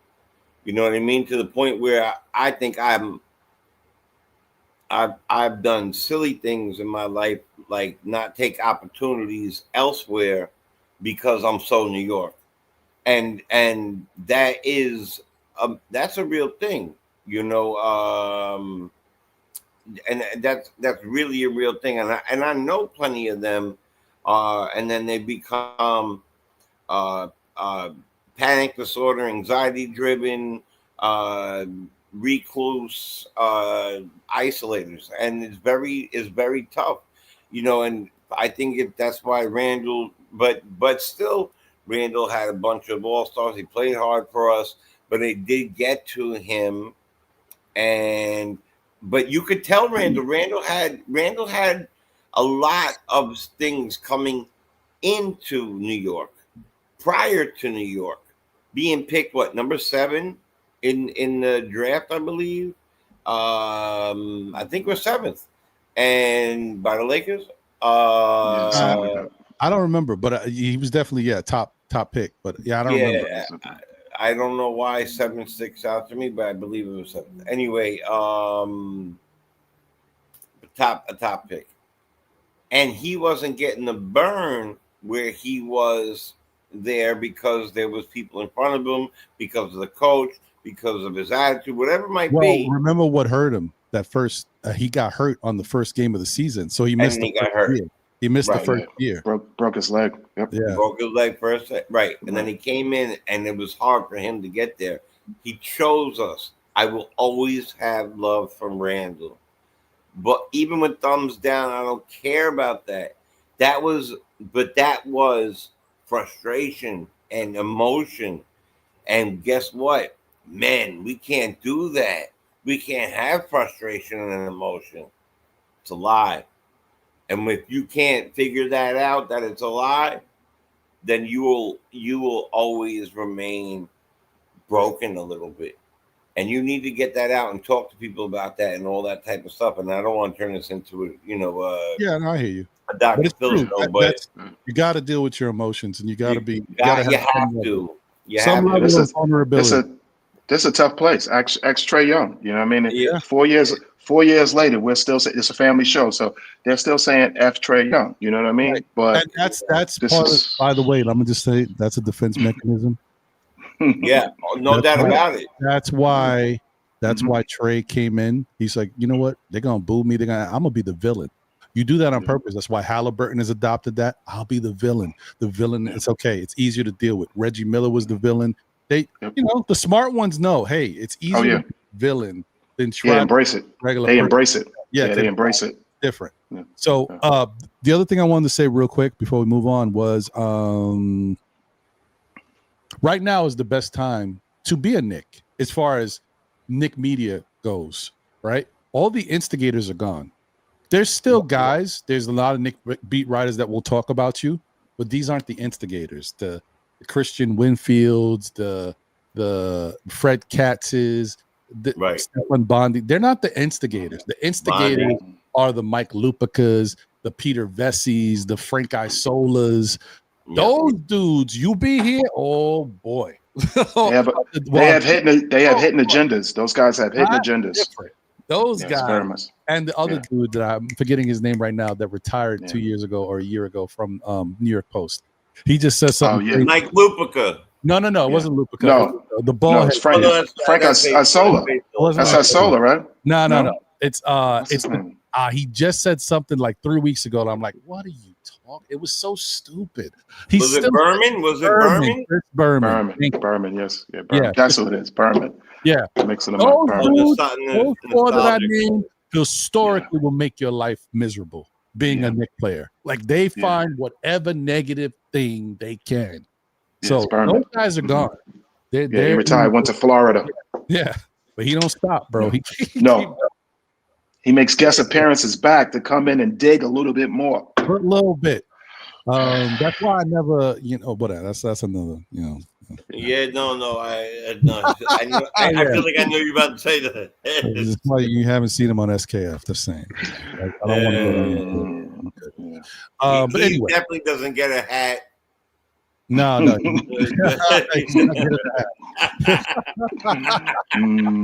hat. No hat for you, sir. No. And no suit for you. Where are you calling in from? This is Birmingham. Click. What? Click. If it sounds like Ermin, what? Squeeze me? Sorry. Just static. Did you say your name was Brian Herman or Herman? Is that your brother? Click. I just want to say once again. Oh, shout out to Danny Landis, man. You missed the whole show, Danny. Replay gang. Yep, replay. Exactly. Good to see you, Danny. Shout out to Spree J in the building. What's going on? Thank you. Yes, he was a menace, 100, and he didn't care at all, bro. The worst. Yeah. I mean, some of these guys were bad at times. Peter Vesey was the worst. Yeah, worse than Berman. Yeah, no, worse than Berman. Peter Vesey was a monster. Shout out to Dripmore in the building. Salute to you, my guy. Appreciate you. Hey, preferred barber of still Knicks fans and the Knicks community. Let's go. Yeah, man. But I just want to thank everybody for tuning in and being here. This was a great show. We had our moments. You know, we definitely had to do some ledge talk. People were see if I know the ledge out the window a little bit, but it's okay. We get through it. I also want to shout out to my guy. Man, this might be the first time that I've seen you in the chat, brother. Shout out to Lee Escobedo in the building. Nick of Time show. Appreciate you, my guy. One of these days, I got to get you on the show to chop it up. We're going to make it happen one of these days because we never had it happen. And, you know, every time I've tried to do which stay tuned for that all-star time. Every time I do the all-star panel thing, I always reach out to Lee, and Lee wants to do it, but for whatever reason, we could never make it work. But I got to get Lee on one of these days. And shout out, Lee. Yeah, appreciate you, my guy. Yeah. Okay, I think I got. Okay, I don't think if there's anybody in the chat, shout out to Dirtoyer 21. Appreciate you. Thank you for being here. If there's anybody out there that I missed, Wolverines, I forgot. Shout out to Wolverines in the building. What up, Wolverines? Appreciate you, bro. But if anybody out there I missed, it's not for lack of trying. Sometimes you can't get to everybody. It is what it is. But before we get out of here, just want to get to everybody's final words, and I also want to reiterate: if you came in late to the show, Monday's show is going to be a giveaway once again.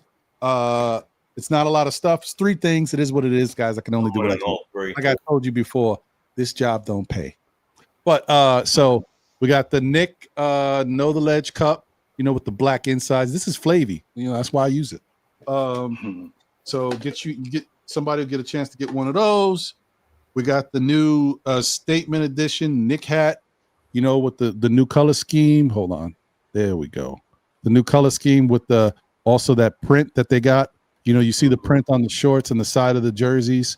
Run that, son. Run that, son. Run that. Run that, son. Run that, son. I'm winning all 3, Nick Nation. I'm winning all 3.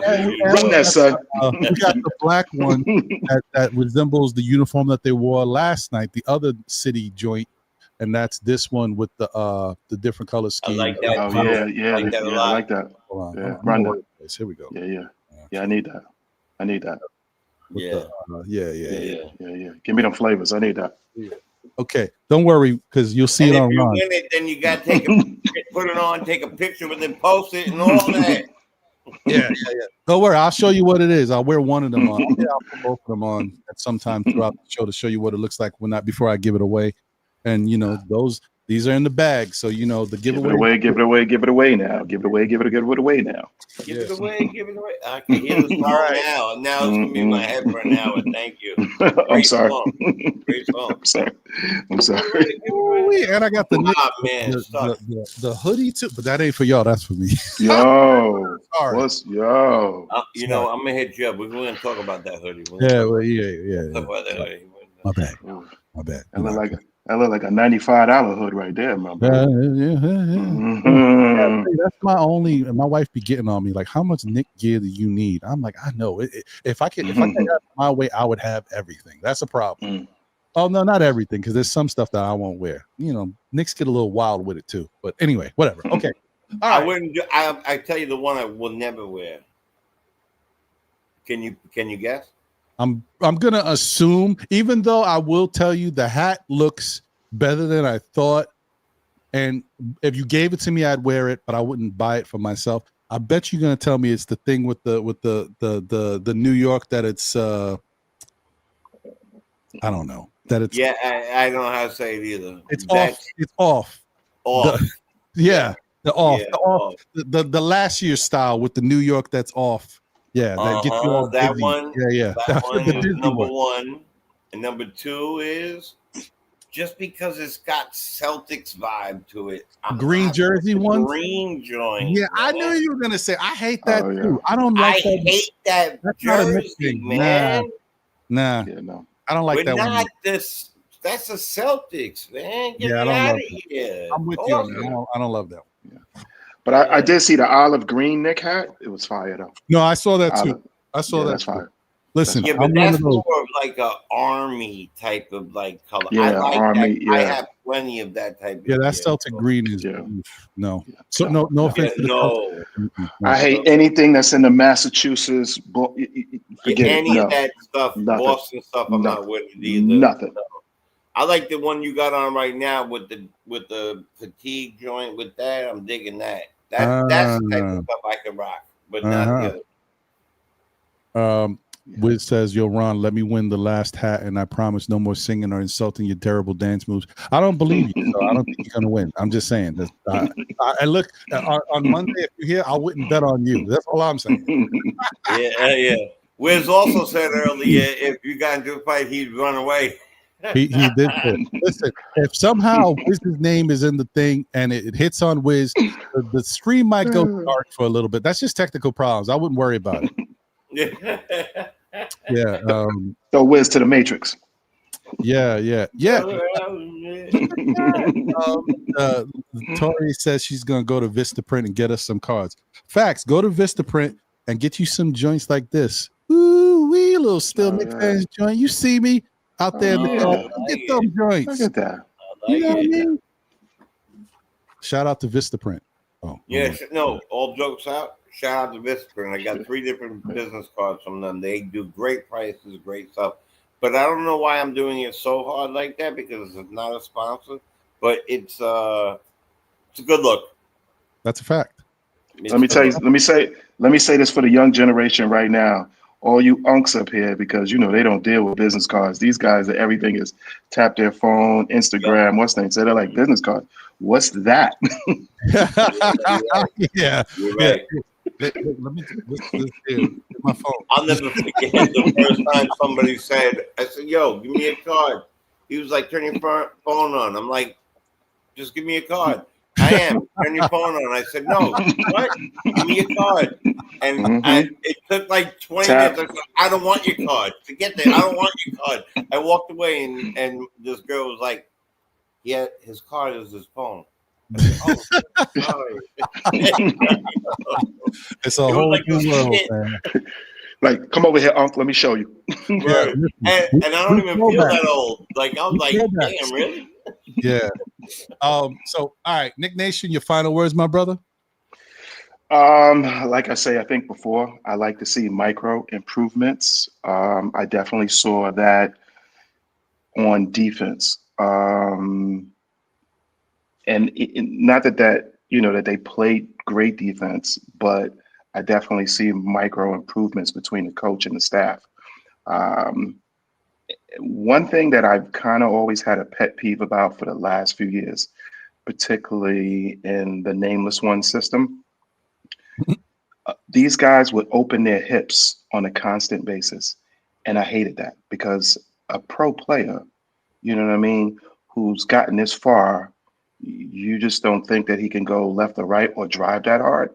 And a lot of times these guys would always have open hips. If you notice, a lot of these players who I thought maybe they just couldn't play defense, it's the principles of the system. So you could see that these guys now are much more squared up on him.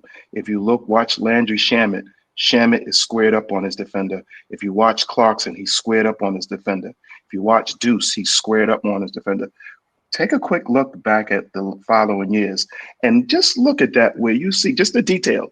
Because sometimes it's like you say, the devil is in the details. And you look at these guys' hips, look at the position that they're in. I mean, I know, like you say, the different style of defense, and a lot of times they were in that to funnel guys, you know what I mean, to a specific area. But it never seemed to really work for us. So I'm so much happier to see actual defenders squaring up on a guy and making that guy take that extra step up to come around us at times, which then allows sometimes for that other defender to help and slide over.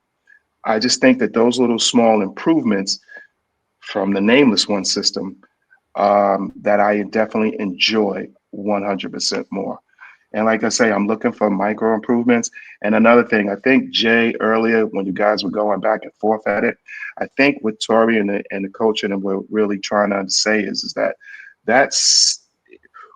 we don't need as much as a demand for a point guard because of the system.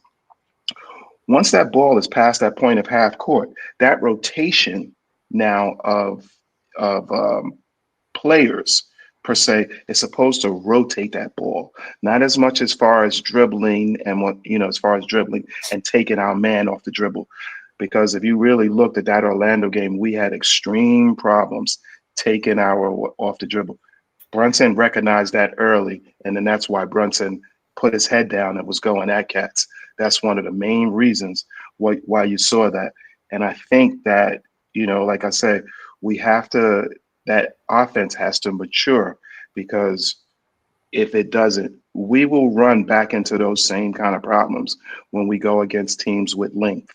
You know what I mean? Not that there's, a whole crazy assortment teams with all this super length. You know what I mean? There aren't but so many. Like starting fives, I think Houston and Orlando probably have the, including with their bench, probably have the longest players per se. Even OKC really isn't even that Western. OKC has 2 big 7-footers like we have, but the rest of their team is really not overly sized big wise. Like their guard, what I mean? Their 2 guards are not overly big. Their wing players are not overly long and big, but it's just that this system, they must mature in this system in order to get to that point where our offense is efficient enough to beat those teams. Because like I say, it was a perfect storm. Orlando, we weren't, up to speed, moving fast enough. It was more of the Miami principles, because Miami's principles is more so to try to get that shot within 8 seconds. Like, you know what I mean? So they're trying to get down the court and get that shot up. We are necessarily not trying to get the shot up as fast, but we are when they say as far as the offense, it speeds it up as well. And 2, the numbers become, like a lot of people keep saying, as far as the speed of our offense, numbers get skewed because of offensive rebounds. Because offensive rebounds then resets that point, and then that clock is still continuing. So it doesn't look like that we're at pace, because I believe we're still up in the high 20s as far as pace. We're 21 right now. Yeah, we're like you say, 20. Great, considering we're always damn near last. Exactly. So we're growing, and I think it's like you say, it's going to take time. I think when we get to that point of 30 games, we should kind of know what we are and what direction we need to improve in. Maybe somebody, even if it's not per se a player here or something in our system that we may need to add, whatever it may be. But I think we're set up pretty decently. And like I say, let's hopefully, like you say, for this next game on Monday, hopefully we can dig in and, and start off the road games, once again, because we're right now, what are we, 0-3 on the road? So, yeah. We need to, like you said, not that we played for so many road games, but, we're 0-3 right now on the road. Please, let's get a win. Let's hopefully the first one. But that's it for me. And, I'm with you. It's very important. We got to start with. I mean, it's great to be. Home cooking is delicious, but we got to do some stuff on the road too. Let's to be consistent. Also, I wanted to give a quick just. It's going to change obviously as the season goes, but just to give a quick update where we're at right now. Offensive rating we are currently number 3 in the league. So we're right behind Houston is number 1 and Denver is number 2, and then the Knicks are 3. Now, defensive rating, we were 10th prior to the Miami game. We're 14th now. Okay. Not a big deal.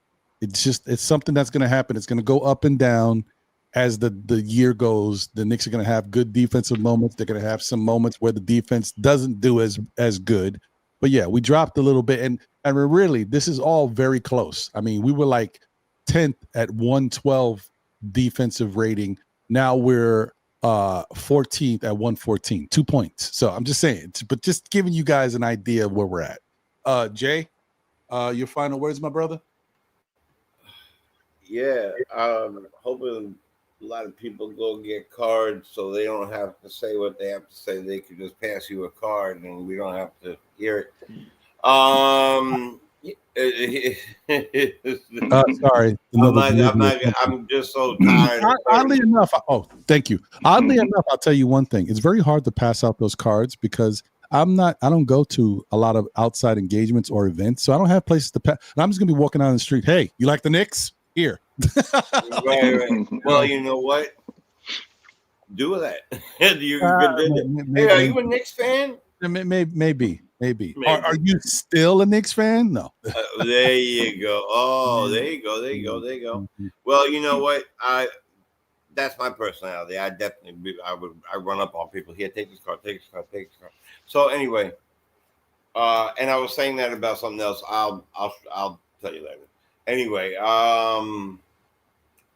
my point, and so it's known. I did leave it in the private chat, but I'll make it public. I did apologize to the coach for jumping down so that way because I was trying to make a point about, and what I was trying to get at wasn't formulating on what I had written down from last time, what I was telling you about.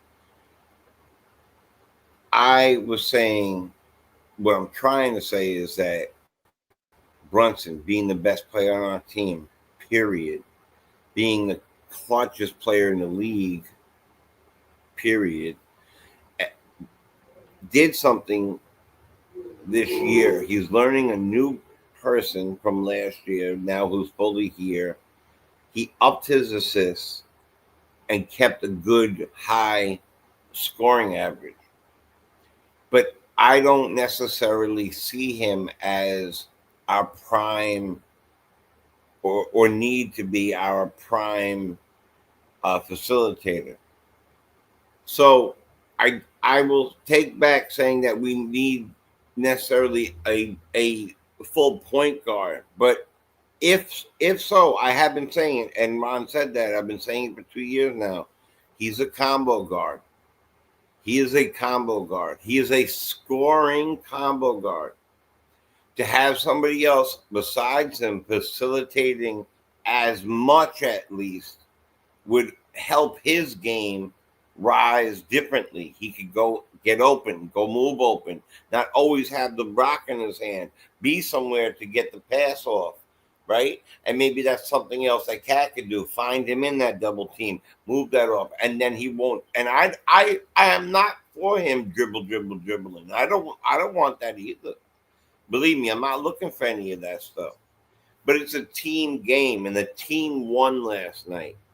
Yes, Cat had a great first half. Is that always going to be that way? No. Can he step in a little bit? Yes. Is he a great player? Yes. Is he the best player on the team? No. Is he the best player in the league? No. Is Brunson the best player in the league? No. Are they the best players that we've had? In my lifetime, Brunson is the best signing in my lifetime.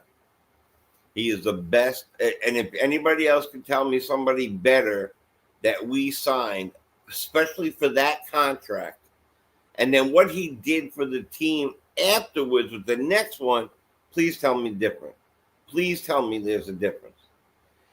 And Cat might be one of the best trade people we've ever gotten.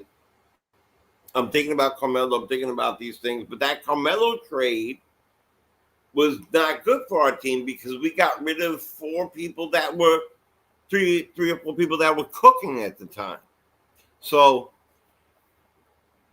here's the deal. I'm a Knicks fan. I'm rooting for the people on the front. Do I have favorite players? Sure, I do. I think Hart's one of my favorite players. I always wanted Clarkson on the team. Let them get cooking. It's about mixing up. The team needs to play well together, period. Brunson's going to get his 30-something points. Cat's going to get his double-double. That's a given. Would I like to see more posting up in the middle? I would like to see more of that. Maybe that's old school, but I see other teams doing that. It's not as much as it used to be. I agree. I do see Jokic dribbling the ball. I see Embiid shoot threes. I see it all the time.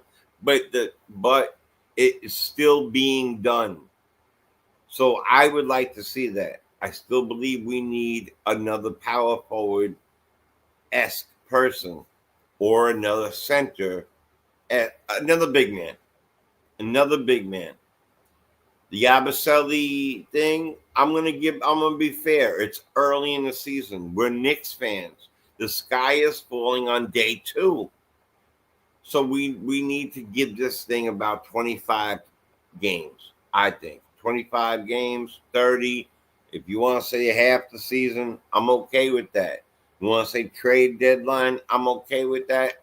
But if we don't do well until then, look at Chicago. Chicago blew up fast, and they came back down to earth. So I'm happy we won. Wasn't it a cup? It was a cup game, yes. A cup game, right? We won a cup game. And my brain is so shot from everything that happened today. Sorry. And I'm rooting for everybody on our team. Great game from Shamet. I think he hustles well. I think he's earned Brown's trust. I believe it. I think this year is all about Brown. It's really all about what Brown could do for you and us. And it's a Legoland squad, man. We could literally move and put pieces together. I'm not saying we need a direct PG. I'm just saying we need a separate facilitator. That's all I was trying to get at. And we definitely need that 6'9" to 7 foot person that can play power forward and center for 30 minutes, not 12. And I love Mitch coming off and getting 9 offensive rebounds in 14 minutes. But I still think we need another big man to run with these Orlandos, these Houstons. We need that. I believe we need that. I also believe we're a championship team, but we need to tweak it. It needs to be tweaked in some sort of way. And anybody who's looking for these young guys to play, it's not going to happen this year because we're going for a championship.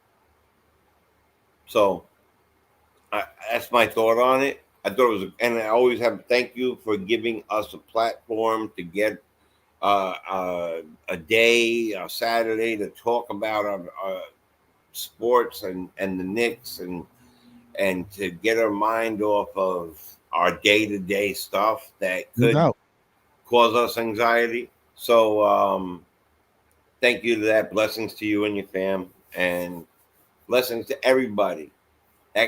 That includes everybody on the chat and on the panel. Appreciate you, Jay. Appreciate you, my guy. Appreciate you, Knicks Nation. Appreciate everybody who came up on the chat today. Shout out to Tori B. Shout out to Mets, who made a reappearance. Hasn't been around in a minute. Shout out to you.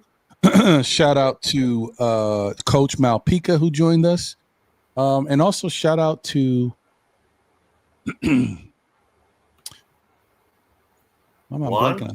Juan. I knew there was one person I'm missing. Shout out to Juan. Shout out to him for jumping up on. I think that was that. Were we missing somebody? I think that was somebody, right? Juan, Tori. What's his name? Coach. Oh no! Yes, we are. He's got an accent. He was in the top. Oh yes. I forget his name. He was on top. This is terrible. My memory's trash bags, y'all. Yeah, look, he was pulling his hair. He was pulling his hair to get on. Remember? Because I think that's Mets. No, Mets. Yeah, okay, Mets. No. What was somebody else? A deeper voice with like almost a European accent.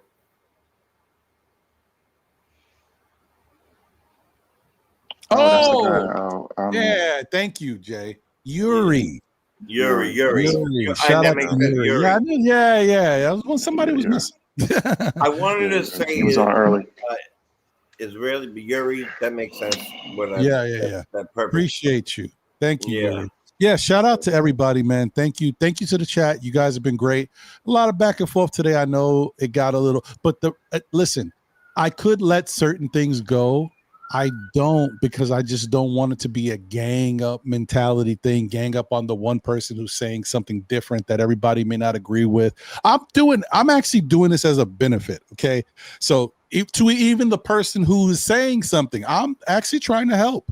So by highlighting it, I'm not trying to, single somebody out. I'm actually trying to calm everything down and let us get back into it's a conversation. Okay. And that's it. But I'm also making my point too, to say, hey, we're all on the same team. Let's win together. Let's believe in each other. Let's not have any divisiveness against our own fan base on the same team. Worry about, you want to put some divisiveness in there? Let's talk about the team we're going to play. Let's talk about that. Let's get ready for a team like Atlanta when Trey comes back. Let's talk about them. So let's keep it good for us. And grown men shouldn't be calling out other grown men, or talking negative to them. You know what I mean? I would say it's weird. I say we need to be there for each other, and also stop looking at Yabusele's backside. That's bad. It's bad for us. Terrible. BBL. It's terrible. That's terrible. Anyway, you can't say that either. Don't do that. That's terrible. Anyway, so hey, Craig's in the building. Man, you late. The hell. Anyway, what's up, brother? Hit that like button on your way out the door. Then either way, like button on the way out. I don't know how many likes we got right now, but I'm sure it's not the right number. So please hit the like button if you haven't already. But I want to thank everybody once again. As I always say, and this is the bottom line, no matter what, man, good, the bad, the ups, the down, we are still Knicks fans. Whether you love Jalen Brunson or don't, whether you love Karl-Anthony Towns or don't, we are still Knicks fans. They're still on our team. We need them to win. Okay, and that's the best way for them to win is also keep in mind, they may not check out all these shows, but they understand the overall feeling of the fan. You see, this is what I'm saying. Don't do it. I saw it. Don't do it. But all right. All right, do whatever you want. No, but you're right. The fact that he would even say that is the problem. That's why. See, when you clueless to how you perceived, you're clueless to other people around you and what they're actually trying to do. If you think I was actually, listen, I'm not gonna put it up on the screen. The bottom line is I do not have to single you out for that reason. I am bringing up something so that you know that what you're doing is divisive.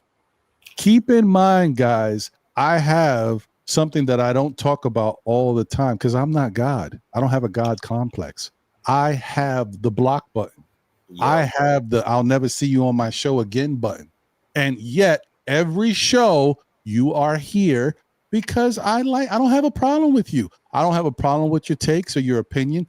I just want you to know that what you're doing is divisive. And when everybody else starts jumping in on you, you know what's going on. You created it. I could just let it go and let them all gang up on you. And then later you're going to tell me, you know what, Ron, you know what? All of these people are coming up against me. I like your show, but I don't think I can be there anymore because everybody's targeting me. I wonder why. And then when I try to help and, calm the nerves and bring it down, you say that I'm singling you out on purpose because I want to kind of put you on the spot. Like I said, I don't have time. I got so much stuff that I got to worry about in life. I don't got to worry about that. If I wanted to, I could just block people and just I wouldn't even have to deal with it. Oh wait, somebody doesn't like who? I don't know. I don't see it. So and you don't see it either, because once I block you, nobody sees it. I am not saying that, and I'm not trying to flex. I am trying to tell you that that's how it is when somebody's belittling somebody or wants to take the time to make fun of somebody or put them on the spot.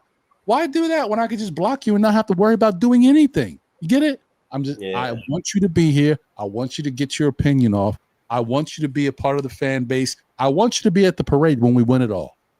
Yeah. But you got to understand that is not what I'm trying to do. I'm actually in your corner. Look, listen, man, like the world is tough enough, man. This is supposed to be a safe place. This is a place where you can come here and get your opinions off and understand, even if everybody doesn't agree, we're going to talk about it. And if we may still not agree at the end, but it'll be constructive and it'll be like, I don't want the name calling. I definitely don't want us to get out of hand and stuff and say some extra stuff. Just it's a safe place. You can still come here and say some people don't have even the type of patience to even have this go on. This has been going on for over a year on this show, like in multiple shows. I'm cool. I'm good. He's asking for it now. I tell you what. Let me just say, I saw my name. I saw a bunch of you. I could call you out if I wanted to. Trash me today. I didn't say nothing. You know why I didn't say nothing? Because he's behind the keyboard doing it. It's kind of corny. All right? We're having fun. We're talking about, we're having opinions. We're doing that. I'm sorry, Ron. I'm just saying this. No, we're just having a good we're trying to have a good time being grown-ups, men and women who are trying to escape a day-to-day life and talk about their favorite team. It's supposed to be our favorite team. And we have a lot of things going on in our lives. A lot of things going on in our lives. It doesn't have to be about anything but that. It is so much. It is very much Karen energy. Yes, I agree. And the fact is, we don't need it.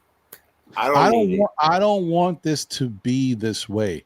I want people, and I don't have to please anybody. It's one viewer on, in the chat, and I'm just trying to help everybody feel comfortable knowing that this is a safe. I even invite people that hate the Knicks. If you like other teams, there's been Indiana fans that come in here and get theirs off. There's been Net fans that come in, and there's one Indiana fan. I like that guy because he's respectful. He talks about his team being better, but he backs it up, and he don't come out calling people names. He can come in here anytime he wants. The bottom line is, you can't throw a stone and then hide your hand. People come on here and act like they just have an opinion that people disagree with. No, because you be the same people that have the opinion, and you also say stuff negative about the other people who disagree with you. Oh yeah, this person is this. Oh, you just a Brunson this. Or you also doing the same thing that you are inciting to other people, and you're wondering why people go at you. It's not. Look, I'm gonna let it go. I'm gonna move on. I'll see you on the next show if you want to be here, or next week if you want to be here next week. You don't want to be here, that's on you. If you can't understand the purpose of the show, what I'm trying to do and how I let you rock, even though you may be a divisive person at the moment and opening stuff up this way, there's nothing I can do. I don't need to block you. But the other thing I want you to know is that you ain't helping my show by turning the chat into a negative chat and getting everybody all riled up. So I got to feel like now you're affecting people the way they're talking. And now everybody gets all, because what happens is it starts with you. You start saying something, the whole chat gets on you. You start going back at the chat. Then, for whatever reason, somebody says something else that may not be what you're saying, that the chat disagrees with. And then they start going, because you created the culture. You created the climate. So don't think you're necessarily helping me. You're not. Okay? You're not necessarily helping me. This show was here last week. The show will be here next week. Just want to put that out there. And it's growing. And it's growing. And it's going to keep growing. I know. I'm like I said, I'm not tooting my own horn, but I'm just telling you, like, I've done a lot to keep this show going. If I needed someone that was divisive to help my show, this whole show would be different. I'd be in here, hey, today's show, Jalen Brunson, dirtbag. Like,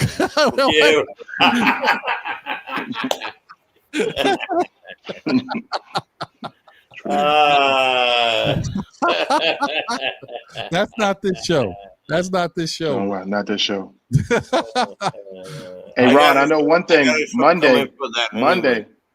Monday, I'm gonna have like 8 devices with 8 keyboards going. I got 10. See, I give you the dollar on the price of right. I got my little octopus going. You know. Okay.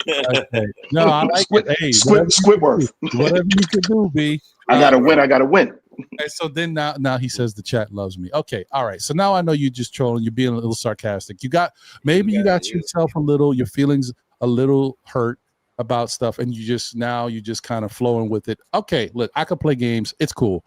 All right, man. Look, I'm gonna let it be. It's over. I'm gonna move on. You're not the first one. You're not the last one. And as I told you guys before, and I'm not threatening to, like I said, it's not a God complex. I'm just telling you, this show is about what it is. It's about the Knicks, us being Knicks fans, enjoying the team, criticizing to a point, but that's what it's supposed to be.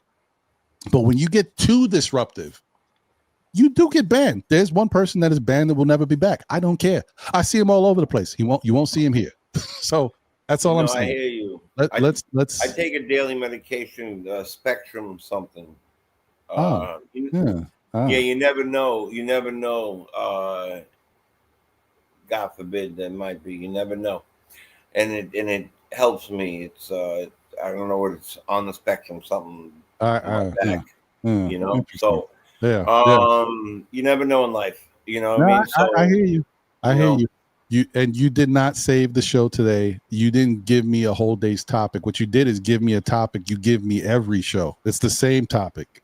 It's the same every single time. We know you're in love. I can't. All right, I'm done.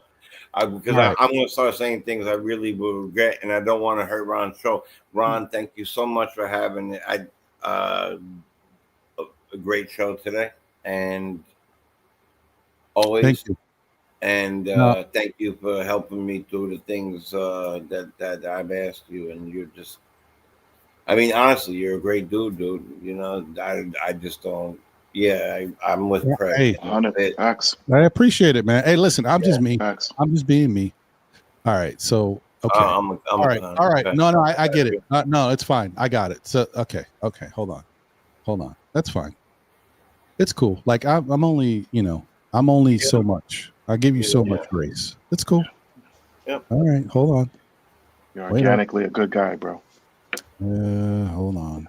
With the patience of a saint, because. Damn it! I can't get there. Can we get there? There we go. Here we go. All right, hold on.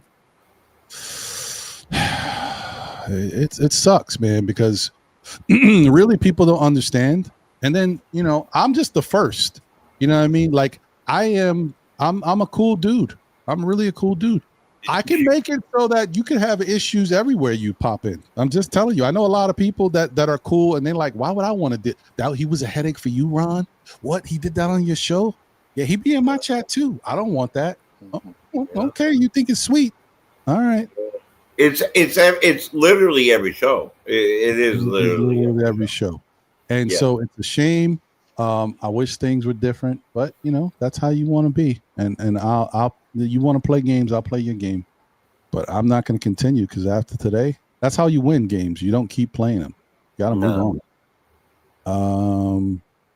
Man, golly, this is stressing me out. I can't find it.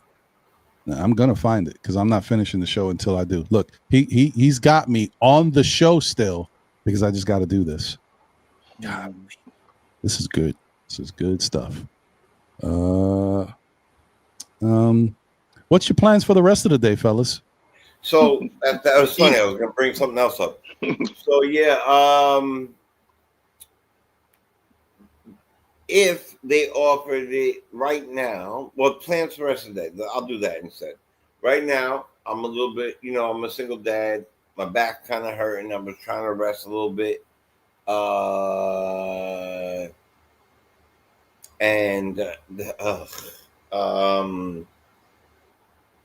My kids are in the city, So the whole time I've had a little bit of angst, kind of watching and making sure they're all right and all that. But I don't know. I'm gonna make some definitely do it. I'm gonna make some chicken cutlets. Mm-hmm. My doctor says I should bake them now. My doctor says I got a lot of things to do. I'm gonna watch a little sports. I'm gonna try to enjoy myself. I'm gonna try to decompress from here.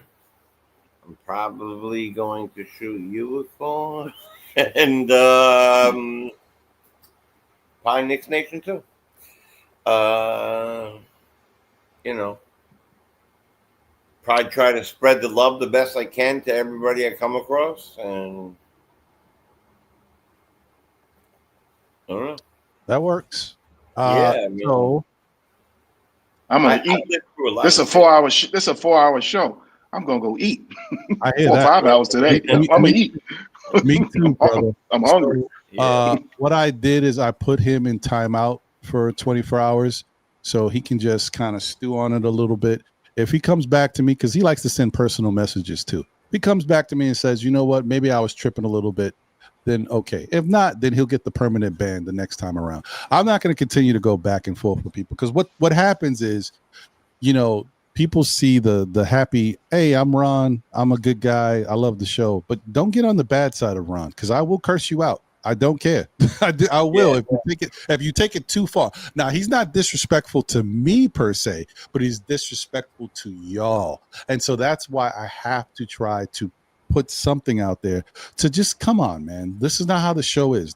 I've watched people get a lot of stuff happen, to their shows from other people, and they did nothing wrong, and it's not fair. And so I don't want to play, and I'm not going to play stupid games. I hear you. Like I said, man, life is, I hate to repeat myself on things, man. Life is tough, man. My life personally right now is pretty tough. And I recovered from something that I don't want to keep repeating, that I'm scared I'm going to get every single day. I'm raising daughters. I ain't got, the wherewithal to tell them how to be a woman. This is a lot of things going on in my life. So I want to play basketball. That's tough. Yeah, I get it. Oh, that's fair. And that's another thing. That stuff, it's just like, whoa. That's another thing, bro. I think that when people do stuff like that, they're so caught up in their own feelings and emotions. And I don't know what's going on with people. Everybody, like, we don't know nothing about nobody in their personal lives. I don't know who these people. I don't know what nobody looks like. I don't know what they're dealing with in their personal life. But people come here to talk Knicks. They don't want to be worrying about all these other problems and getting into stuff. You like watching your team. You want to talk about your team, and yeah. I mean, what are we doing here? Why come in with the negativity? What is the point? If you just want to bitch and moan, then don't even come on the show. You don't like anything that anybody else is saying. Why do people do that? I don't know why people do that. And you got to be very careful who you talk to. I'm very picky. I pick the right people, to give my info to. I picked one wrong one once. They asked to move in my house the second time we talked. You got to be careful of who. I'm not joking about that. Ron knows about it. You got to be careful about certain things. I'm grateful for the people that I'm around. The show is so dope. Like, you got to be excited. I'm excited on Saturdays. Like, every Saturday, I plan my day to do this now. Ever since I started rocking with you, I love to do this stuff. As for Craig, I think he doesn't like me because I call him out on the fact that he is a Cat fan, not a Knicks fan. And once in a blue, he does say some things, but that's not what we're supposed to be doing. You know what I mean? Like, if somebody does something really, really great, Shamet had a great game. We won a cup game against a team that is just like us, without Brunson and with OG going down. We have aspirations to win a championship, and we don't have to go through all this other stuff. while we're doing that. I'll be 50 this year. You know what I mean? I already beat things that could have. I flatlined.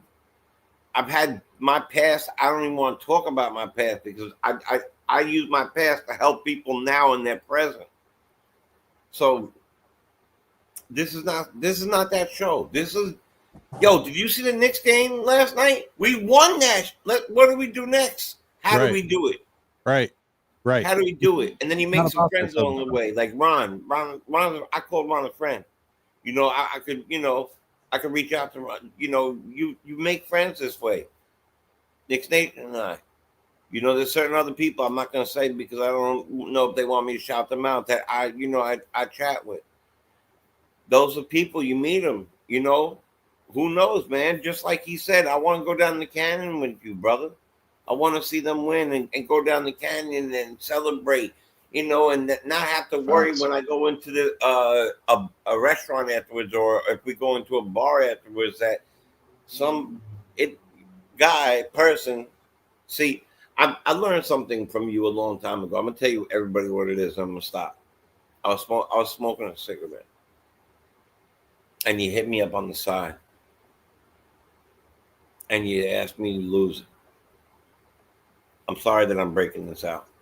It's cool. And in my head, I said, at first, I was like, all right, there's no harm to that. And I just gave it some thought, and I was like, one, it's this man's show. What you did for me that day was added class to my life, because now I know when I do this stuff, I don't want to have cigarettes out on the show. I don't want to have divisiveness out on the show. I want people to have sweatshirts or shirts on, you know, not just in their tees, their white tees and all that other stuff. I want all these things in my life. So thank you for that. See, that was just, that was for, I know that was for appearance, but that helped me. And it also made me think, I got to quit. So all those things happened from that one thing, and I never forgot it. So appreciate that. That's how we should be doing for each other, man. This world's already so messed up. We need unity in this world, man. And I'm done with my platform, but I'm just saying that. I appreciate that. Thank you, Jay, for those words. And like I said, I'm just trying to. My whole thing is, if I'm gonna put on a show, you can't just go out there and think it is whatever. I'm just here doing it, whatever. If you don't care about what you're doing, what's the point of doing it, right? And I got to think about other people that may watch it. That's why little things happen. I may let it go during the show, but after the show, I'm like, hey, man, you got to fix your mic. You got crackling going on, or there's something like, you look like you in your bed, you sleeping. Like, what, there's like going on. Like, I got to think about somebody listening. What's going on with that show? I'm like, that's all I'm saying. I'm just trying to make it as comfortable for people. And yeah, but no, I didn't block him, y'all. I didn't block him. I gave him a 24-hour ban.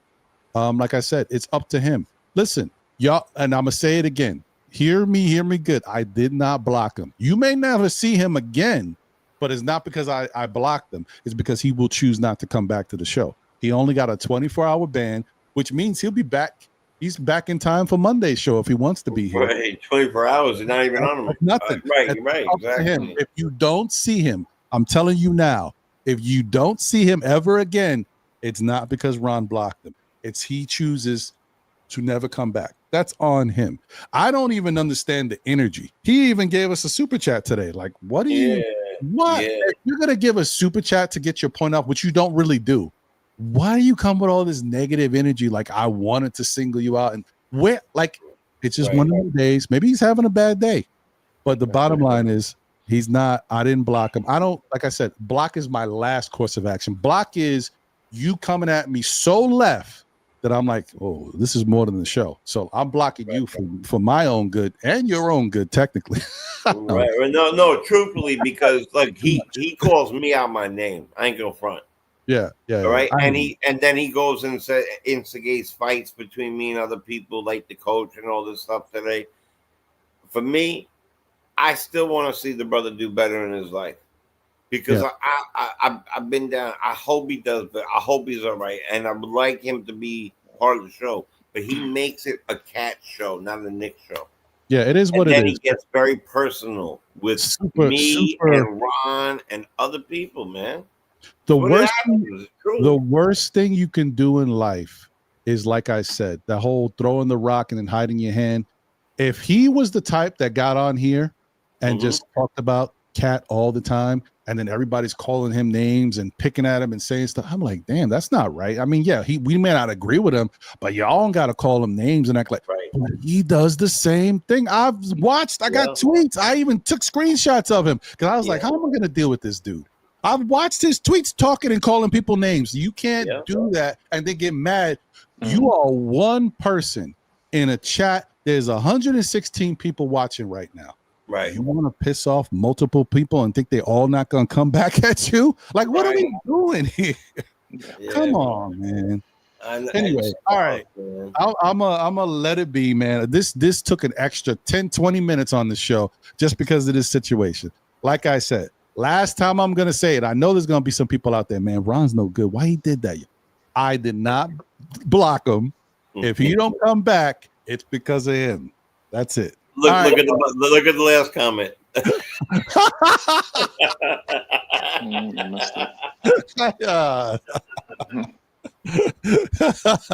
Y'all are crazy, man. Anyway, once again, thank you once again for everybody, for people who come here to the show for the right reasons and just want to have a good time talking Knicks. Because I see y'all. You guys, last thing I'm gonna say about you guys, I see y'all bounce around to the other channels. I'm like, man, these dudes and girls are Knicks fans like me. They are everywhere. I see y'all names everywhere. So I get it. That's what it's supposed to be about. And honestly, this helps me. If it wasn't for the fact that I was doing this, I would probably be in everybody's chat. And my wife would be like, yo, that's too much. So this is actually helping me. Anyway, take care, y'all. Have a good rest of your day. Put love in your heart. Remember, love is something that's missing. It's not just missing from our everyday life. It's missing from our music. That's why R&B is trash now, because there's no love anymore. Everybody's just talking about a moment and getting busy in the club. You know what I mean? Like, we got to chill, man. Get back to that love days. All right. Anyway. Amen to that. Take care of yourself. Tell a friend who tells a friend who tells another friend. Still, Knicks fans will be back again, whether it be on Saturdays at 11:30 for Know the Ledge, Mondays at 9 p.m. for SKF Weekly with myself, my brother John, and hopefully my brother Jose down the line. But yeah, man, continue to support the shows. That said, don't forget this Monday, 9 p.m. giveaway. You already know the items that we're going to give away. So please, join the show so I can put y'all on the list and see who wins. And lastly, be good. You can't be good. Be good at it. You know what I mean? That's all I can say. Maybe that's what's happening. He wasn't good today, so he tried to be double down on it. It could be. It's hard to let go, man. That's too much. You guys hit me up if you need to let it out. Appreciate y'all. Later, everybody. I'm out. Peace, man. Peace.